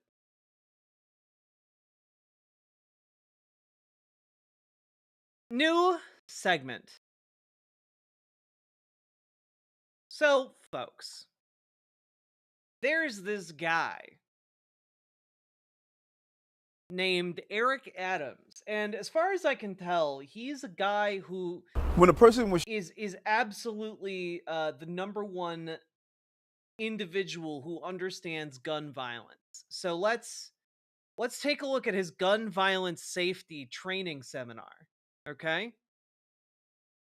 When a person was shot doors from my house, I realized how important my crusade is of removing illegal handguns off the streets of New York. Hi, I'm New York State Senator Eric Adams, and for 22 years I wore a bulletproof vest and stood on the street corners and protected children and families in the city of New York. I'm asking you to join me in this crusade of removing illegal handguns off our streets and out of our homes. Please come and join me inside my house as I show you how simple items such as bamboo paper can be an indicator of marijuana use, or a cut of straw can be an indicator of using cocaine. I will show you how to search a room to ensure that you remove illegal handguns and other contraband from your home. What I would like to show What a great public servant this man is. here. We're lucky to have him on our side as opposed to on the criminal's side. Think of all the damage he could do if this man wound up being a criminal. Is to empower parents on how to search a room inside their home. It's imperative that you should know what's inside your household. And no one can state that you can't search a room in your own home. Why is this music You over it? write the Constitution. There are no First Amendment rights. And What? In your home, you write the Constitution? What? What language is this, dog? inside your household, it is your obligation and responsibility not only to protect the child that may be using an illegal drug or carrying an illegal gun, but you also have to protect the members of the household, their younger brothers and younger sisters, and the other elder members of the household. I'm sorry, I'm fascinated by the knickknacks here. Are these what are these? Are they stuffed animals with human faces? Because that's kind of weird. I'm not sure I like that.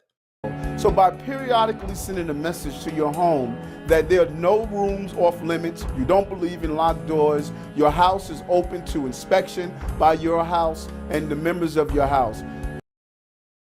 You're never lock doors and your home is open to inspection by your home? What? Did he get high before making this? The message is you expect your children to do what's right, but you always have to inspect what you expect. And that's the key to providing some preventive safety. So if you have I'm sorry. Is you expect your children to do what's right, but you always have to inspect what you expect. And that's the key to you have to inspect what you expect. That's why I took the liberty of doing several lines of cocaine that were scattered about my child's room. I have now disposed of the evidence. And woo! Providing some preventive safety. So if you come to a room like this, you can start out, I always recommend to start out in a periodic fashion so you'll be used to going through the room to look at the various items in the room. You can look at the various items in the room. Okay, just real quick, I have a question. What is this bodybuilder sculpture right here, prominently in the middle of the room here? Jewelry box. A jewelry box of this nature, maybe a simple jewelry box, but if you look through it closely, you don't know what your child may be hiding. For instance, a gun could be hidden, a small...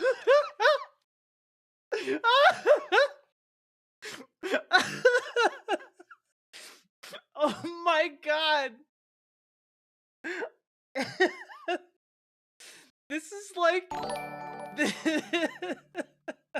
Why does this loser have JRPG pause music on a video about raiding his kid's room for weed? Well, look, it's a good thing he raided his child's room, otherwise he never would have found that very tiny gun.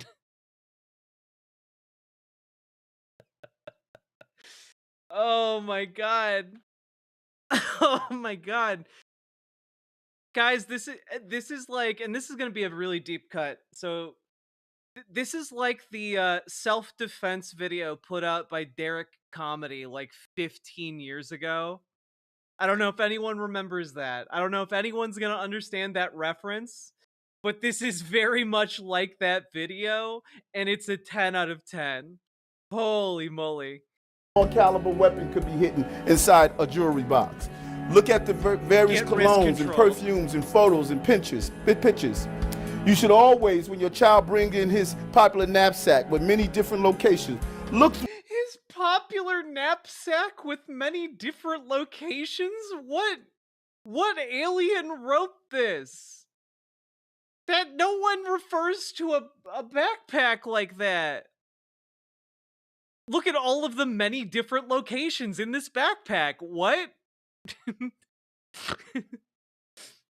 The knapsack is mugging you. It has a gun. Through it to see what exactly is your child carrying in addition to a book. Something simple as a crack pipe, a used crack pipe. Could he have found it on the street? That's quite possible. But this is a discussion piece where you should start speaking with him to find out what is he doing with it. And why are you putting it back? If you're doing this to find stuff that your child shouldn't have, why are you putting it back? What the hell, man? He's saving it for later. And the whole use of drugs. This invokes conversations. Look at picture frames and behind them, cameras. Try to determine what's taking place. Behind. Wait, did you just say those were cameras? And the whole use of drugs. This invokes conversations. Look at picture frames and behind them, cameras. Try to determine what's taking place. Why would they have cameras on the bookshelf? This invokes conversation. This was written by an alien. Behind a picture frame, you can find bullets. What does that mean to find bullets? Does it mean what the fuck? What? Yeah, everyone knows you store bullets behind your picture frames. Not even like a box of ammunition, just scattered bullets behind your frames. Your child is carrying a gun? No. Bullets, Dad. Where there's Don't smoke, there's it. possible fire. Where there's a bullet, there's possibly a gun. You should engage in the you already found the gun. You put it back. Conversation and find out what are they doing with the item, and this empowers the parents. Look at all the items inside the room and feel around and see what's the possibility. Something simple as a baby doll. Could be just a baby doll, but also it could be a place where you can secrete or hide drugs. Run your hands over. You just put the drugs there. That time you didn't even find the drugs. You just put the drugs in the baby. What the fuck? Pillows. And see if you he's using his cop planting skills. This is how you plant drugs on a crime scene. Oh my feel God. anything that's unusual, like a pillow like this where the button is a perfect invitation to hide something. I've felt something bumpy. I will reach in, see what it is. This one could be hidden inside a pillow, a gun. Maybe something that you'll think that can't be hidden there, but it can. And what happens not only when the person who is carrying this illegal gun is in possession of it, but also a child that comes into the room and plays on the bed, they find this gun. Let me tell you what a child would do. A child would take this gun, and because the trigger pull is so hard, they normally take the gun and they point it in their direction to pull down. Jesus Christ, dog. You don't have to demonstrate. I know he survives this, but it's genuinely worrying to me because I do not have faith that this man I do not have faith that he unloaded this gun before making this, okay? I do not have faith in his cognitive abilities to actually make sure it's unloaded. Down on it. So many gun accidents take place merely because a child discovers a gun in the room and believes it's a toy and they play with the gun. Just look and see what's inside your bookcases. It could be more than just books. Perfect place to hide cocaine or other illegal substance inside the room. My message. Yeah, I know I like to hide all of my cocaine inside of books. On the bookshelf. Yeah, he's a cop. He was in charge of all the cops. Message to you. You have an obligation to protect your home. The First Amendment does not apply to the right of parents to go through their homes to remove contraband or any other unsafe item. There are no First Amendment rights in your home. You have a duty and obligation to protect the members of your household. Why did you put all of those things back into your child's supposed room, man? Jesus Christ.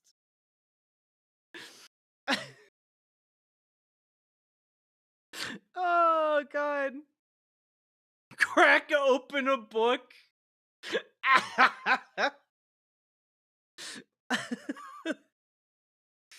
Oh my god. Oh my god. So anyway, that man went on to be mayor of New York City, according to research that I just did. He's mayor of the entire city. They elected him. They saw that video and said, "Yep, that's the person we want in charge of our entire city." He's still currently the mayor of New York City. Surprisingly, he hasn't just like Mr. Beaned his way across town and fallen down an open manhole cover. You know, like I would have assumed he would have by now. Just like, holy moly. So yeah, Democrats elected him, and you know, he's been suspected of some crimes. You guys never would have guessed it, but he's been suspected of some pretty serious crimes. Namely involving taking money from foreign governments in order to fund his campaigns. And that seems pretty bad. Now, of course, the Trump administration decided to drop a bunch of charges against him for said crimes. So that's interesting. And it seems like in return, Mayor Adams is doing some interesting things, like allowing this to happen. And by this to happen, I mean he allowed the Trump administration to come in and take $80 million out of a private bank account meant for that is meant for funds that New York City then goes and spends, right? And this $80 million was supposed to be spent in order to house migrants. And the Trump administration said, "Oh, no, we're taking that money back." Now, going beyond just like how incredibly illegal it is for the US government to go into a private bank account, which it was, and then just take money out, there's some interesting issues here. Here's a small clip from Chris Hayes' show on MSNBC with the New York City comptroller saying this is highway robbery.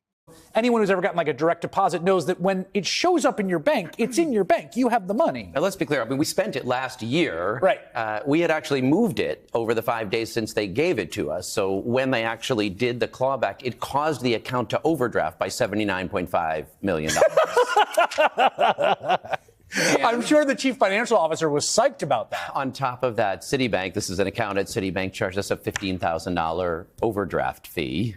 I'm happy to say I reached out to Citibank, and they have refunded the overdraft fee. That's menschy of them. Better believe we're going to keep fighting to get every penny of that $8.5 million you still don't back. have the They money. owe it to us. I mean, anyone who's ever got... Yeah, like literally they stole it out of a private bank account.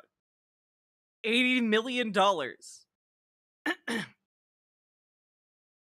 Like, it's insane. And this was largely done with the assistance of Mayor Adams. And something to note here is that Elon Musk's lawyer, Alex Spiro, is now representing Eric Adams and is still representing Eric Adams several months later. Additional thing to know is that, well, Eric Adams is apparently discussing running as a Republican? He's literally talking about shifting parties now in order to maintain the good graces of the Trump administration. And on top of that, folks, you'll never guess. You'll never guess this. It turns out a lot of people are not really that thrilled that the Justice Department wants charges against Eric Adams dropped. So, there's actually some issues brewing here. And very specifically, let's take a look at the letter that was written by Danielle Sassoon. Okay? She was one of the people bringing this case, my understanding. And she was the one that the Justice Department was asking, please drop these charges. So here is the letter. Dear Attorney General Bondi, on February 10th, 2025, I'm going to move this over here, read it better. I received a memorandum from Acting Deputy Attorney General Emil Bove, directing me to dismiss the indictment against Mayor Eric Adams without prejudice, subject to certain conditions, which would require leave of court. I do not repeat here the evidence against Adams that proves beyond a reasonable doubt that he committed federal crimes. Mr. Bove rightly has never called into question that the case team conducted this investigation with integrity and that the charges against Adams are serious and supported by fact and law. Mr. Bove's memo, however, which directs me to dismiss an indictment returned by a duly constituted grand jury for reasons having nothing to do with the strength of the case, raises serious concerns that render the contemplated dismissal inconsistent with my ability and duty to prosecute federal crimes without fear or favor and to advance good faith arguments before the courts. When I took my oath of office 3 weeks ago, I vowed to well and faithfully discharge the duties of the office on which I was about to enter. In carrying out that responsibility, I am guided by, among other things, the principles of federal prosecution set forth in the Justice Manual and your recent memoranda instructing attorneys for the Department of Justice to make only good faith arguments and not to use the criminal enforcement authority of the United States to achieve political objectives or other improper aims. I am also guided by the values that have defined my over 10 years of public service. You and I have yet to meet, let alone discuss this case.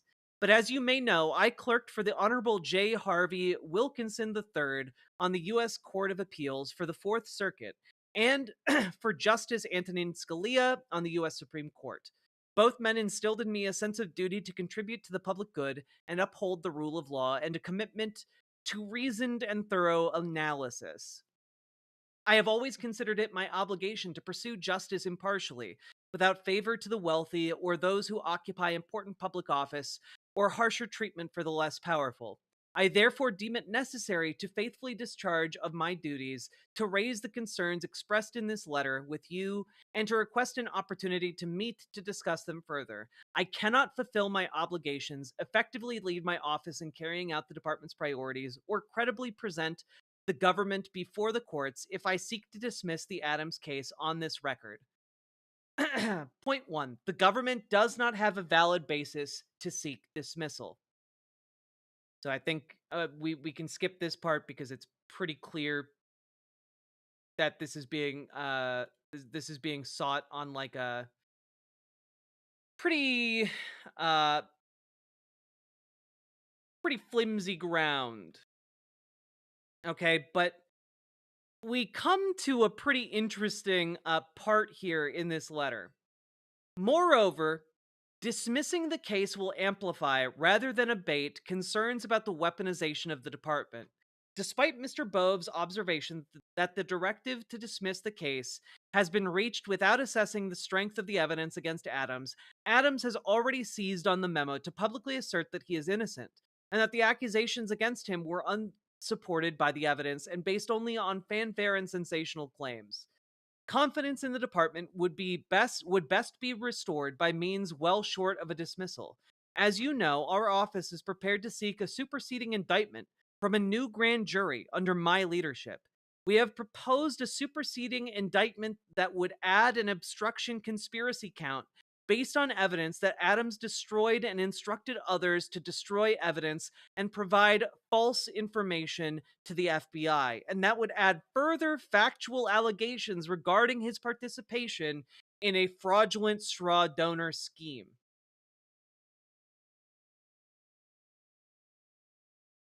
So, that is quite interesting here.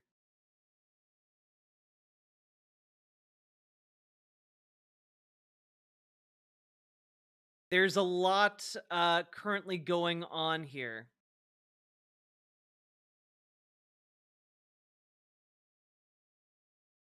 Now, Danielle Sassoon has resigned, so that move is not happening.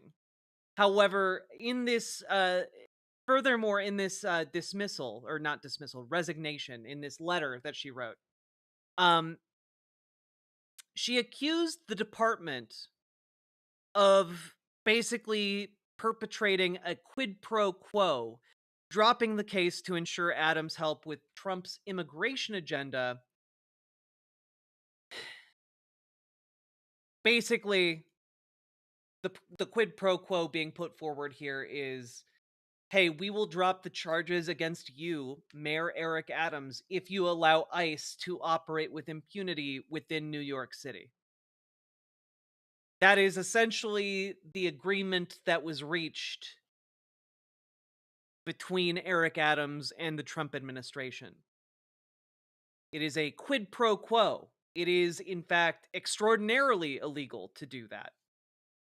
And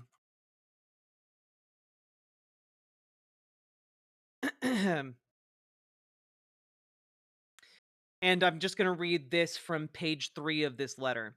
Rather than be rewarded, Adams' advocacy should be called out for what it is, an improper offer of immigration enforcement assistance in exchange for a dismissal of his case. Although Mr. Bove disclaimed any intention to exchange leniency in this case for Adams' assistance in enforcing federal law, that is the nature of the bargain laid bare in Mr. Bove's memo. That is especially so given Mr. Bove's comparison to the Bout prisoner exchange, which was quite expressly a quid pro quo, but one carried out by the White House and not the prosecutors in charge of Bout's case. So, yeah. This is very, very interesting. Now, this has, of course, had massive ramifications in New York City. Okay? This has had massive ramifications in the political scene. And that has led to a couple of things happening. I'm going to, more than a couple, but we'll focus on 2. Number 1, Alexandria Ocasio-Cortez has been calling for Eric Adams to be removed. Adams must be removed. The city cannot sustain being governed for nearly a year by a mayor who is being coerced by the Trump administration in order to escape charges. This corruption poses a real threat to the people of the city. He should have resigned a while ago, but will not. So it's time for him to go. Now, what's very interesting about this is this second part. And yes, that is Keith Olbermann. Breaking, this is the Lieutenant Governor of New York calling for Mayor Eric Adams to resign. This is a big fucking deal. Antonio Delgado. New York City deserves a mayor accountable to the people, not beholden to the president. Mayor Adams should step down. So we'll see. We'll see what happens here. Will he do it? My gut tells me he may not. But also, my gut kind of tells me he's...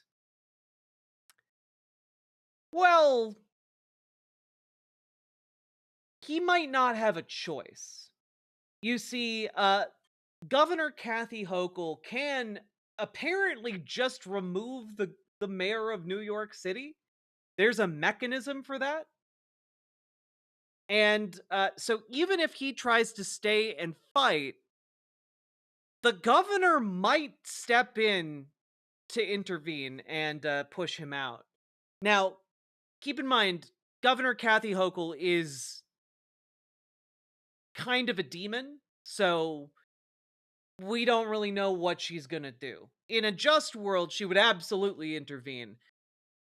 In the world we're currently in, she's just giving it new consideration. So we'll see if she moves forward with ousting him. But the fact that there's even a story that she's considering it is pretty big. Yeah, we'll see. We'll see.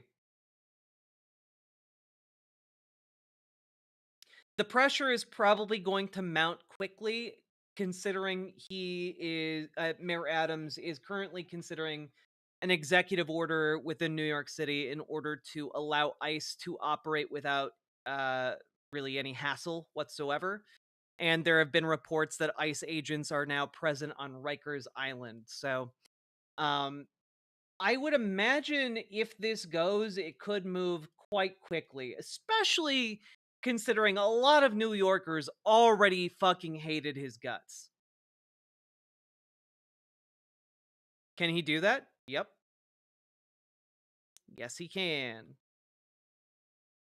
The mayor of New York City is a powerful individual, folks. One of the most powerful individuals in America.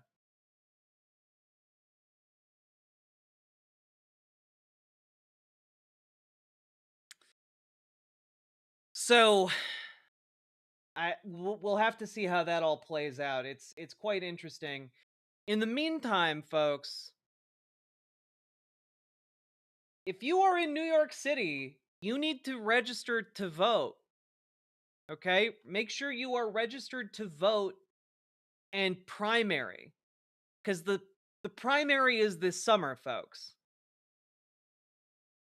If you want to get involved and choose who's going to be on the ballot come the election season, you got to register now. And then we got to find good people to back in this race. We need Matt Binder to run for mayor. 10 million votes for Matt Binder. He deserves them all.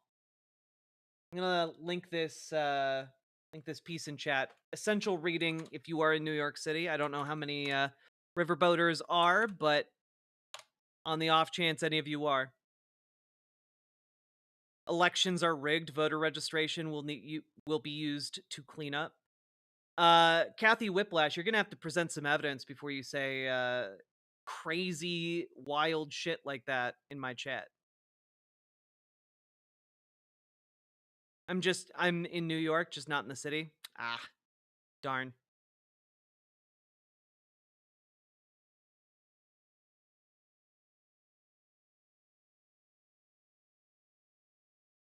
So, that's where we are at with Mayor Adams. Now, just real quick, I don't know if this will be a segment. Just wait. That's not evidence. That's like weird conspiracy bullshit.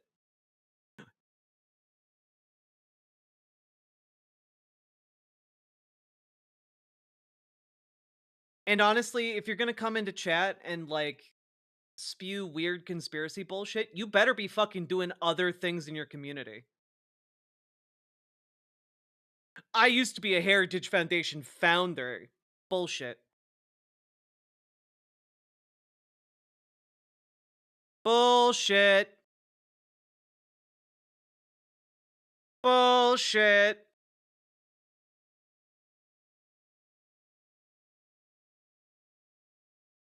I actually invented American politics. There we go. It's not weird, it's the truth. No, it's bullshit.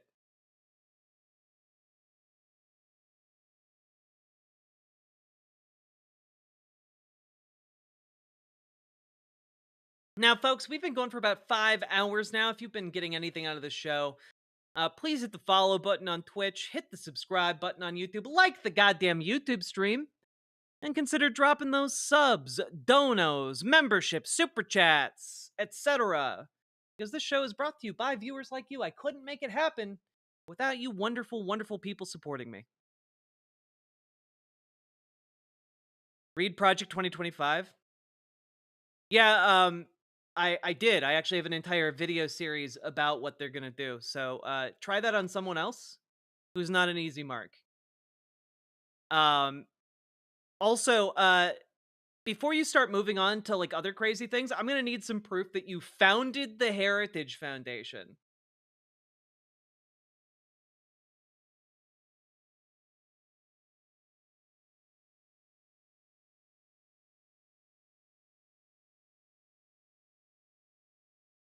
Yeah, bad streamer when I literally have like 15 hours of Project 2025 content on my YouTube channel. Jesus. Voting is fake. Registration is used to round you up. They're gonna put you in the feminization camps. We were groomed in a private high school. Oh my god. Kathy Whiplash, I mean this with sincerity. Are you off your meds? Like, you should probably go take them. Okay? Like, please take your meds. And that goes for everyone else in chat, but especially Kathy.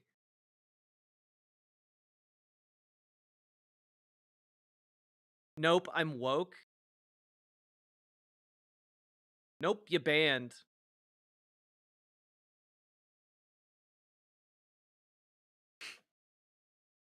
I don't got time for someone who's gonna be incoherent and wasting my time.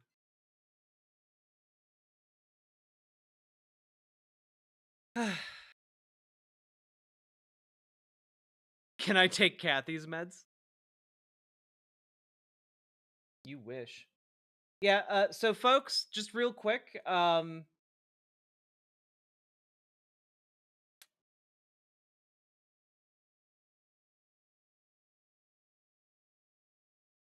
bad news, we got our first RFK Jr. White House executive order. Initial assessment and strategy from the Make America Healthy Again Commission. Make Our Children Healthy Again assessment. Within 100 days of the date of this order, the commission shall submit to the president through the chair and the executive director the Make Our Children Healthy Again assessment, which shall identify and describe childhood chronic disease in America compared to other countries, assess the threat that potential overutilization of medication, certain food ingredients, certain chemicals, and certain other exposures posed to our children with respect to chronic inflammation or other established mechanisms of disease, using rigorous and transparent data, including international comparisons, assess the prevalence of the threat posed by the prescription of selective serotonin uptake inhibitors, antipsychotics, mood stabilizers, stimulants, and weight loss drugs, identify and report on best practices for preventing childhood health issues, including through proper nutrition and the promotion of healthy lifestyles. And if you think that this isn't going to immediately be used to like throw shade on vaccines, as well as like put heavy restriction on like the use of necessary mental health medications, that's fucking crazy. You're in a different world. Limiting antipsychotics? Yep. I mean, what could go wrong if you take away the drugs that millions of people rely on to live? What could go wrong in a country with more guns than people? So, I will say I'm seeing a lot of people freaking out in chat. This does not mean that these drugs will be impossible to get. It might mean that you need to jump through some additional bullshit in order to get them or keep getting them. But this is not a blanket ban of an executive order. This is just, we're going to refer our scientists to tell you that vaccines cause autism or some shit.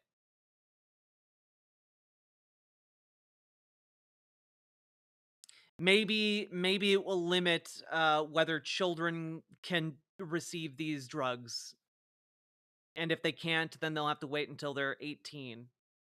which, not the worst case scenario, but there are definitely some kids that do need those medications. So hopefully it's not a blanket ban. Dare scientists replace your life-saving medications with prayer, meditation, yoga, etc. Yeah.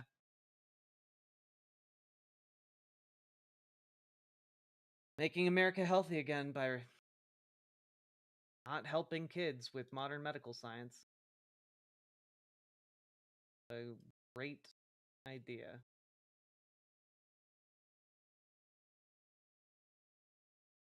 No, that's true. They are the kinds of folks who think that yoga is demonic.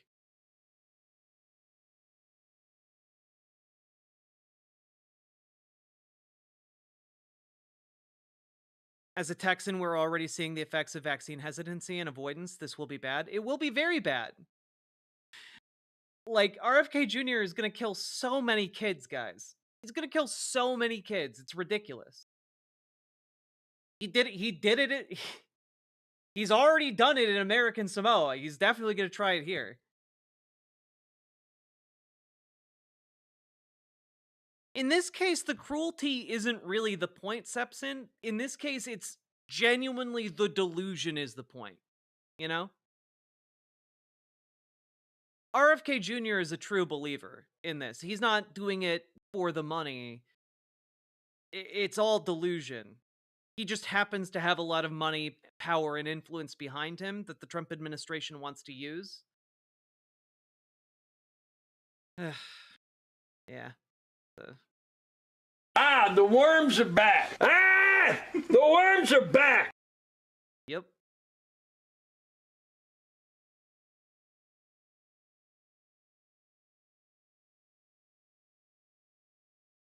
I hope you'll be with us, cute dark arts. So yes. Now, we do have some good news, okay, on the trans front. So, folks, there are these people called trans. That can't be right. Genders? I don't know. Never heard of them before. But apparently a lot of people are making a hullabaloo about transgender folks, okay? And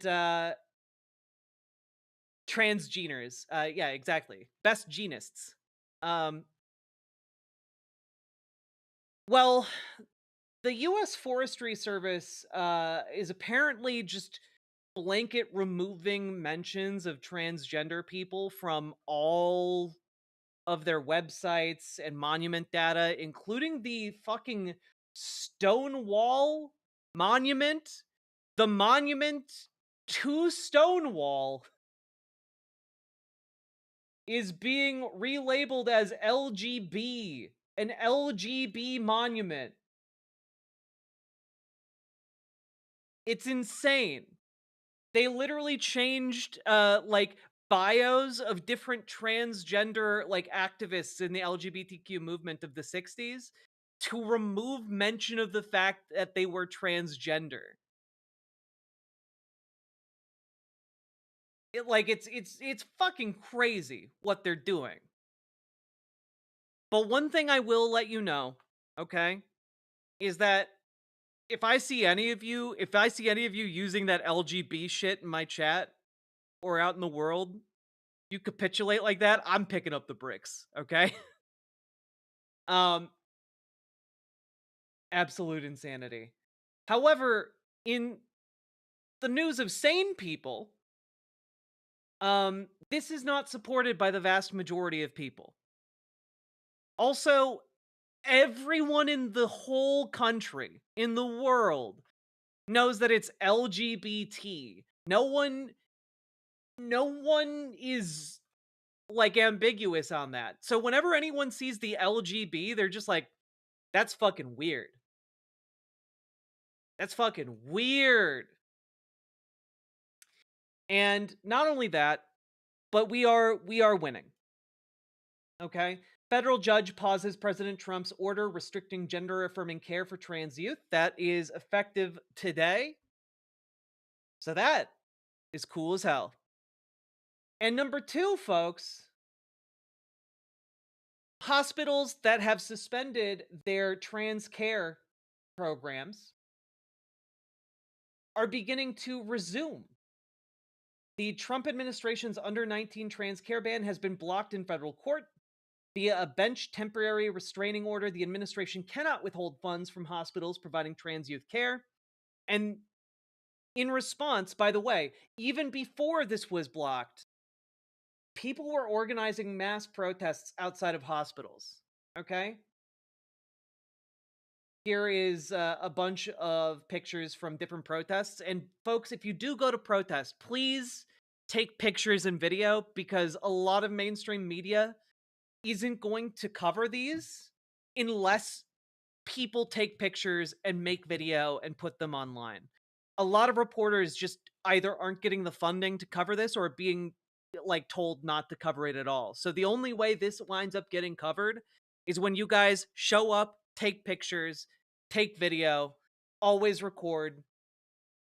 We need as much footage and video and pictures as possible, okay? But like, pretty sizable protests have been taking place. You know, do not comply. Healthcare is a human right. Do your job. First, they came for the trans. A lot of brave people standing up right now. And that is cool as hell. A lot of people showing up to protect trans youth. Okay? And now, and even before this judge paused the executive order, hospitals were resuming treating trans youth as a result of these protests. Public pressure is one of the most powerful, if not the most powerful tool we have at our disposal.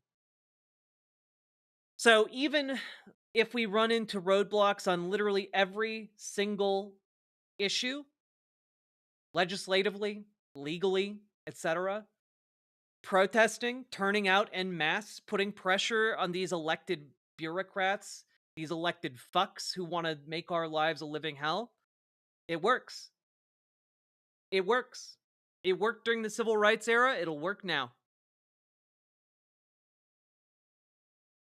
Isn't the administration just ignoring court orders now with no consequence? Some of them, which is interesting.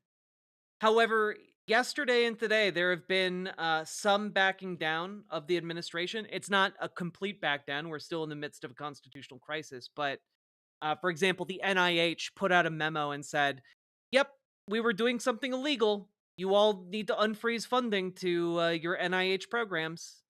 So there is some acknowledgement and some movement to comply with the courts. But we'll have to see as it plays out over time. It's too early to say that like we're out of the woods on this, especially with the Treasury payment systems. But at least on trans issues, things are working. Yeah, not just public pressure to Congress, publicly pressure your local Dem government to secure trans rights into the code.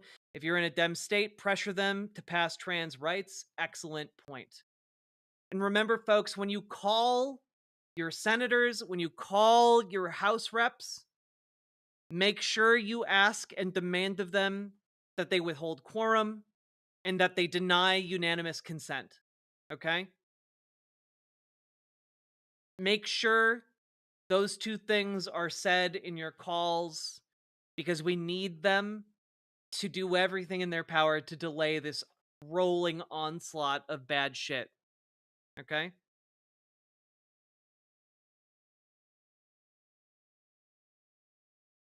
UIC in Chicago sent out their press release reversing their decision during the middle of the protest. Power to the people.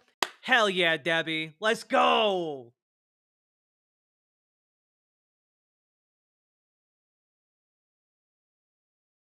We are not powerless.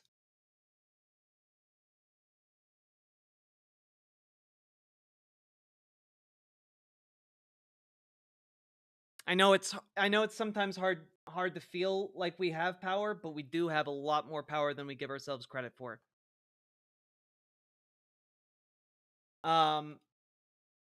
Let's see here. Also, folks, we've been going for 5 hours now. Hit that follow button on Twitch, hit that subscribe button on YouTube, like that YouTube stream, and consider dropping those subs, donos, memberships, super chats, etc. to support the stream and allow me to do what I do. Did I see they made Worcestershire a sanctuary city for trans people? I did not, but that's great to know.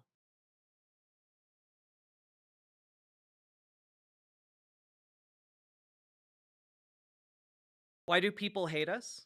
Because we force them to think about their own identities, and they don't want to do that. Introspection for these people is anathema to their ability to just float through life, assuming they're the most normal person to ever exist while being like fucking Nazis.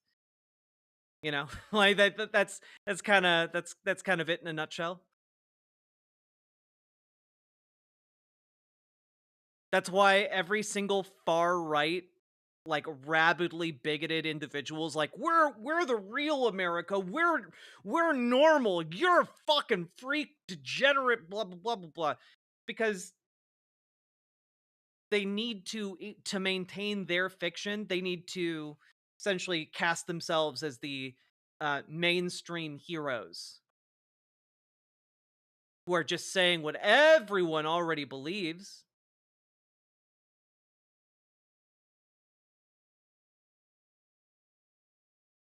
Boop.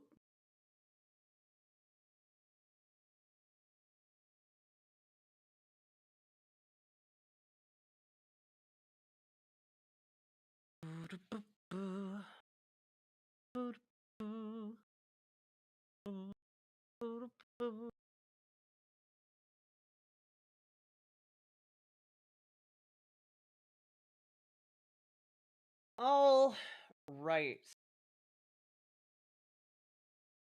Everybody, thank you for joining.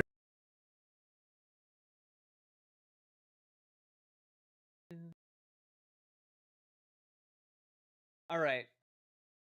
Let's finish up stream here by going over the Indivisible weekly discussion. Because honestly, I feel like over this past week, things have escalated quite a bit regarding the threat to our democracy. So I'm interested to hear what these fine folks have to say. Let's find out, huh? Hey, everybody, thank you for joining. We'll get started in just a second. We'll let everybody filter in. They're skip ahead. Or what Indivisible is, and then we'll get to most of Q&A, I promise. I'm Ezra, one of the co-founders of Indivisible. I'm Leah. This is Leah. We are These guys have been basically the ones, along with Move On, driving this entire push to protest and force members of Congress to actually act. They seem to be some of the only people in Washington, in organizing, that are doing anything about the current crisis we're in. married. This is why we're sitting right next, so close together. Sometimes we get those questions, but that's why we're in the same room together right now. We are here jointly, all these Indivisible groups, members and leaders and people who are curious about it. We're here to organize against this clown show of an administration in Congress. That's what we're doing. We are working to fracture the MAGA coalition. We're working to help Democrats find their spines. We're trying to stop what we can, stall what we can't. Ultimately, we're going to retake some amount of power away from these folks, because the majority of folks in this country are scared. They are feeling under attack. They are feeling betrayed, or maybe they're just plain unimpressed by these guys in charge. We're working to mobilize and organize that majority. Indivisible, as a movement, as an organization, we have a bias towards democracy. We have a bias towards action. So if you came here looking to consume some political content, that's cool. I mean, we'll give you some political content to consume. We have a lot of conversations behind the scenes that we're happy to let you in on and provide some insights based on what we're seeing. But I hope that you leave this with plans to do something more than just watch talking heads like us on screen. That is not the goal of Indivisible. The goal of Indivisible is to mobilize people, organize people to take action.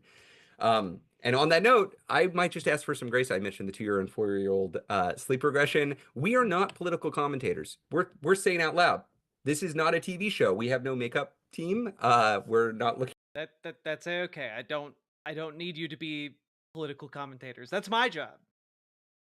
I also don't have a makeup team though. at any kind of teleprompter, although I wrote out some like top bullets, so you know, but this isn't a speech that I'm giving. Our main Did you hide those bullets behind frames? I need to know after watching that Eric Adams searching video. job in this world, and has been for the last year, is to organize and create the structures to help you organize. We're not in this to comment on the news of the day, but the reason why we do these calls is because we're in a lot of conversations with Indivisible groups, with national leaders, with members of Congress, with staff, and we're trying to move together as a movement, right? And to do that, we want to have a real life conversation with the movement and let you in on what's feeding into our strategic thinking, what's the reasoning behind some of the strategic moves Indivisible is making, and to get your feedback, because we don't always get it right, obviously. So with all that said, Leah, actually, do you want to I'll do quick housekeeping. Yeah, let's do it. Yeah. Okay, great. All right, so folks who've been here before, you know the drill. This is Q&A for the most part. Some is live and some is submitted in advance for folks who registered. We're going to try and cover a lot from as many categories of questions as we can. This is going to be recorded, and we will send out a link to the recording for everyone who registered. We're going to post links in the chat as we go. We're also going to follow them up with them in the email that we send out if you miss them here, so you will get them even if the chat is moving fast. We are going to keep doing these as long as people find them useful. I think we've got 4,000 folks on with us now, so that seems like a lot of 4,100. 4,100. A lot of people seem to be finding it useful, so we're gonna, do it as long as it's as long as y'all are tuning in. The first one, I think we had 200 on. Yeah, So so the growth is good, y'all. Yeah. Yeah. Now, note on the chat box or the chat, it moves very fast. It's a little bit messy. It's kind of gloriously messy. That's great. Everyone, please do your part to keep the chat box constructive. We are a diverse nationwide movement. We treat each other with respect, especially when we are frustrated or we are disagreeing or we are scared. That is because we've got to organize, we got to build together, and that means we got to be respectful and caring and lift each other up. Especially right now when so much stuff is happening. Unfortunately, that's What do you mean sup with the indivisible people? They organize the protests to pressure Democrats to actually act and preserve our democracy because they recognize the existential threat posed by Republicans. Or at the very least, they recognize the damage that the Republicans are doing is nothing less than catastrophic. Every day that goes by. for the foreseeable future. Yep. I'm going to just say a couple more things just to catch everybody up on how we've experienced the last week, what we've been seeing, and then we'll dive straight into Q&A. One thing we try to do surveys after every one of these calls, and we ask you about a variety of things, about strategic questions, about where you're getting your information, about what we should be paying attention to. I'm going to follow up, or the team as a whole will follow up after this call. We'll have another survey, but I'm also going to send over a full list of what I'm about to mention, because in the last survey from last week, we asked you, outside of mainstream media, where are you getting your news? What are the influencers or social media folks or people with podcasts or with newsletters that you're listening to? And we got a ton of good recommendations, some of which I knew and some of whom I didn't know. Heather Cox Richardson obviously was on that list. Sherilyn Ifill, who's brilliant. Rebecca Solnit, who actually I was just on NPR a couple hours ago with on KQED, who's awesome. Jessica Craven came up again. We've talked about Jessica a lot in these calls. So I'm not going to list everybody. There were a ton, but we will follow up in this email with a resource that just gives you a sense of where are other people in the movement giving their information. I'm seeing Jamel Bowie, Politics Girl, incredible. Yep, she's great. Maya's Touch. Yeah, seeing a lot of great folks. So we'll follow up. We want to be sharing information about where we get our information because that's important. Oh, Jim Acosta, we're going to be on his show tomorrow. So a lot of good folks. And I do think it's important for us to identify sources of pro-democracy media, and whether that is mainstream media, traditional like The Guardian, I think is a good example of an institution that has a pro-democracy bias, or Zateo, run by Mehdi Hassan. But then also folks who are new, who have just started being voices of truth out there that are leading people. We want to be connected with them and get them audience. I think that's healthy for democracy, and it's also helpful for all of us trying to organize. Anything on the survey, Leah? Mm-hmm. Please fill out the survey. It takes like 2 minutes, and we read through the answers and we use that. Guys, thanks for saying my name in chat. I wasn't even looking at chat, and then I look over and you're like, oh, Riverboat Jack. Thank you. to help drive us too. So would appreciate any feedback there. Okay, so I'm just going to say a couple words, more than a couple words, but I'll try to go. We'll end this within the next 7 minutes on how the last week has gone. We are seeing a ridiculous amount of energy, y'all, and that feels great. Since the election, Good. We need like 100 times more, but you know, I'll take any improvement in the energy we got. we've had about 400 or so new Indivisible groups form and register. Incredible, there are now about 1,300 local Indivisible groups spread across every single state. We are hearing from those groups, new and old, that there is an absolute surge of membership, 200, 300, 400, 500%. Frankly, if you're watching Rachel Maddow most nights, you're seeing coverage of the meetings that you're holding and the protests that you're holding. It's very cool to see. I mean, it is one thing. You know, it is telling that Rachel Maddow is one of the only figures in media also treating this as the existential threat it is. Like, she's been shouting out Blue Sky and Indivisible, and it's good to see. I just wish other members of the media would also understand what's happening. Like, people are paid to understand these issues, and they are still treating it with kid gloves, you know? Thing to be in a constitutional crisis and look around and ask, is anybody going to fight back? Is anybody going to organize against? And it's another thing to be in a constitutional crisis where, look, it's not necessarily the case that everything's going to be okay, but at least we're fighting, at least we're organizing. That's Yeah, I mean, and that is an important caveat right there, that we don't know that everything's going to be okay. And honestly, I'm gonna level with you guys. Everything's not going to be okay for a lot of people. But the more we fight, the more likely we make it that, you know, people will be more okay. Fewer people will hurt. And that is good. what we feel like right now. Over the weekend, we were organizing with staff in the union over at CFPB to prepare for the fight against Elon Musk and Trump to gut the agency. On Monday, we held a large rally with those partners and others and a whole bunch of members of Congress. Elizabeth Warren kicked us off. I introduced 17 senators and representatives who wanted to give rah-rah-rah speeches. I asked each of them one by one, would they withhold any support for additional funding until this constitutional crisis is over. 16 of 17 agreed on the spot. Great to see. Look, they are moving. They are responding to energy. Later on in this call, I think I'm going to read. I've been talking to some senior staff on Capitol Hill, and I asked them, "Hey, I'm going to be talking to a few thousand people who are organizing. What do you want them to hear?" And I want to give you a behind-the-scenes look at what they thought would be useful for you to know. I do want to name something for anybody paying attention. We're not here to just tell you, "Hey, everything's great. It's all sunshine and rainbows and flowers, and it's going to be fine." A real dynamic is we are building a lot of energy, and we are also losing a lot of fights at the national level. That is just a reality. That is an honest, hard dynamic of where we are right now. They are in a place right now in this administration, Congress, where they're able to do a lot of stuff unilaterally, and Trump actually still has a high enough approval rating, and Republicans are very nervous about breaking with him, that they're more or less just going along with him. We are seeing some positive outcomes over the past week on lawsuits from state AGs, our friends in places like Democracy Forward and the ACLU, the more legally focused organizations. They have been quite busy and doing really good work. But the reality is that what we are doing right now, what all of us are on kind of the vanguard of doing right now, is shaping the overall national popular conditions for the fights that are coming. And are recognizing that we're going to have more leverage than we might have right now on nominees or executive orders, but we're building towards mass opposition, and those. Yeah, like part of the hard part about what we're in right now is that a lot of what we're doing is like, we cannot stop any of these nominees. You know?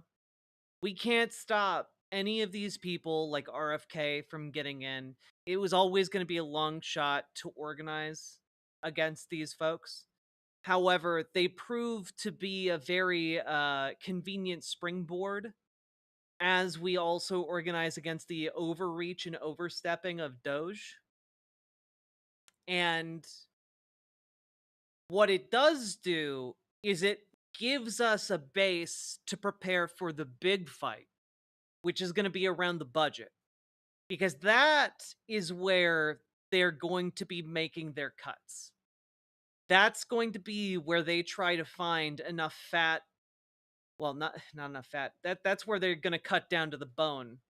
Fat, muscle, sinew, the entire thing, all the way down to the bone, in order to give away these trillions of dollars to billionaires. That's where the real fight is going to be. And that's where we need that, like, when the budget conversation happens, that's when we need to have a critical amount of public pressure and support. So honestly, starting now to build to that is going to be like the big battle. Of us who are looking around asking, why is not everybody in the streets? And the answer is we're working the muscle. We're headed in that direction. And in fact, we'll talk about it in a second. There are a lot of opportunities coming up in the next week to build towards that in practical ways wherever you are. So 3 takeaways I want to mention from the last week. 1, we should not be letting Republicans off the hook. I'm going to talk about Democrats, don't get me wrong, but if the Republican Party were an effectless, corrupt, cowardly institution, Donald Trump would never be president. Full stop. And right now, in this very moment, putting aside history, right now, in this moment, there are a dozen or more vulnerable House Republicans up for re-election next year who are doing absolutely, positively nothing to keep this administration in check. Nothing. Here's what I would say. The 5 most vulnerable House members on the GOP side, they should switch parties today. They should obviously switch parties today. There is a war being waged on Congress in the courts by this administration, and you have vulnerable Republican members of the House sitting by and doing nothing. Now, I say they should switch parties. They're not going to. We all know they're not going to. People are asking which ones. We can circulate a list of the most vulnerable ones. I'm happy. They're all over. They're in California. They're in Ohio. They're in Arizona. There are vulnerable members who are going to lose next year. We're going to make sure. We can't force them to change parties. We can't make them do that. We can force them to start looking for a new job next year. So I just want to name, while we are not an arm of the Democratic Party, and while we often find ourselves trying to encourage Democrats to find spines, we cannot let Republicans off the hook just because they're Republicans and they're lost causes. They have to be held accountable. They are doing atrocious thing. Every single one of the Senate Republicans, for instance, voted for Russell Vogt.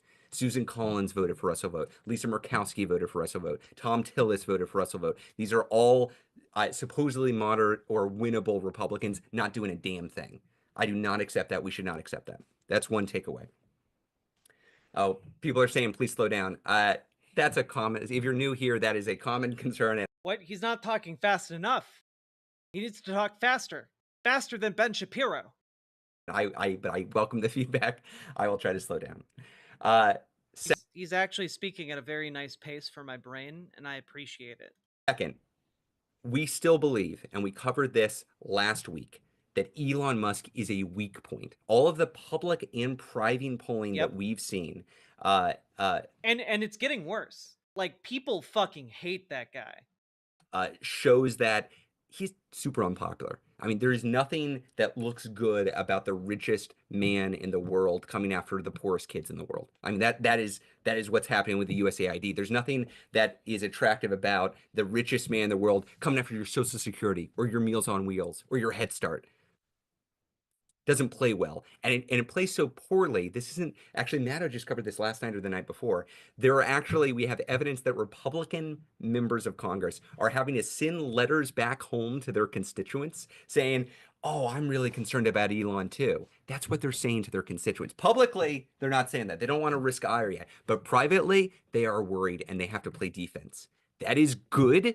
That is good, and we should press our advantage there. So Elon Musk as a weak point. We should all be thinking creatively about how we can put our finger on that and push as hard as we can. Third is, getting back to the Democrats, Democrats do need to form an opposition party. We have some folks that are fighting back, but it is not unified.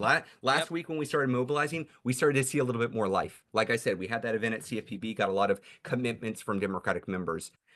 But they fucking hated that, by the way. When we watched that protest and Ezra kept asking about, like, do you commit to withhold your vote? They did not like that. I'm guessing that may have been part of why they were getting so salty in behind closed doors meetings. Hours ago, we were tracking this. 19 Senate Democrats. Also, this meme from Always Sunny in Philadelphia is basically how America is starting to feel about Elon Musk. Democrats just voted for yet another Trump appointee to lead the agriculture department. Brooke Rollins. Well, we'll find it. It's not important. She's a Trump lackey. That's what we know. 19 Senate Democrats voted for this nominee.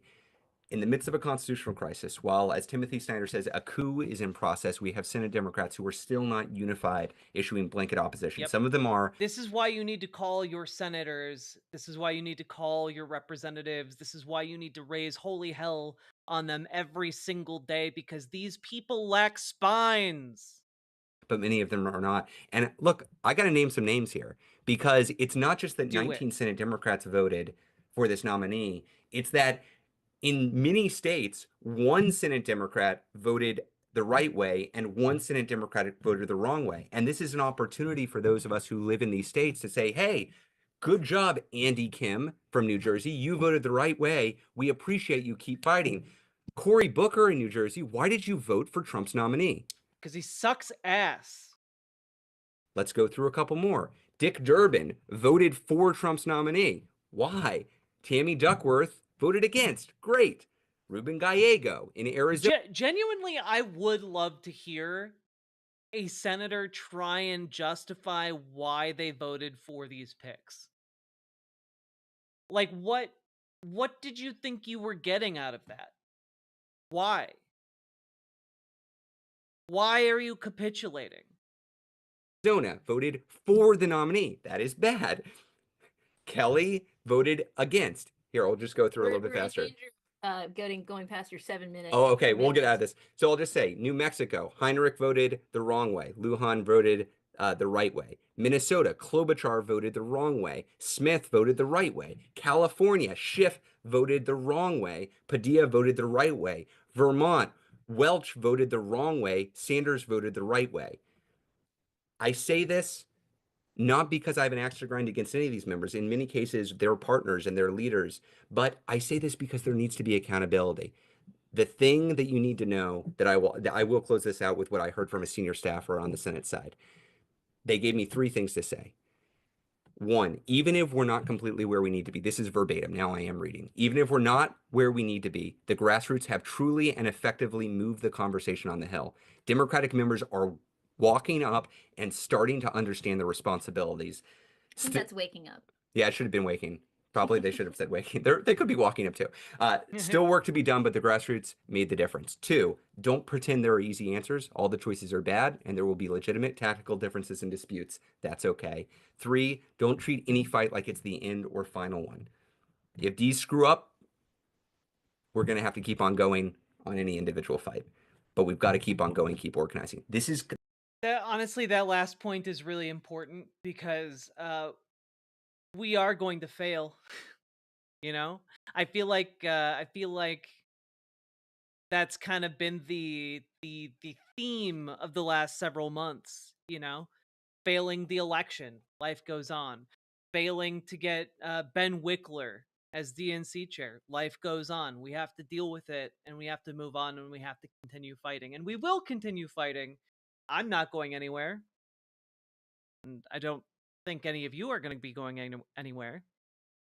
So we continue on and we fight for a better world, you know, for us, for our children, for our loved ones. And we win. And we will win. There's too many of us to lose. Join your local Dems, join your local DSA, join Indivisible protests, call your Dems, email them, show up at their offices, fill their inboxes. We are inevitable. The long course of history bends towards democracy. The kind of input that we're receiving from senior level staff on Capitol Hill. When we talk about inside-outside game, that's what this looks like. We are playing our role. We have some allies playing their role on the inside. Ideally, where this ends is a unified opposition movement fighting against the fascists. Okay, with that said, I did go over a little bit. Okay, I will say right there, I like these guys. I like these guys. I like them.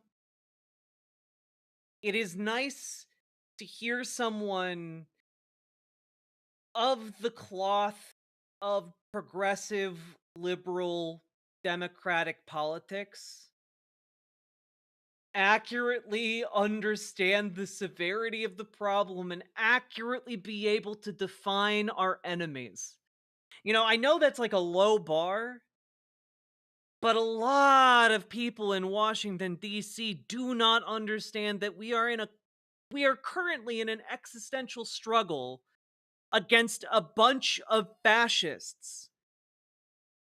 Fascist fucks are walking the halls of power in Washington, D.C. as we speak, and we need to act like it.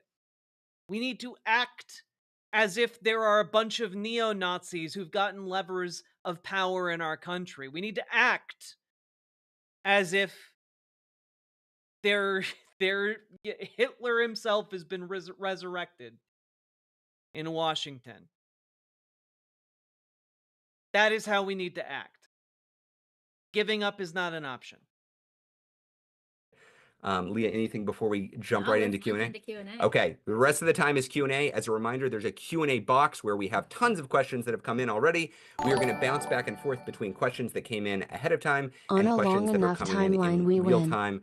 First question Absolutely. comes from Jane. And I know there are some people who disagree with the assessment that on a long enough timeline, the long course of history bends towards democracy. I know that there's a lot of people who disagree when I say something like that, but you know what?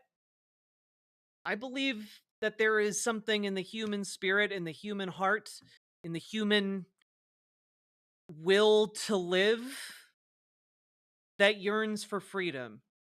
And I think that freedom inherently chafes against the notion of tyranny, of dictatorship, of monarchy. And I think that on a long enough timeline, that freedom is embraced and becomes real in democracy, and that we will win.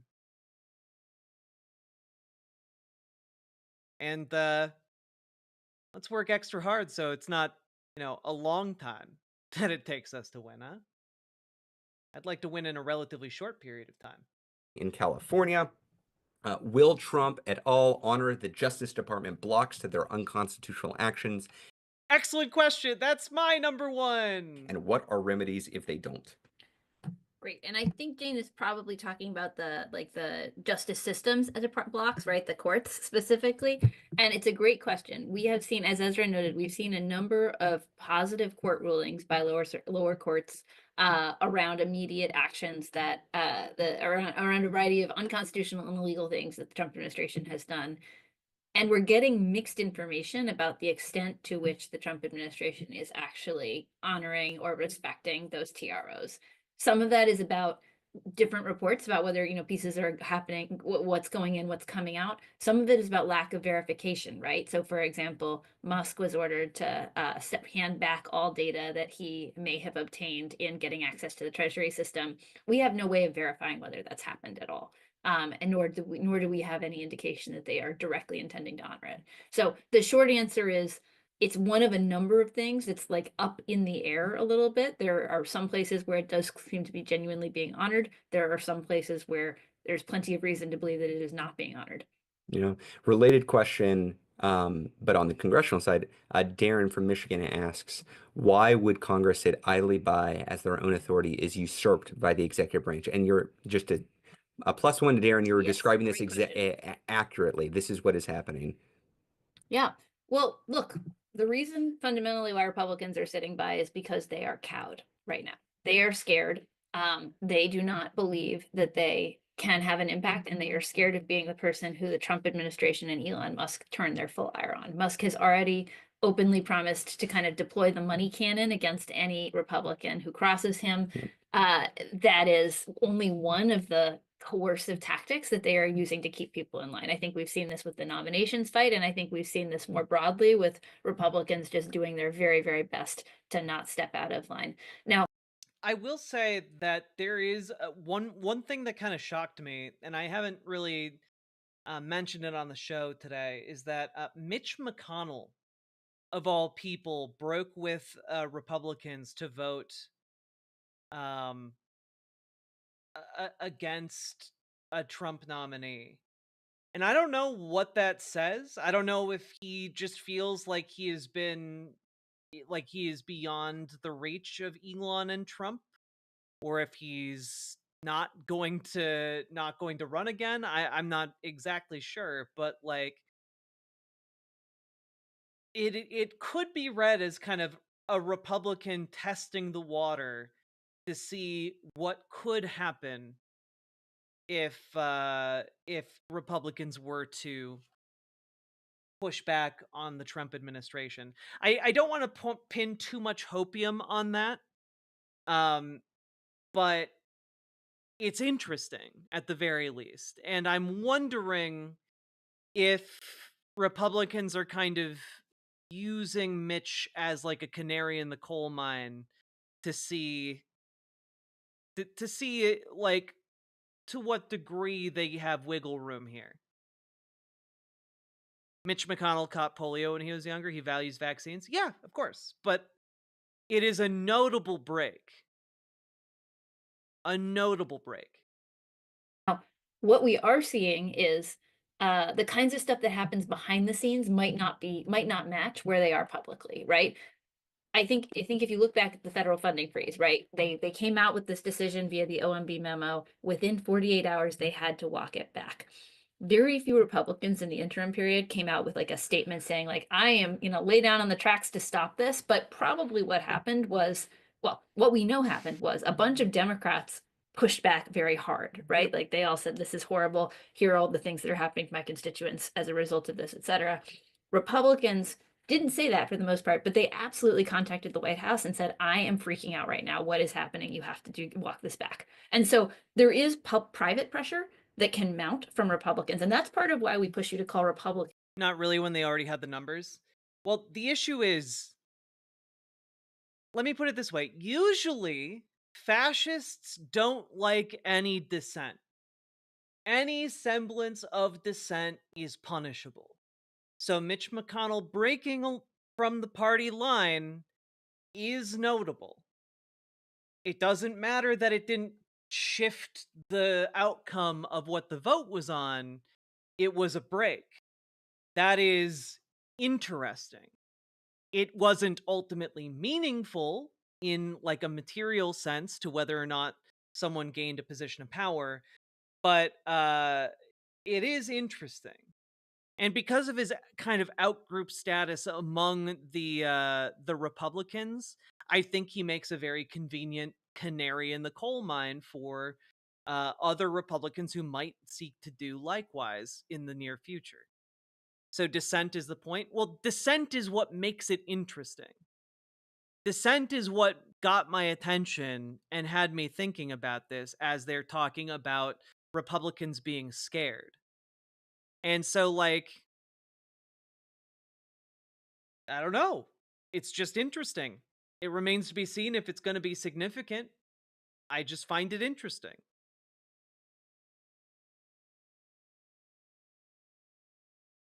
As well, right? Because they might not come out and be, a resistance hero. They're never going to do that. But they might be pushing back in private and saying, I can't support this. I need you to walk it back. That's right. We're going to zoom through. I mean, we've got tons of questions. Let's keep on zooming through. We got Shifra in New York ask why. Wait, a lot of you are being like, what does Mitch have to lose? You guys understand, like, these people have families, right? You understand, like, politicians have, like, families, loved ones, people that they generally care about. Like, they might be terrible people, but they generally have those things. They have legacies. They have things, even when they're old as shit and on the way out. They have things they care about that can be attacked to exact a price from them.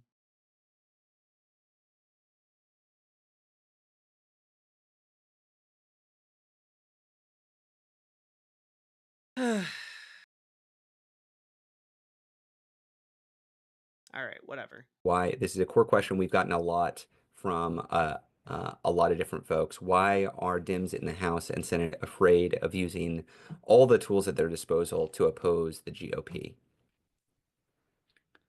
You want to start? No, I can do it. Okay. Look, I think that there have been some very real strategic disagreements within the Democratic caucus over this period of time. I think that hey, Ezra, can you give me the question so that I can make sure I'm holding it? Thank you. I think there have been some serious strategic disagreements. The real situation is that a lot of people came out of the 2024 election with an orientation around we should frame ourselves as kind of like wanting to find solutions with the Trump administration and mostly kind of sit back and let them drive their own favorability. Yeah, and fuck that. Down. That is an orientation that you can have a debate about whether that is the right political orientation, but we're in this to mitigate as much harm as we can to regular people and to set up to win in 2026. And we don't believe that it serves either of those goals to sort of step back off the field and let Republicans rampage through the federal government, cut services and benefits that Americans depend on, do a ton of incredibly damaging and dangerous things, and then just say, oh, look at that. That's not, first of all, you are assuming that you will actually get the popular disapproval that you would get if you had actually been mounting a spirited opposition all the way through. That is a big assumption. It is not in any way, it doesn't work like that. And then second, those are real people. That's real harm. We want to stop real harm. So what we're looking for with Democrats is getting them to really move into an active opposition where they're fighting on every front all of the time. And we think that that is good politics as well as good policy. Yeah, you know what Republicans loved throughout the Obama era? Obama constantly being thwarted by Mitch McConnell. Republicans loved that. It was the #1 thing they liked and lived for during that era of politics. We need to embrace a similar brand. That's one interpretation. Yeah. There's other stuff too. And this is the thing. I want to be clear with y'all. It's not clear for everybody. A fair amount of what we're doing right now is working with our teams, with allies who are off Capitol Hill and allies who are on Capitol Hill to just understand why aren't actions being taken that we think are smart to take, and what would convince Democrats to take those actions. And I will say, in some cases, it's legitimate strategic disagreements. In some cases, they think, look, we share the same goal, but we don't think what you were saying we should do is going to work. Therefore, we're not going to do it. I don't want to just flatten this and say, right, oh, they're all corrupt, they're all lazy, they don't get it. Maybe in some cases, some version of that is correct, but I don't think it helps us organize to flatten in that way. Let's take a specific example. Headed into this year. Who are these two? These are the two co-founders of the group Indivisible, one of the few groups that is actually coordinating mass protests across the United States to galvanize Democrats and Republicans in Congress to take action against the fascist coup that is currently rolling out across American government. There was a debate about how we could win against some of the worst nominees for Trump's cabinet, and some of us were saying we should not approve any of this guy's cabinet nominees. He's a bad guy. He wants to be authoritarian. He wants to be a dictator on day one. Why would you give him any votes? Yep. And there was a different strategic path, which was, well, let's vote for some of them. Let's give Democratic votes for some of these, and that will prove that we're reasonable. And that means we can fight harder on the really bad ones. And But you didn't fight really hard on the bad ones either. That's stupid. That is so stupid. Fuck. How do these people luck their way into being at the head of a political machine that just puts them into power, and they don't know how to fucking do politics? God damn it. Well, let's go along, and then everyone will think we're so reasonable. Guess what being a reasonable person in the face of a fascist coup does? Exactly jack and shit. Oh, good. The fascists think you're reasonable. That just means they think you're a sap. It means they can predict what you're gonna do, and then they can just, fuck off and do whatever the hell they feel like. God.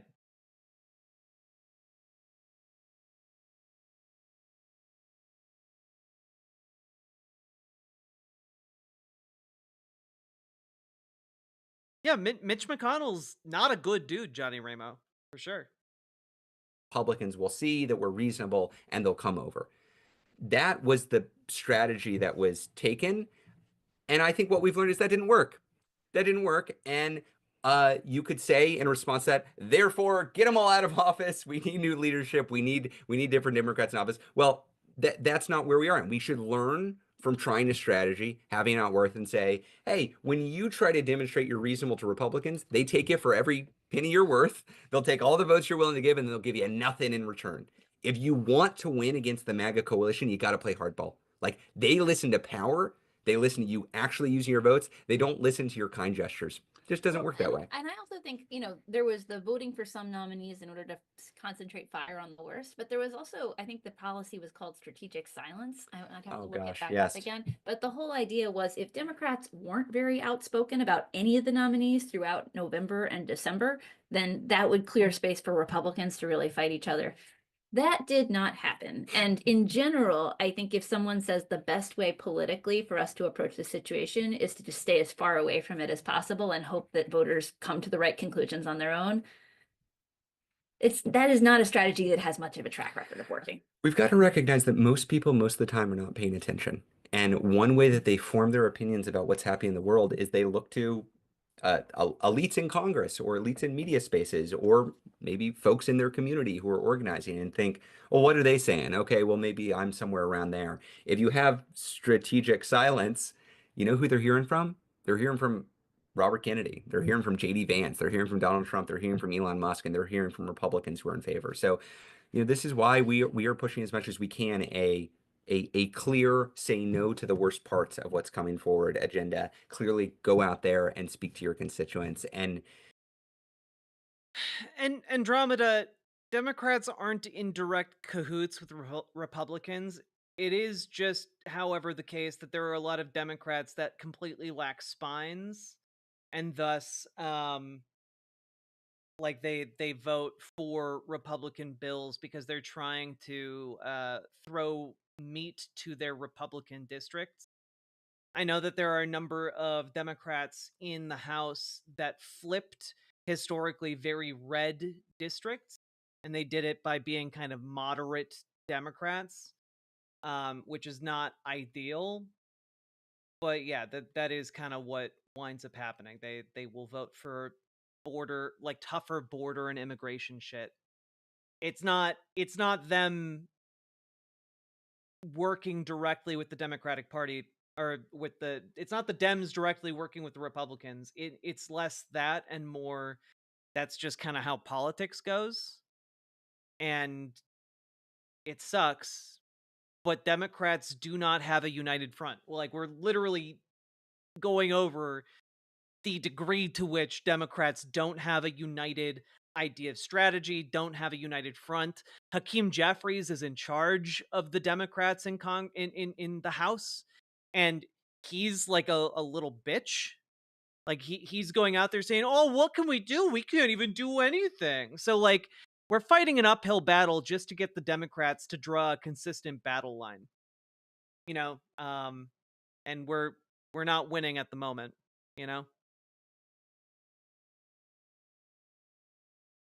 Well, yeah, the House Democrats that voted yes are absolutely glazing the law because they voted yes to appeal to the people who voted them into power. That's why they voted yes on it.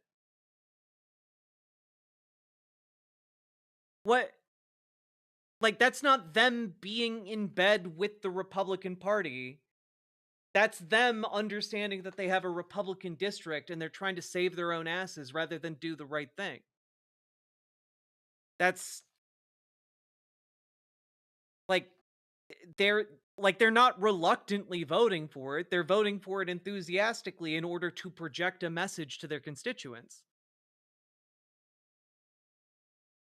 I'm not saying it's good. I'm just saying that's why they're doing that. It's not because Republicans called them up and said, or the Republican Party called them up and said, "Hey, you in on this? The fix is in," and then they hang up the phone.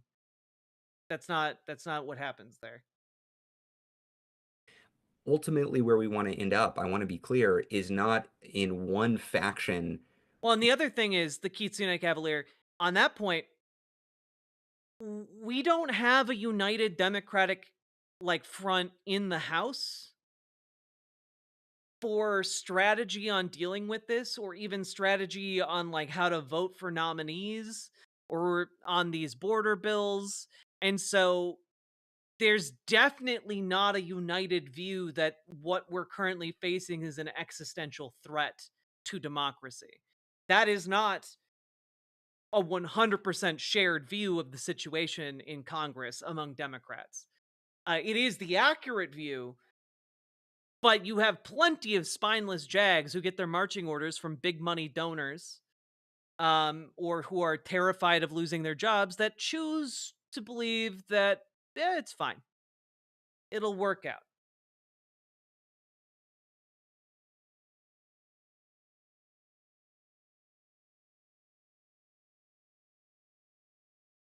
Well, look, I can't speak to your specific House Democrat.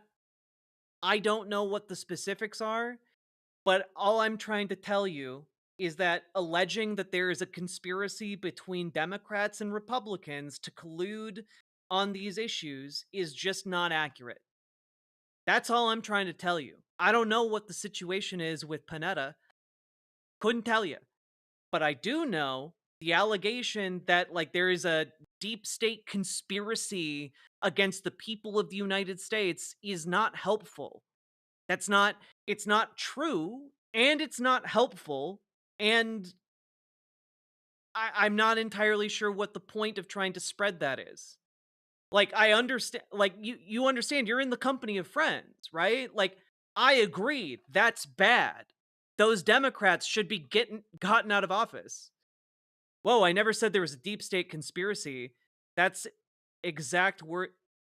Okay, I'll read what you said. Democrats are in cahoots with Republicans. To me, that kind of implies that you think that they are working together as some kind of conspiracy, as opposed to what they are doing, which is not that. They are doing what they view as being in their best interests as spineless politicians. I'm sorry I put words in your mouth by interpreting your words in the way you seemed to be meaning them.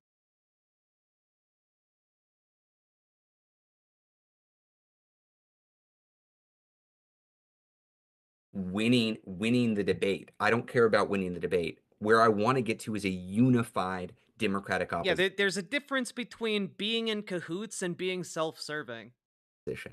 That is the end goal. And I'm not looking to settle any scores. Somebody mentioned an Axios article that was brought up that some Democratic members were complaining about Indivisible or Move On. Don't feed Axios-driven. I apologize if there's a misunderstanding with my phrasing. I mean to say they're not helping the situation. That is absolutely true. But for the record, being in cahoots implies illegal action. It is a word or phrase that implies you are working together to do illegal shit. Drama. That's not where we need to be, y'all. We need to be holding our friends accountable and pushing them into strategic unity, but we need to have our eyes on the prize here, which is nobody's going to do any good if we're fighting amongst ourselves. Ultimately, we got to get to unified opposition. That's all I hope we can get there, and that's what we're working towards. We just did Shifra. If you disagree, please, I encourage you to look it up in a dictionary. Diane asked a related question, but maybe we just comment on the specific part of this that we didn't touch on. Diane from New York asked, why are Democrats in Congress so passive, which we kind of talked about a bit, but why aren't they filibustering horrible cabinet choices for more than a day? This is actually, I'll just answer really quickly. It's because you can't filibuster. That might have been our 2-year-old just trying to bust through the door, but I think Leah's mom got her. Oh, we locked it, so it's okay. You can't filibuster nominees is the bottom line. What you can do is spend 30 hours debating, and the Democrats are more or less using the 30 hours that they've got. Where you can filibuster is when it comes to legislation, which is coming up. There will be attempts at legislation, but if you're asking, well, why aren't they on the floor filibustering? It's because they literally... We did go over this. So the filibuster season is coming. It's just not upon us yet. You can't do it according to Senate rules. 50, not 60. Yeah, that's why. Leah, I'm going to ask one more question that came in ahead of time, but then we're going to bounce into questions that are coming in live because people want to talk actions. I see that, Rebecca. We're going to get to actions. In fact, that's the next category: strategies, tactics, and taking action. Question: we don't get a ton of questions on the courts, but we did get this one from Jane. Said SCOTUS got us into this mess. Jane from California. SCOTUS got us into this mess by giving the president immunity. Would calling, writing, or demonstrating there have any impact? It's a good question. It's a good question. So, I think we're all clear within this space that SCOTUS is not an independent and unbiased actor, right? It is a Supreme Court with a majority of folks or a majority of the majority are Donald Trump confirmed justices. And so that is fundamentally not, it's not who we'd like to be the ultimate arbiter on this stuff. What I would say our role is not necessarily appealing directly to the court, but creating the popular conditions in which the court believes that it has to uphold certain very, very basic red lines of constitutionality in order to have any continued semblance of legitimacy as an actor. That's a really good point, because a lot of people seem to conceive of the courts as being very self-contained and apart from the world, and I think that is a deliberate impression that the court tries to maintain. But the reality is, of course, the courts are influenced by events outside of the court, and making it very clear through repeated and prolonged and sustained demonstrations that there are some, in fact, very red lines that should not be crossed is probably a good thing. That probably helps to shape the court's opinion in a direction that is favorable to democracy. When they when they feel like there are actually a lot of people watching and that all hell could break loose, that's when they're most careful with their decisions. It's true. Itself, right? And I think that is a different prospect. That is about raising the alarm on birthright citizenship. That is about raising the alarm on what Elon Musk is doing and how he is executing this coup and seizing power for himself. I'll also drop a link to Indivisible itself, because they have a really great mobilizing tool that will help you find different local protests, as well as make your own if there are none. So just a combo sharing of links there. About winning the public narrative fight so that the court feels like there's a real cost to ruling in and supporting Donald Trump. And I will note, the Trump administration is going out of its way to antagonize the courts right now in some meaningful ways, right? They are floating trial balloons about disregarding orders. They are demonstrating in a lot of ways that they intend to come into conflict with the courts. And that is unbelievably frightening, right? That is a deeply frightening dynamic for us to be watching unfold. And also, it's not the kind of thing that judges like very much, just to be honest with you. So we want to be part of a broad movement of people who are pushing to create the conditions in which we get the rulings that we want, recognizing that the courts are an uphill battle. Yep, this is our generation's civil rights struggle. People are going to be asking you what you did during these times, so try and make it something that you're proud of. Got a question, friend of the chat, Jessica Craven, for those who also follow her. People are really anxious about the SAVE Act. Jessica says, is there no chance that this passes with the filibuster, et cetera? For those who aren't familiar, SAVE Act is a bad piece of legislation put forward by folks who wanted to suppress the vote, is the basic deal. And it has the effect of disenfranchising millions of women who changed their name when they got married. That's cool. It is normal legislation, which means, as Jessica notes, it would require a filibuster. Overcoming a filibuster would require 60 votes in the Senate to get done. Now, I wouldn't say anything has no chance For instance, I'm not 100% positive that will maintain the filibuster, that they might make some changes. They've made changes before to the filibuster to ease the way. I do think that is a major barrier. The way the SAVE Act would get done is one of three ways. First, it's got to pass the House, but let's assume it passes the House with Republican votes. Second, it goes into the Senate. The three ways are either Democrats lend it 7 votes. That's how many, that's how many votes that Republicans would need. So if all Republicans plus 7 Democrats vote for it, that would be enough. That's what happened on Lake and Riley, this bad MAGA messaging bill that passed earlier this year, last month. Enough Democrats joined, it overcame the filibuster. Therefore, we have a MAGA messaging bill that allows dreamers to be targeted and incarcerated. Terrible, terrible bill. That's one pathway. Second pathway would be that they amend the filibuster in some way and allow some piece of legislation or this piece of legislation to move forward. We haven't, frankly, seen a ton of movement on that, but let's see. They're really going for it right now. They're undermining all sorts of norms. Who knows if that's next on the chopping block. And then the third way would be there is some kind of must-pass piece of legislation that's bigger that's moving forward, and Republicans managed to insert it into that piece of legislation. Shrub Girl in Twitch chat writes, I was born in Alabama. They require SRS, which I don't want, and a court order from a judge saying I've had it. This will disallow me from voting because my birth certificate has a different name than my social security card and my ID. Yep. The SAVE Act is fucking disgusting. Currently, though, Jessica is right. With the filibuster, if it's a standalone piece of legislation, we're not going to have to worry about it. But I wouldn't say take your eye off of it. We should be tracking every single piece of legislation, every single nominee, every single thing that requires congressional action. We should have eyes on it. We should have an opinion about what members of Congress should do, and we should tell them what they should do.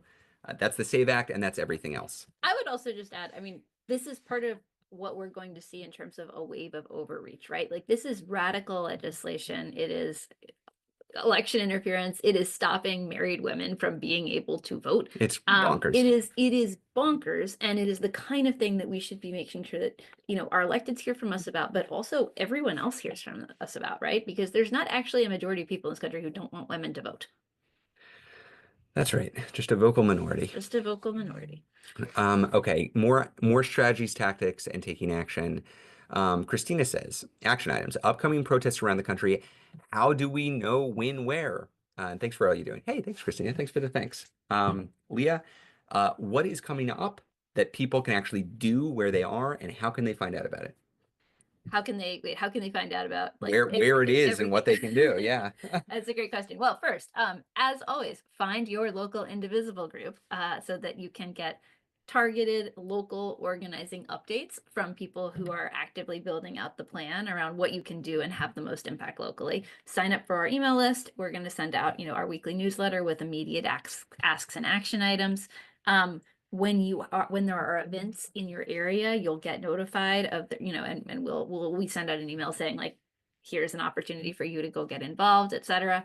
There is definitely, I just want to note, we're in one of those like wave organic moments, right? Where stuff pops up, and that is great. That is awesome. It can make it a little bit difficult to track. So part of what's really helpful is being hooked into a local group that can tell you what is happening and what is going on and what they recommend that you be part of. But there's also just a little bit of trial and error. Well, and I'll get here.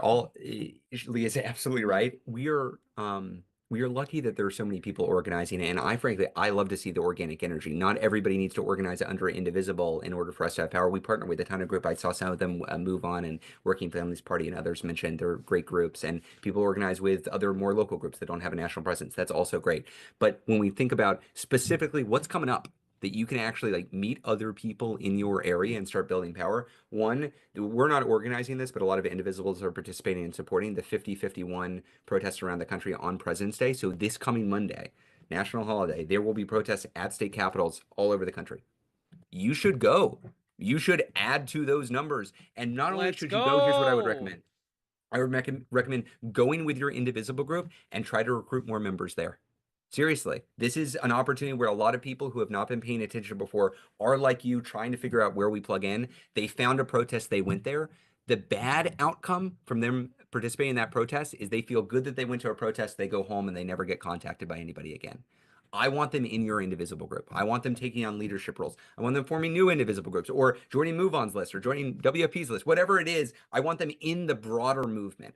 And you should not just attend, but you should come and try to recruit. Every one of those is an opportunity to get more people in. And then something that you can orchestrate next week. Next week is the first congressional recess. The House members will be home all next week. I was just on a show with Latifah Simon, a California representative. She said she's going to be back home she's phenomenal. She said she was going to be back home in her district in California for 8 days, and she was going to spend the whole time doing town halls and community meetings. Your representatives, Republicans or Democrat, they should be doing that. If they're not doing that, you should be asking them to do that. If they are doing it, find out when they are, show up with a ton of people, and either say thank you for fighting back if they're fighting back, or provide some helpful encouragement for them to fight back. I will remind you, in 2017, it was the February town halls all across the country that suddenly woke everybody up in Congress to the fact that there was a nationwide movement of people wanting to fight back. So next week, the President's Day protests and congressional recess, that's coming up. There will be more after that, but let's take advantage of those next week. More actions. I'm just going to. Also, just as a couple of things here, folks, see here. Da-da. Da-da-da-da-da. Yeah, National Day of Protest, February 17th at noon, the White House or your state capitol, City Hall, Town Hall, to resist fascism. Let's get out there. All right. Additionally, folks, February 15th on Saturday, nationwide call to picket Tesla dealerships. So, if you can't make it to the one on Monday, maybe consider protesting your local Tesla dealership. Just throwing that out there, folks.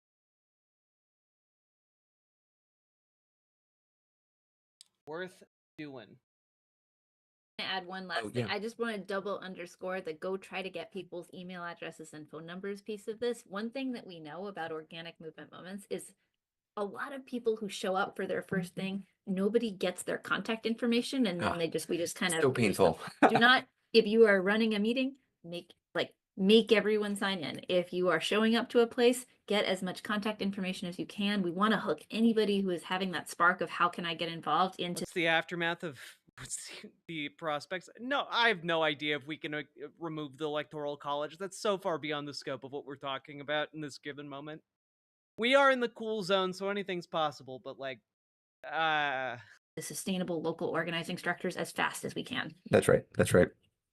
A specific question on actions, already calling and emailing Dems and reps from Congress, Democratic and Republican Congress and senators. What else can we do to push back? We kind of cover this. I think calls and emails are good and are a nice step in the right direction. In-person action is the coin of the realm. That's what demonstrates that you actually have power, that a lot of people care, they're willing to take time out of their day. I would like to say that the medium doesn't matter, that if you just express your opinion in a tweet and the member of Congress sees it, that's enough. It's really just not the case. As former congressional staffers, I think we can both say, seeing people show up in person and ask our boss, the member of Congress live, that carried a lot of weight. So we have an opportunity next week. We should take it. Oh, I didn't say who said that. That was Deborah from New York. Thank you for the question, Deborah. Another question on action taking. Jill from Massachusetts. Are demonstrations helpful to communicate our pushback? What if we could block people from going into SpaceX until Elon leaves the Capitol? That'd be great. I don't know how you'd do that, but that'd be pretty cool. Back and strong disapproval of Trump, Musk, and MAGA. I would say yes, but you want to be thoughtful about where are you doing them, when are you doing them, what is your message, and how is it hooked into a bigger strategy, right?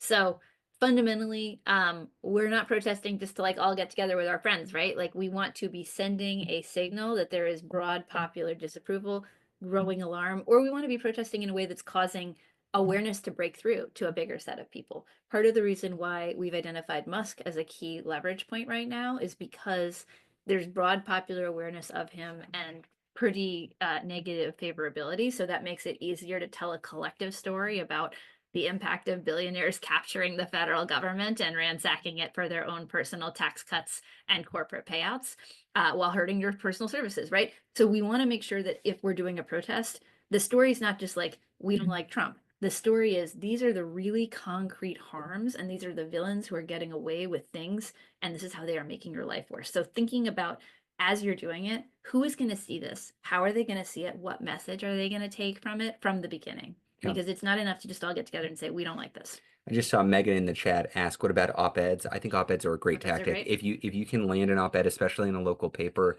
that makes a strong point, if you mention your member, your representative in that op-ed, I guarantee it's going to wind up in their clips. First thing in the next day, they're going to see it and they're going to say, oh, people are talking about this. And they'll be nervous about it because they know other constituents read that. We have some guidance for how to write an op-ed, but if you've already got contacts at your local paper, great, full force ahead. Got a question in the chat. It's funny, we were just discussing this internally on a team meeting. Joyce asked, what Senate rules allow Tuberville to stop all military advancements? Can this rule be used by Democrats to foil Trump appointees? Tuberville is, I don't know, some call him dumber than a sack of rocks. He's a senator. He's not very good from Alabama. I have a warm spot in my heart for Alabama because Leah's folks are from there. We spend a lot of time there, but this guy's a real bad dude. He put a hold on all military advancements and refused to let go of it, promotions for the better part of a year. And it slowed down the workings of the Senate on that issue specifically. So a lot of promotions were backlogged. And the reason why they were backlogged was any individual senator can say, if you try to move X thing, whatever it is, a set of nominations, a piece of legislation, a promotions in this case, I will object to unanimous consent. Unanimous consent is this feature of the U.S. Senate where all the senators have to agree to move forward. Otherwise, it's a huge pain in the butt. He refused to move forward on military promotions, and therefore there was a huge backlog that developed because Democrats, who were in the majority at the time, were prioritizing not judicial nominations. They didn't want to take the limited amount of time they had to focus on promotions because that would have eaten up that time, and they would have been able to appoint fewer judges. That was the dynamic. The ability to withhold unanimous consent from any nominee or any promotion, that remains the case for the minority. So an example of this is Brian Schatz, the senator from Hawaii, recently issued a hold on all State Department nominees in response to what they were doing at USAID. And he just said, I will reject unanimous consent requests for any nominee related to the State Department. Here's the thing. Senate Democrats can do that for literally every nominee. I know the high-profile nominees are secretaries. There are hundreds of political nominees that have to be confirmed by the Senate. Hundreds. Maybe more. And they are planning to do that. And so Senate Democrats can deny unanimous consent. Currently, none of them have yet moved forward without that in the last couple of weeks. So that is currently happening. In order to then appoint those folks, if the Democrats keep it up, the Republicans are either going to have to change the rules of the game, which they might choose to do, or they're going to have to eat up a lot of legislative time, which is great. They should have to eat up that time. It'll slow them down. So great specific question, Joyce. Cool. We're always looking for what are nice the to hear that tactical plays confirmation, that our allies on the Hill can be taken, and I think that's one of them. Okay, another question on actions. We get this question from time to time. Judy from Massachusetts, are emails to my representatives as good as calling them, or should I really try to call them instead of emailing? So we recommend calling as the top way of getting through, and that is just because of the way that these things get tracked in an office. So if you call, there's somebody on the other line. If they answer your call, they're going to like write down your address and your name and confirm that you're a constituent, and they're going to record you in the call tally immediately as pro or anti the specific issue that you're calling about. If you're doing emails, somebody will sort through the emails eventually, but it's not necessarily as quickly. It's not necessarily going in as consistently. And, and it doesn't contribute to the overall sense of phones are ringing off the hook that the phone calls can. So we would say, it's good if you only have time to hit send on an email, but fundamentally calls are going to be a little bit higher leverage. I say this every time, but I'm going to say it again because as a former congressional staffer, I found this very annoying. And so you should annoy that congressional staffer. One, if you're calling, ask for the name of the person you're talking to. Be polite. but ask who you're talking to so that they know that you might hold them accountable for not actually recording your comments. 2, say that you were a constituent so that they know you're a constituent. Give your address. That's part of their job. They take down your address, confirm that you're a constituent. 3, ask for a response. Say, hey, I would like a response on this. I want to know where the senator, where the representative stands.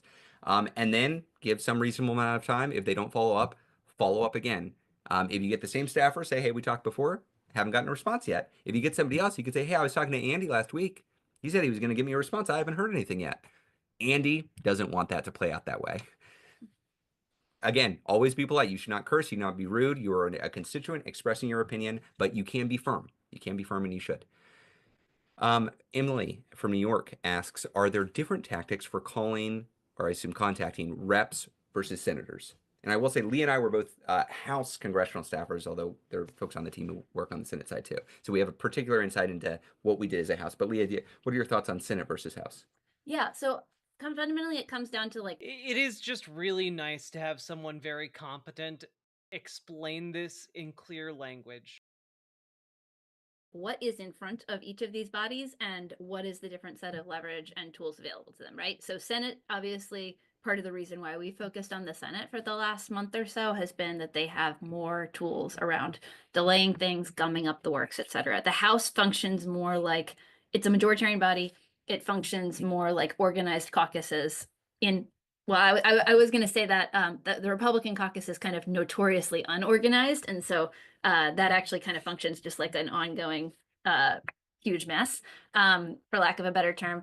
But functionally, you know, it's the leadership in the House that are making more of the decisions rather than kind of individuals being able to act as unitary actors on the floor, like in the Senate. So with the Senate, individuals have like a little bit more freedom of what they're doing and how they're moving. And with the House, it's more about getting people to organize as blocks. Yeah. But the bottom line, I think the bottom line is you are still a constituent, whether it's a House member or Senate member. You can still express your opinion on pieces of legislation or other actions. And you should still, and I saw this listed a couple of other places, you should still be calling just once per action, which is to say a bill might have multiple actions attached to it. There might be a bill that gets introduced, it gets a first vote, it gets a second vote, it moves through the process, it gets a third vote. There's no sense in calling multiple times before the member has taken the action. The way it works is there's a question about whether they're going to vote for this nominee or for this this piece of legislation. In the lead up to that, they'll get a lot of incoming. That will be tallied up, and then it will be presented to maybe the legislative director or chief of staff or the member themselves. So calling once per action, not necessarily bill or nominee, but per vote that can be taken is the right way to go. We've gotten a few questions. I actually didn't see this come in ahead of time as much, but I did see it come into the chat. And sorry, it's gone so fast I haven't seen who asked it, but a couple people were asking, what about a big mass action? We've been talking a little bit about, okay, individual member of Congress offices or calling a member of Congress or individual in-state actions, but when do we get in the streets? Like, when is it a massive show of force? Good question. Great question. The short answer is we will try to move in that direction when it's clear that we can demonstrate a mass show of force that gets attention. I think most people here are familiar overseas. Bless you. Most people here are familiar with one of the challenging dynamics of kind of protest as a tactic is that you got to have a pretty big march, pretty big protest to get noticed these days, right? You got to have you want to be comparable in size to some of the bigger ones in order to successfully convey the message that you're going to convey. Over the last week, we started testing energy, right? Yeah, this is what the Senate actions are about. We're seeing how many people are going to show up on a weekday to a Senate office on pretty short notice. And that actually helps us gauge how much energy is there building so that if we do a big action at some point in the future, some point soon in the future, how many people show up then? So fundamentally, the short answer is we're going to try and test and we're going to get feedback from folks and we're going to try and figure out when and how you build to the big actions. But we absolutely understand that that's part of the process here, or that's part of where we're going. At the risk of just like being redundant, I will say the first major national action that we're seeing organically come together is this Monday. So there is this Monday nationwide protest as we try to build towards bigger and bigger protests that are nationwide in blue, red, and purple states. we got to work the muscle. We got to grow the movement. And so if what you're looking for right now is a general strike or a massive show of force, help make the Monday protests as big as they possibly can be. Recruit as many people to that, and we can keep on building towards something bigger. The worst possible outcome, though, I will say, and this is why we're careful before we call for any kind of in-person show of force. The worst possible thing is if you call for something and the people don't show up. Because what that does, it sends a message, and it does not send the message that you want to send. It sends a message that actually people aren't that worked up about this. They don't care that much. They can be ignored. And it's hard to rebuild from that. It is difficult. So I am for building towards a big national show of force. If I saw 3.5% in the comments a lot, there's some analysis in scholarly literature says if 3.5% of the population is organized and active, then that's enough to take down an authoritarian regime. We don't have 3.5% of the population organized right now. We have to build towards that, and there are going to be flashpoints along the way that help us build that power. The attack on the Department of Education, which appears to be looming any day now, that's probably going to be a flashpoint where a lot of people who were not paying attention suddenly say, "Oh my gosh, what do we do?" They need to be part of the movement. They need to help us build this force pushing back. Come to us. Now, there's about 23 minutes left of this, folks. I have been going for approximately 16 hours doing stuff, and I'm extremely exhausted. And I don't know that I can make it through another 20 minutes, and I also have a lot of stuff I need to do tomorrow, okay? We've been going for over 6 hours now. If you've been enjoying the show, getting anything useful out of it, please hit the follow button on Twitch, hit the subscribe button on YouTube, like the YouTube stream. And I'm going to post, again, the link to this video so you can all finish it on your own time. I wish I was trying so hard to get through this, but it's almost 4 o'clock in the morning, and I'm kind of a mess over here. I won't be streaming tomorrow, or I guess today at this point, because it's Valentine's Day and I got a date with my love, the love of my life, and so just a heads up on that one. I'm gonna be smooching and cuddling and looking sexy.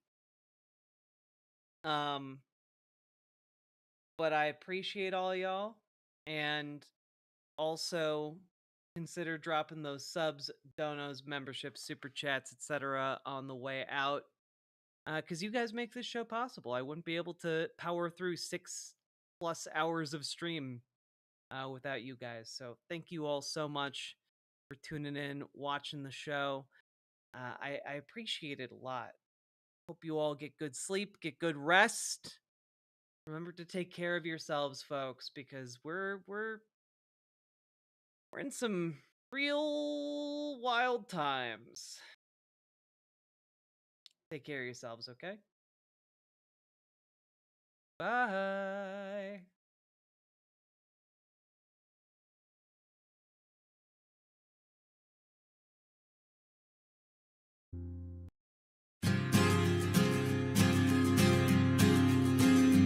In a pleasant wooded valley lived a huntsman tall and able.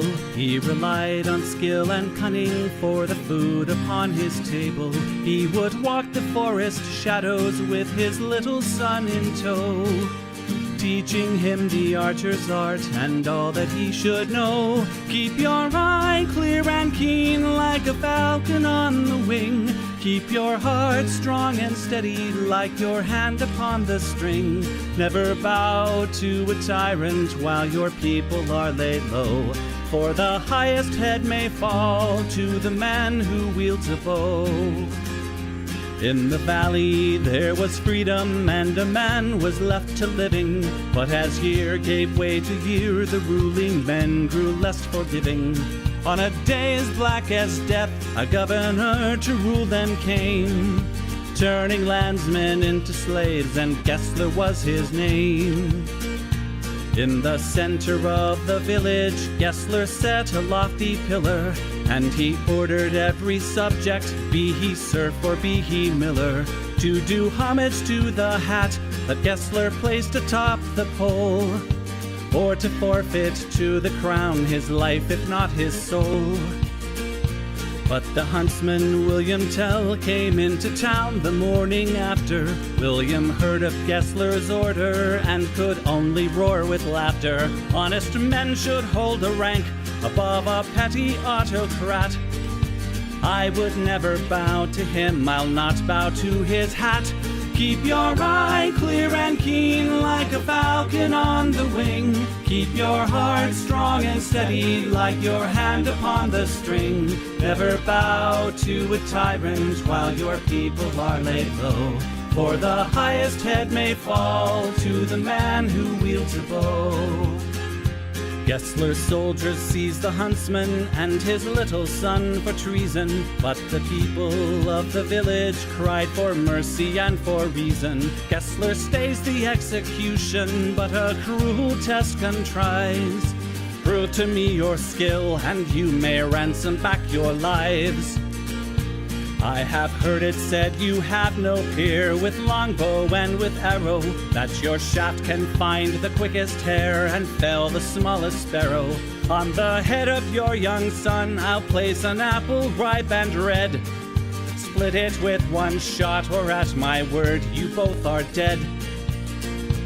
William Tell went to his son and said, I swear I will not hurt you. Courage will not bow to fear, nor shall this evil conquer virtue. Turn your face towards our home and stand as still as any tree.